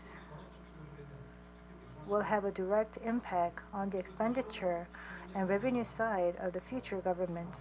So the current systems have not been materialized or realized into the national debt, but with the passage of time, we're going to see a conversion from the implicit debt to explicit debt, putting pressure on our public finances. Unless we realign and restructure our social insurance, now whether we keep the fiscal deficit level at 60% or not, putting that discussion aside, we need to and we must reform our social insurance scheme. Otherwise, we will not be able to keep the soundness of our public finances. So what do we need to do? Now, social insurance was introduced for a specific purpose. So we have to pursue fiscal soundness and at the same time to operate and to realign the system that would better meet the purpose. For example, for the public pension, which is national pension, the subscription rate of the vulnerable class is very low, and also the contribution calculation method is very much linked to the number of years of subscription. So it's actually benefiting more the people that have been employed for a long time. And we also have the civil official, the public official insurance scheme as well. They're more stable in terms of their jobs. So the public pension fund is there to protect people after retirement years so that they don't get reduced to poor people. But the current system is not meeting that intent. So we need to work to increase fiscal stability and at the same time better protect these vulnerable classes, which is the original intent of the social scheme. As for the health insurance, the protection coverage has improved significantly, which is a good point. But in terms of the major illnesses, which incur much economic losses, of course, we need to better and expand our coverage for those major illnesses. For minor illnesses, we can decrease the scope of coverage. So that would meet the intent of the insurance scheme and at the same time keep our fiscal soundness at a healthy level. So it really requires much courage. As for the payment compensation system under the health insurance scheme, for the hospitalized care, just like other cares as well, we have activity-based fee system, which is leading to excessive medical care. And also the data shows the speed of healthcare spending has been increasing quite rapidly. For example, introducing comprehensive fee-based system or prepaid system and other methods can be introduced to prevent or to control the speed of healthcare spending. Otherwise, it will just be putting all the money in the bottomless pit. So we have to realign the system in a way that meets the original intent of the system and at the same time pursue fiscal soundness.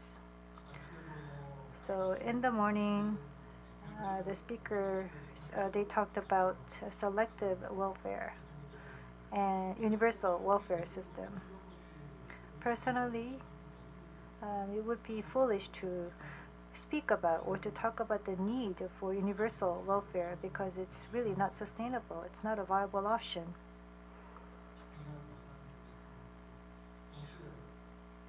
And this is really not a wise decision.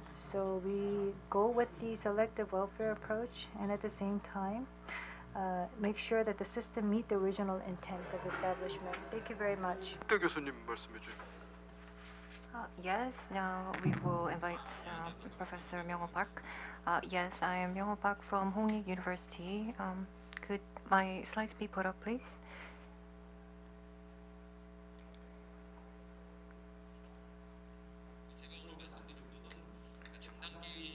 So I want to look at fiscal risk from the perspective of the short term, mid-term, and long term using existing materials, and then how we can work to better achieve fiscal sustainability.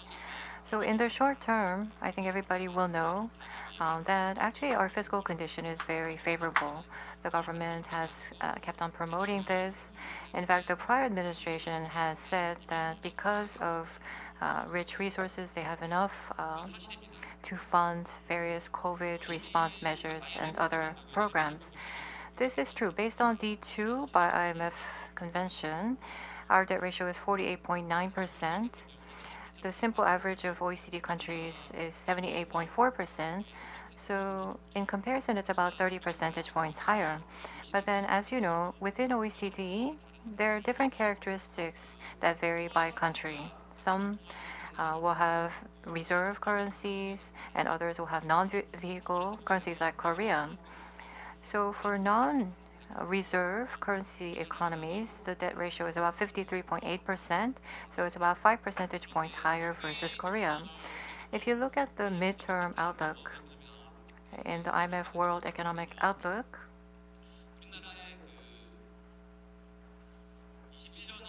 In 21, it's 51 points.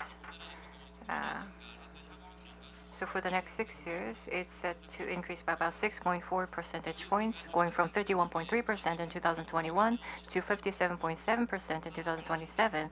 During the same time, the OECD average is expected to go down by 7.8 percentage points. Non-reserve currency economies are expected to go down by 5.5 percentage points. That means the gap between us and the OECD average is going to decrease, and means that among the 14 non-reserve currency states within the OECD, we will see the fastest D2 government debt growth. And so the debt status is deteriorating faster than other countries. And in terms of managing Korea's finances, the finances actually are growing more expansionary at a more expansionary pace than other countries. If you look at the mid to long term fiscal management plan that was announced, as the other doctors have said, it is true that compared to prior administrations, there has been a great deal of effort made to lower the speed of debt growth. Still, it is still going up. In 2022, 49.7%, in 26, 52.2%, so 2.5 percentage growth is expected. For the managed deficit, it is going to maintain the 2% level. As Dr. Uchar Kim has said, during the FX crisis or the global financial crisis prior to COVID, actually it was only 2019 where we had managed fiscal deficit at 2% of GDP. So this was a non-crisis period. But then,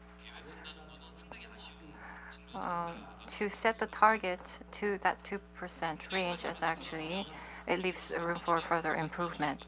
As Dr. Hak-soo Kim said, debt ratio 148% is expected in 2060, in 2040, 88.2%. But national pension, the long-term care finances, these are not reflected. When you calculate D1, the national insurance scheme or the long-term care finances are considered outside of the bound of the government budget. For NPS and private teacher pension, likewise, it's included under the national budget, but the government does not have to provide any guarantee according to the law, and so it is excluded for that calculation. So NAVO actually did a similar exercise. By 2060, 161%, 192.6% for 2070. The difference is in terms of the assumptions for discretionary expenditure growth. And so most can be explained based on the forecast for discretionary spend. The government said that by 2060, the debt ratio is expected to go to 81.1%, which is actually very stable growth. But here, total expenditure growth was assumed to be kept under nominal economic growth. So fiscal rules will be implemented strictly to control expenditure spend to help achieve 81.1% by 2060. In the absence of this type of fiscal rule, then, what will the actual numbers look like? We think that they will likely be closer to the numbers from Dr. Kim Hak-soo or NABO, if not higher. Of course, the government assumptions actually are based on the consensus population projections announced in 2019. So if we consider that population is deteriorating faster than expected, then the debt may increase at a faster level than proposed here. But compared to the prior administration, the current administration is aware of potential fiscal risk and has firmly announced its commitment for fiscal consolidation to enhance sustainability of finance, which is fortunate. But in real terms, again, there is a lot of lacking, things that are lacking. Like many have already said, there is rigidity to the budget, so sometimes it's inevitable, but we would hope that they would be more bold in pursuing restructuring of expenditure. Not only discretionary spend, but we think that mandatory expenditure should also be subject to restructuring as well. And if possible, the national agenda items should also be reviewed so that they become more bolder in nature. The inflationary pressure is mounting and becoming more severe. And if you look at the Chicago Fed paper, people's credibility toward public finances is an important factor. If there is no strong credibility, it may be difficult for the monetary authorities to achieve their price stabilization goals. So rather than trying to increase the interest rate fast, in order to achieve price stability faster, there has to be support in the fiscal policy front. Now, the EU and the US actually, if you look at their fiscal policies, I think they provide some reference. The EU is providing support for the vulnerable class amid rising energy prices. And in order to make sure that does not add to the inflation pressure, it has adopted windfall taxes. In the US, the IRA inflation law was adopted. And a 15% minimum corporate alternative tax was adopted as a way to secure funding at the same time as well. So expenditure spending plus funding was provided. So the trust of the people is very important. And so there has to be secure funding. And if there is not that kind of underlying trust that the government will not just be printing money, then its efforts to achieve price inflation stability will be less than successful. So what this implies is that the new government, as it seeks new agenda goals, there has to be a definite funding plan in place at the same time. Also, any political decisions that have a deficit bias has to be prevented. And of course, the fiscal rules as proposed by the government, I hope, would be passed into law. But also, there should be a review procedure for all expenditures, including mandatory and discretionary, in terms of need, efficacy. And so we have to have that kind of review mechanism in place, or otherwise, fiscal sustainability will be difficult to achieve.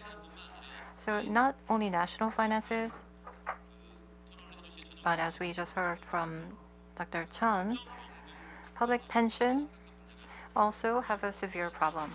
And also long-term care and also the national health insurance are also facing fiscal challenges. According to NABO, by 2070, which seems very far from now, but it's only 50 years, the NPS and the private teacher attention and the health insurance and the long-term care are expected to run a deficit of 14.4%. So the people will have to assume further burden to make up for the deficit. That means that an incremental increase of 14.4% on top of the existing tax burden will have to be added. So for all public annuity and pensions, we have to have reform sequentially to pay more and receive less.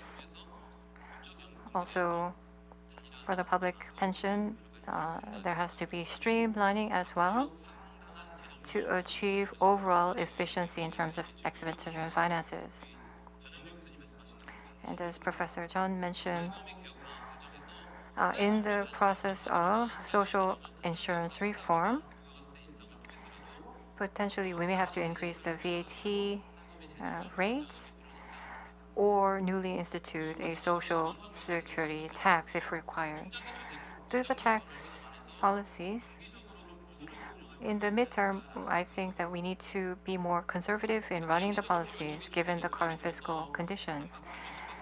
Irrational, inefficient tax system. So Dr. Ahn said that, for example, the real estate related taxes are so complex and irrational. He said there were too many to list, and so they definitely need to be aligned or streamlined. If tax burden increases too fast and there is a need to lower taxes, perhaps investment or climate change response, or the new taxes should be linked to those types of incentives to achieve an external economy effect. And we also have to formulate a midterm taxation policy direction, again, that is premised on securing the minimum necessary funding. 이태석입니다. Hello, I'm Lee Tae-seok, a senior research fellow from Itaesok. I'd like to offer congratulations on the launch of the NEAC. Thank you very much for the invitation today. Could you provide me with the clicker? 예, 그래프 중심으로 해서 좀 I have a few graphs that I want to share with you. So a lot of speakers have already pointed out the key challenges to our mid to long-term growth, as well as the OECD countries, is related to the demographic aging. Especially there's an increase in terms of expenditure for the public pension, social insurance, so forth. By 2061, the OECD has put the price pressure on Korea as well. We see similar trends in other countries as well. Pension spending, healthcare spending will increase, and other types of expenditures, taking up about 1/3 of the total expenditure. There's a lot of pressure mounting on expenditure, even compared to other OECD countries. But we're not alone in this. And it is going to be difficult to achieve rebound in our total fertility rate. Kim Hak-soo as well as NAGO and other institutions are coming up with the mid to long-term outlook, but the demographic change is already very much accelerated. So it is going to have an additional pressure on fiscal expenditure, but we need to think about opportunity factors, especially in terms of the aging expenditure. It's not sustainable if we just maintain the current status as is, as many people have already put it out. So how can we control the expenditure related to the aging of population, that people have become healthier, and also recently there is a lot of technology innovation to replace labor, so we need to focus on these different elements in terms of the public pension, other healthcare spending. NEAC is probably working on coming up with recommendations.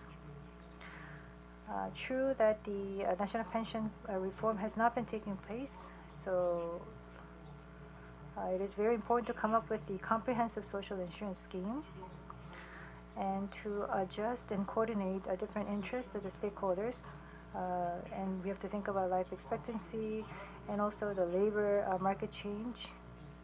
Labor market will have to be aligned to meet the needs, as well as the social insurance scheme, and the service market realignment will be needed. If we're able to come up with a sustainable system for different aspects, we'll be able to alleviate pressure on expenditure.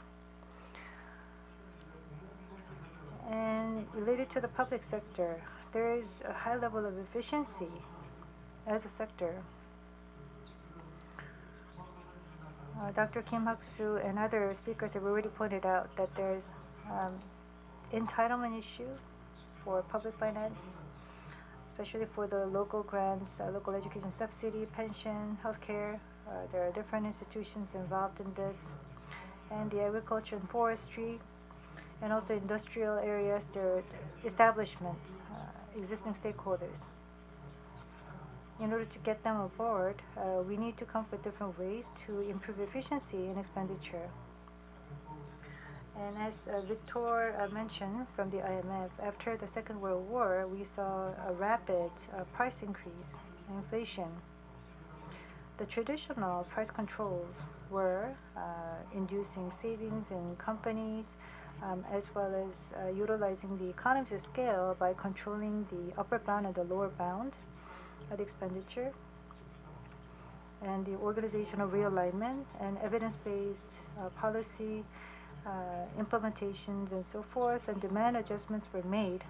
And recently, there is technology innovation, and also next generation method of price adjustment is being talked about, especially in response to the aging of population. Major economies are trying to come up with sustainable ways for expenditure control.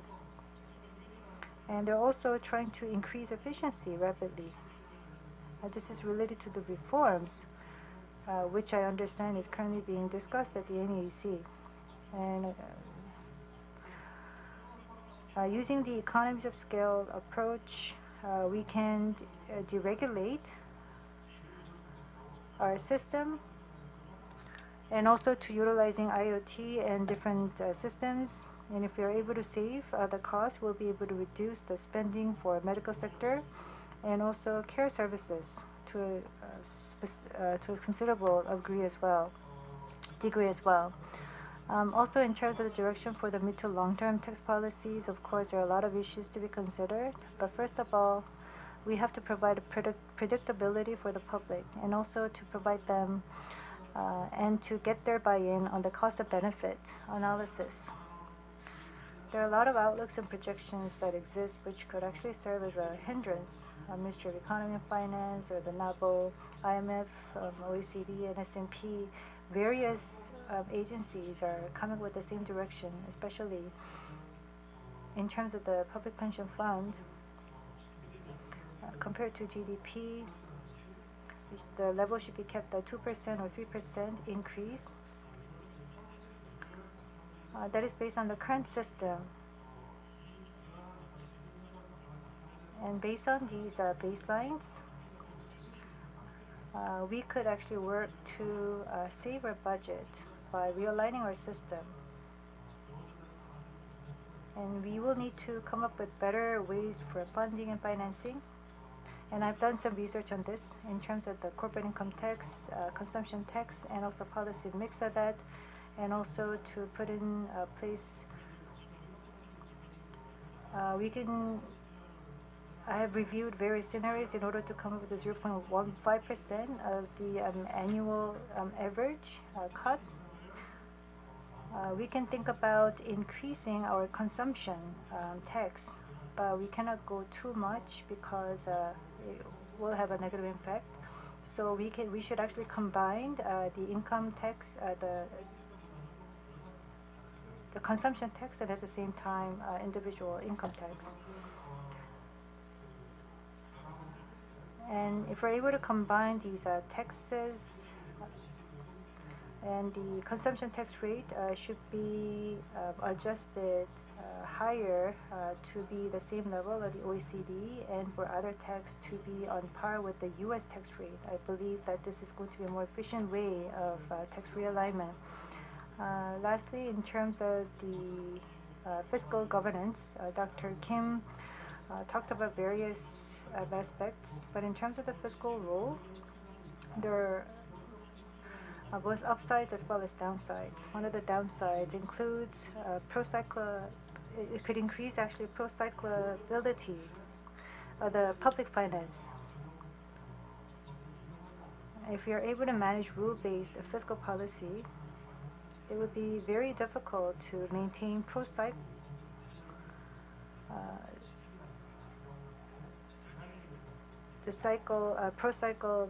policy. So we would be able to, he actually said that we would be able to reduce the procyclability of the fiscal policy. But there are various ways in which we can assess the level of procyclability of fiscal policies. We have been taking quite a counter-cyclical policies. For example, a very normal way of responding to business cycles, depending on the ups and downs of the business. It is because the range of the response has been quite stable, and based on our stable assumptions, we have been able to manage our fiscal policies in response to business cycles. And if we are to introduce fiscal rules, are we going to actually go against the trend towards countercyclability? Based on the debt rule, we will be able to increase, or we could probably end up increasing procyclability by about 10%, but overall fiscal rule will not really end up increasing procyclability overall. And if you do that analysis for overall economies, the balance rule will actually increase procyclability because it actually reduces debt bias.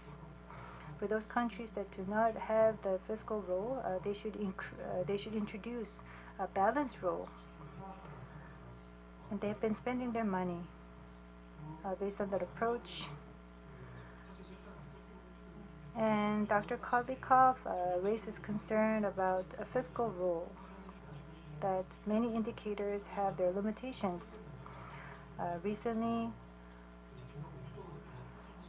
the debt rule is to be reduced, and balance rule was changed from the integrated, consolidated approach towards managed approach, because it is very difficult to manage debt levels, and rather than trying to do that practically, it is better to operate the managed fiscal balance. Window dressing or creative accounting should be prevented.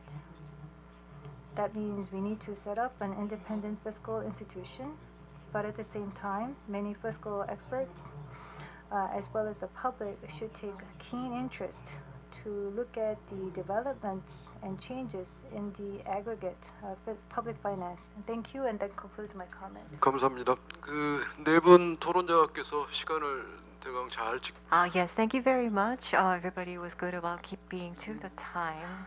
Thank you. And lots of good points were raised. Now, maybe there can be some comments among the panelists to the three speakers, or maybe the speakers can actually make some comments about what you've just heard. Dr. Kim, I don't think there's too much for me to add. In terms of fiscal policy, I think it's something that all Korean people should be interested in. So they should be looking at whether the government is making effective use of the given fiscal resources or not. They have to provide that kind of supervisory role. And if they do not, they have to really hold them to account through their voting. That is it for me. Regarding income tax, I think basically there were 2 points that were mostly raised. First of all, was equity in taxation, different groups, so I agree entirely. When I was speaking, I talked about the tax burden and the national burden and looked at how it has changed. OECD countries, for the most part, have seen flat trends with little change. So intergenerational equity in the OECD countries is not a very big problem. However, because the burden rate actually has increased very quickly in Korea, intergenerational equity is a big challenge. The elderly, so if you're assuming that everybody receives the same benefits, the elderly now actually paid in low contribution, whereas the middle-aged persons are now paying in at a high rate. Then the younger people now will see that they will have to pay even higher contribution rates going forward. So generational equity up to now, despite the very steep increase, was not something that many people were aware of or complained about. But that was because we were seeing continued expansion of our economy, and there was very fast growth in personal income. So it was manageable, in my view. However, as the economy slows down in terms of growth, if the burden rate has to continue to go up, that would mean that social discontent will mount, and there will be a need to respond to that kind of discontent. In terms of taxation, it is certain that the burden rate has to increase. Then how can we address that kind of generational equity? I think lots of people talked about the importance of the income tax. So there's a big difference in the burden rate depending on age. So when you're working, you pay a lot. After retirement, less. Consumption actually is something that everybody does throughout their life cycle. So even the elderly actually pay a lot of consumption tax. So we have to somehow increase consumption taxes, but I think public opinion would be very negative toward that kind of increase. So how we bring this issue out into the open and open it up for social discussions and find some kind of a rational consensus in the interest of intergenerational fairness, I think this is will be a key issue in terms of taxation going forward. 토론자분들 좋은 말씀. Thank you very much, panelists. As for President Park, he talked about the super long-dated policy. So rather than the adequate level, he talked about the pathway to accumulating our national debt instead of just the pure level of the national debt. As of 2060, so the baby boomers, the second generation of baby boomers will become super aged, which is in 30 years. So those of you who are sitting in the audience, for example, when you reach like 80 years old, then the super aging cycle will end. If the debt level is less than 100% to GDP, then we will not be facing any major catastrophe. But of course, ideally, we could lower the national debt rate. But by 2050 and 2060, debt ratio will level of about 90% to GDP. I think in the international capital market, in Korea's funding capacity, and our fiscal sustainability, I think will be ensured.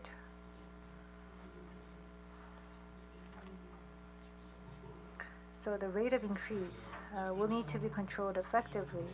If you look at the current MTEF, I think it is very ideal. Of course, business recession is likely to take place next year. How much we're going to decrease our supplementary budget and how we're going to maintain our tax revenue. That requires us to be remain vigilant, and also fiscal rule should be more than just a declarative policy. It should be legally binding, and it really means a lot to international watchers as well, because it could really contribute to improving our credibility. Our fiscal operation management policies have gone through dramatic changes during the Roh Moo-hyun administration, the top-down system, fiscal operation outlook. We had an innovation in public finances during that past administration. I think we're now moving into the phase 2 of the fiscal innovation. So we need to put in place a platform for fiscal governance reform. So thank you very much. 그 대국민 사전 질의. And then we actually had asked the participants to send in their questions. So we had lots, and there were actually 9 common questions. So I think we'll address maybe 8. We can categorize them into certain categories, I think. First, interest rates, inflation, so the impact of or on fiscal or public finances. And then the second question has to do about measurement. We talked about demographic issues, discretionary expenditure, but there are also environmental type issues regarding carbon tax or carbon neutrality. So how will these type of issues, how can they, or what kind of impact can they have? And then globally, were there global practices or model practices in terms of addressing these types of fiscal issues? So within these 3 buckets, well, let's start with the recent economic conditions, including inflationary pressure. What kind of impact have those conditions had on our fiscal policies? And also the role amid high FX rates, and how can we respond given the trade deficit and KTB and corporate bonds market, what is the connection? So I think a lot of questions had to do with the role of fiscal policies in this type of broader macroeconomic context. So please feel free, any of our speakers or panelists who would like to address these questions. First, regarding inflation, I think if you look at the international institutions and what they're saying that those that are impacted can be divided into different segments. Some will experience difficulties, others can manage better. So due to inflation, what is one of the roles of public finances? It has to focus support toward those who are more heavily impacted. And so that has to happen to prevent fiscal spending adding to inflationary pressure. For inflation itself in Korea, we have a nominal tax system that is not linked to inflation. So if there's no behavioral change and prices go up, VAT will increase, income tax, all of the tax brackets are fixed. So there is scope for automatic increase in tax revenue. However, if inflation continues to go up, the cycle will contract. And so between the two sides, there will be offsetting effect on tax revenue and tax income. So we have to have more bold measures selectively for the more vulnerable. But then if people expect that the fiscal situation will deteriorate, it can actually fuel inflationary expectations. So then we may look to other ways to diversify funding resources other than through taxes to provide support to the vulnerable to minimize this aggravating inflationary pressure. 지금 생각하는 주제 중에 하나인데 일단은 재정 One of the topics in mind, the overall trend for public finance is that it has to be in sync with the global fiscal policy tightening. Secretary Yellen and Krugman are putting forward their apologies. And also the United States government is very much weary of the tightening. That is a global trend, the fiscal policy tightening, of course, and we have to keep our guards high. But the financial crisis, energy crisis, COVID-19 crisis, these different crises are taking place all at the same time, so we call it poly crisis. Main characteristic is that the crisis is different directions of unfolding, which are all taking at a concurrent time. We're now responding to these different crises only with uniform policy, but this policy is not enough to address these crises in a consecutive manner. So the interest rate hike is an unavoidable trend, but just to blindly following what the U.S. is doing is not desirable. And there could be an exceptional intervention in terms of the public finance, especially when a crisis is about to escalate into bigger crisis. For example, the variable interest rates should be changed to fixed interest rates so that we can benefit our vulnerable class, and public finance has a role to play. And the liquidity crisis, when it is about to escalate into financial crisis, public finance probably has a role to play. But in terms of boosting our consumption or domestic demand, supplementary budget and fiscal expansion should not take place on that premise. So we need to take a flexible approach in terms of having government intervention so that the vulnerable class, members of society, are not impacted even more adversely. Thank you very much. So we now have a second round of questions. How can we accurately predict the new demand for public finances, and especially in terms of carbon neutrality, how is that going to impact on our fiscal demand, and also in terms of demographic change? I think this is already reflected in the fiscal pillar, but do we have any countermeasures to deal with the population aging and low fertility rate?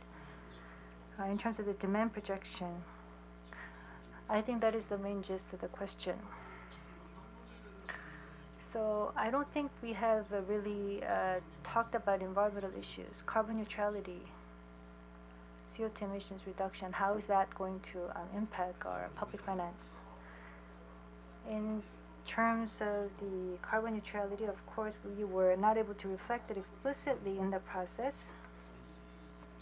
But for NDC 2030, it is a very ambitious goal indeed, but we cannot not do it, undo it. We don't have any choice but to go that path. But we need to understand whether there's any room or opportunity to make adjustments. When I was doing the long-term fiscal outlook, I was quite worried about the transport environmental tax, which is linked to fossil fuel use. But as there's a transition to EV with a better fuel economy, but of course, especially when oil prices are hiking, tax revenue could go up, even with the FX change as well. That could have a positive impact on tax revenue. And then the government will, of course, have to provide tax cuts on oil tax in the form of a subsidy. So going forward, this transportation environmental tax will have to be converted into a driving tax. Well, there's actually a discussion to that effect. That we will need to convert that to a driving related tax. But because there are vehicles that are running on fossil fuel, but at least by 2030 and 40, they will still be out there on the road, because the lifetime of a car is usually 15 years once they roll out into the market. So the oil tax can be maintained, and the EV charging fees or levies can be imposed. For example, when EVs charge their batteries, levies can be imposed. And once we have a full replacement by green cars, then we can think about introducing a driving tax. Then of course, it will negatively adverse the incentive. So we need to do that in terms of tax revenue. So for carbon neutrality, there was an OECD meeting in July, and I asked a lot of delegates over there related to the 2050 carbon neutrality. Can we meet that carbon neutrality goal by 2050 with technology innovation? Not maybe to fully, about 100%, but we could near achieve the target, as many majority pointed out. But 2030 goal, NDC, that's a big concern for many countries.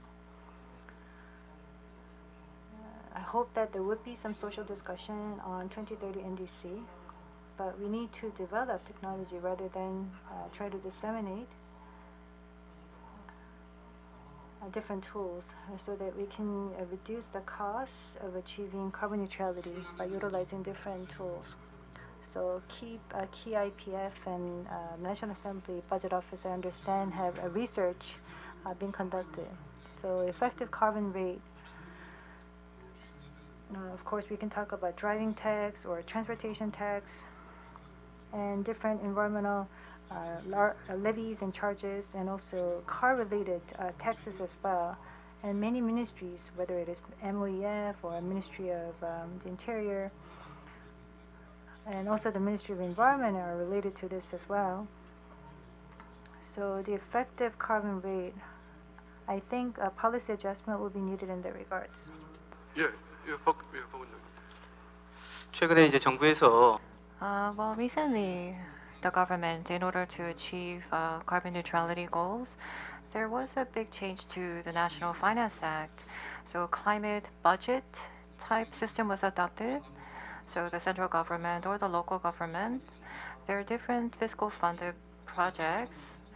Some are for reduction of carbon emissions. In that case, what the reduction effect was will be projected. And then emitters, or in terms of emissions, the effect of the different projects will be measured to assess how much of a contribution the government projects and activities actually contribute to the goal of carbon neutrality. So it's not only the central government, but also the local government that is also starting in. For Seoul, starting this year, well, starting in next year's budget, this will get started. 20 years ago, we had a gender awareness budget that was adopted that did make certain contributions to achieving gender equality. So in terms of carbon policies, I think that with the climate budgeting system as it gets firmly anchored, it will help and become established as a good tool and means to establish carbon neutrality. Thank you very much. Then the last set of questions ask about the policy response. So how will we address these issues through policy? So fiscal rules, the tax burden. We heard already a lot of suggestions, but since we are near the end, maybe regarding possible policy measures, is there something that any of you would like to mention in terms of what Korea did well in the past, for example? So any burning last comments from anybody? Yes, so today I think we have already heard a lot of policy recommendations, but the problem is all of the good suggestions, well, there are lots, but the problem is how to realize them in real life is the most important problem. So today in society, amongst the various phenomena that we are observing is one keyword called politicization. So politicizing all type of issues. So in the past, when we were growing very quickly, and then as we reached the mature phase and expanded welfare, very constructive, productive discourse and policy competition. Well, in that context, I think the fiscal reform that we're talking about now, and then bigger tax challenges going forward, achieving reform for increase in taxes, if we leave it up to the political circles, I think it will be very difficult to expect any resolution.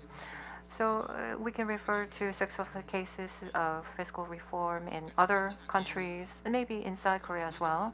But at the initial stage, I think experts were to build up a lot of consensus.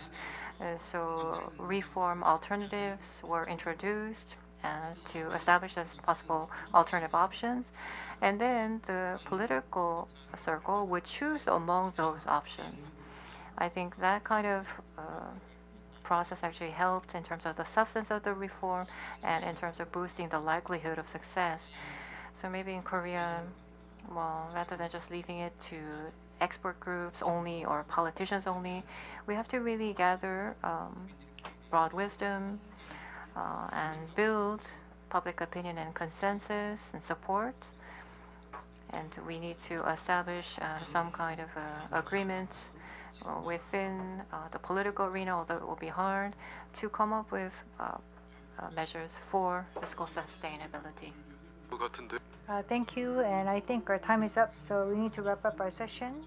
I think a lot of good suggestions, recommendations in terms of countermeasures were put forward, but as was mentioned by President Park, we need to have more stronger effort on legislation. We also need to get a buy-in and convince relevant stakeholders. We talked about realigning local education subsidy. There was a discussion session in the National Assembly about 2 to 3 weeks ago. There was a lot of opposition, especially installing a new special account for the higher education, lifelong education, especially from the education community. They were against that idea. And I even said myself, and while I was listening to the discussion, John Rawls, if you look at the theory of justice, there's a rate of ignorance. That all the barriers that are erected as a result of ignorance, because you're only looking at yourself and your interests.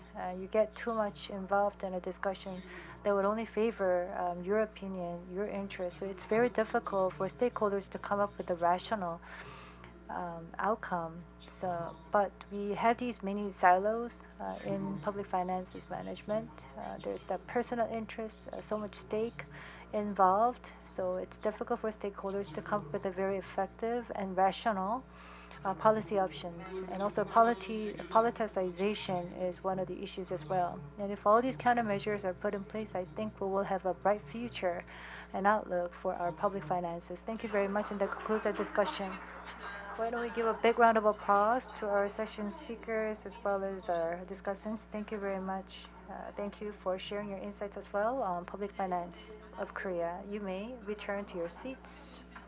Thank you very much. 나온 정책 제언들이 All the policy options, I hope, will be adopted as early as possible so that we can embark on second phase of reform. Thank you very much, and we are going to have a final closing ceremony, we're going to invite Vice Chair of the NEAC, Vice Chair In-Ho Lee, to come up to the stage to give his closing remarks. Please welcome him to the stage.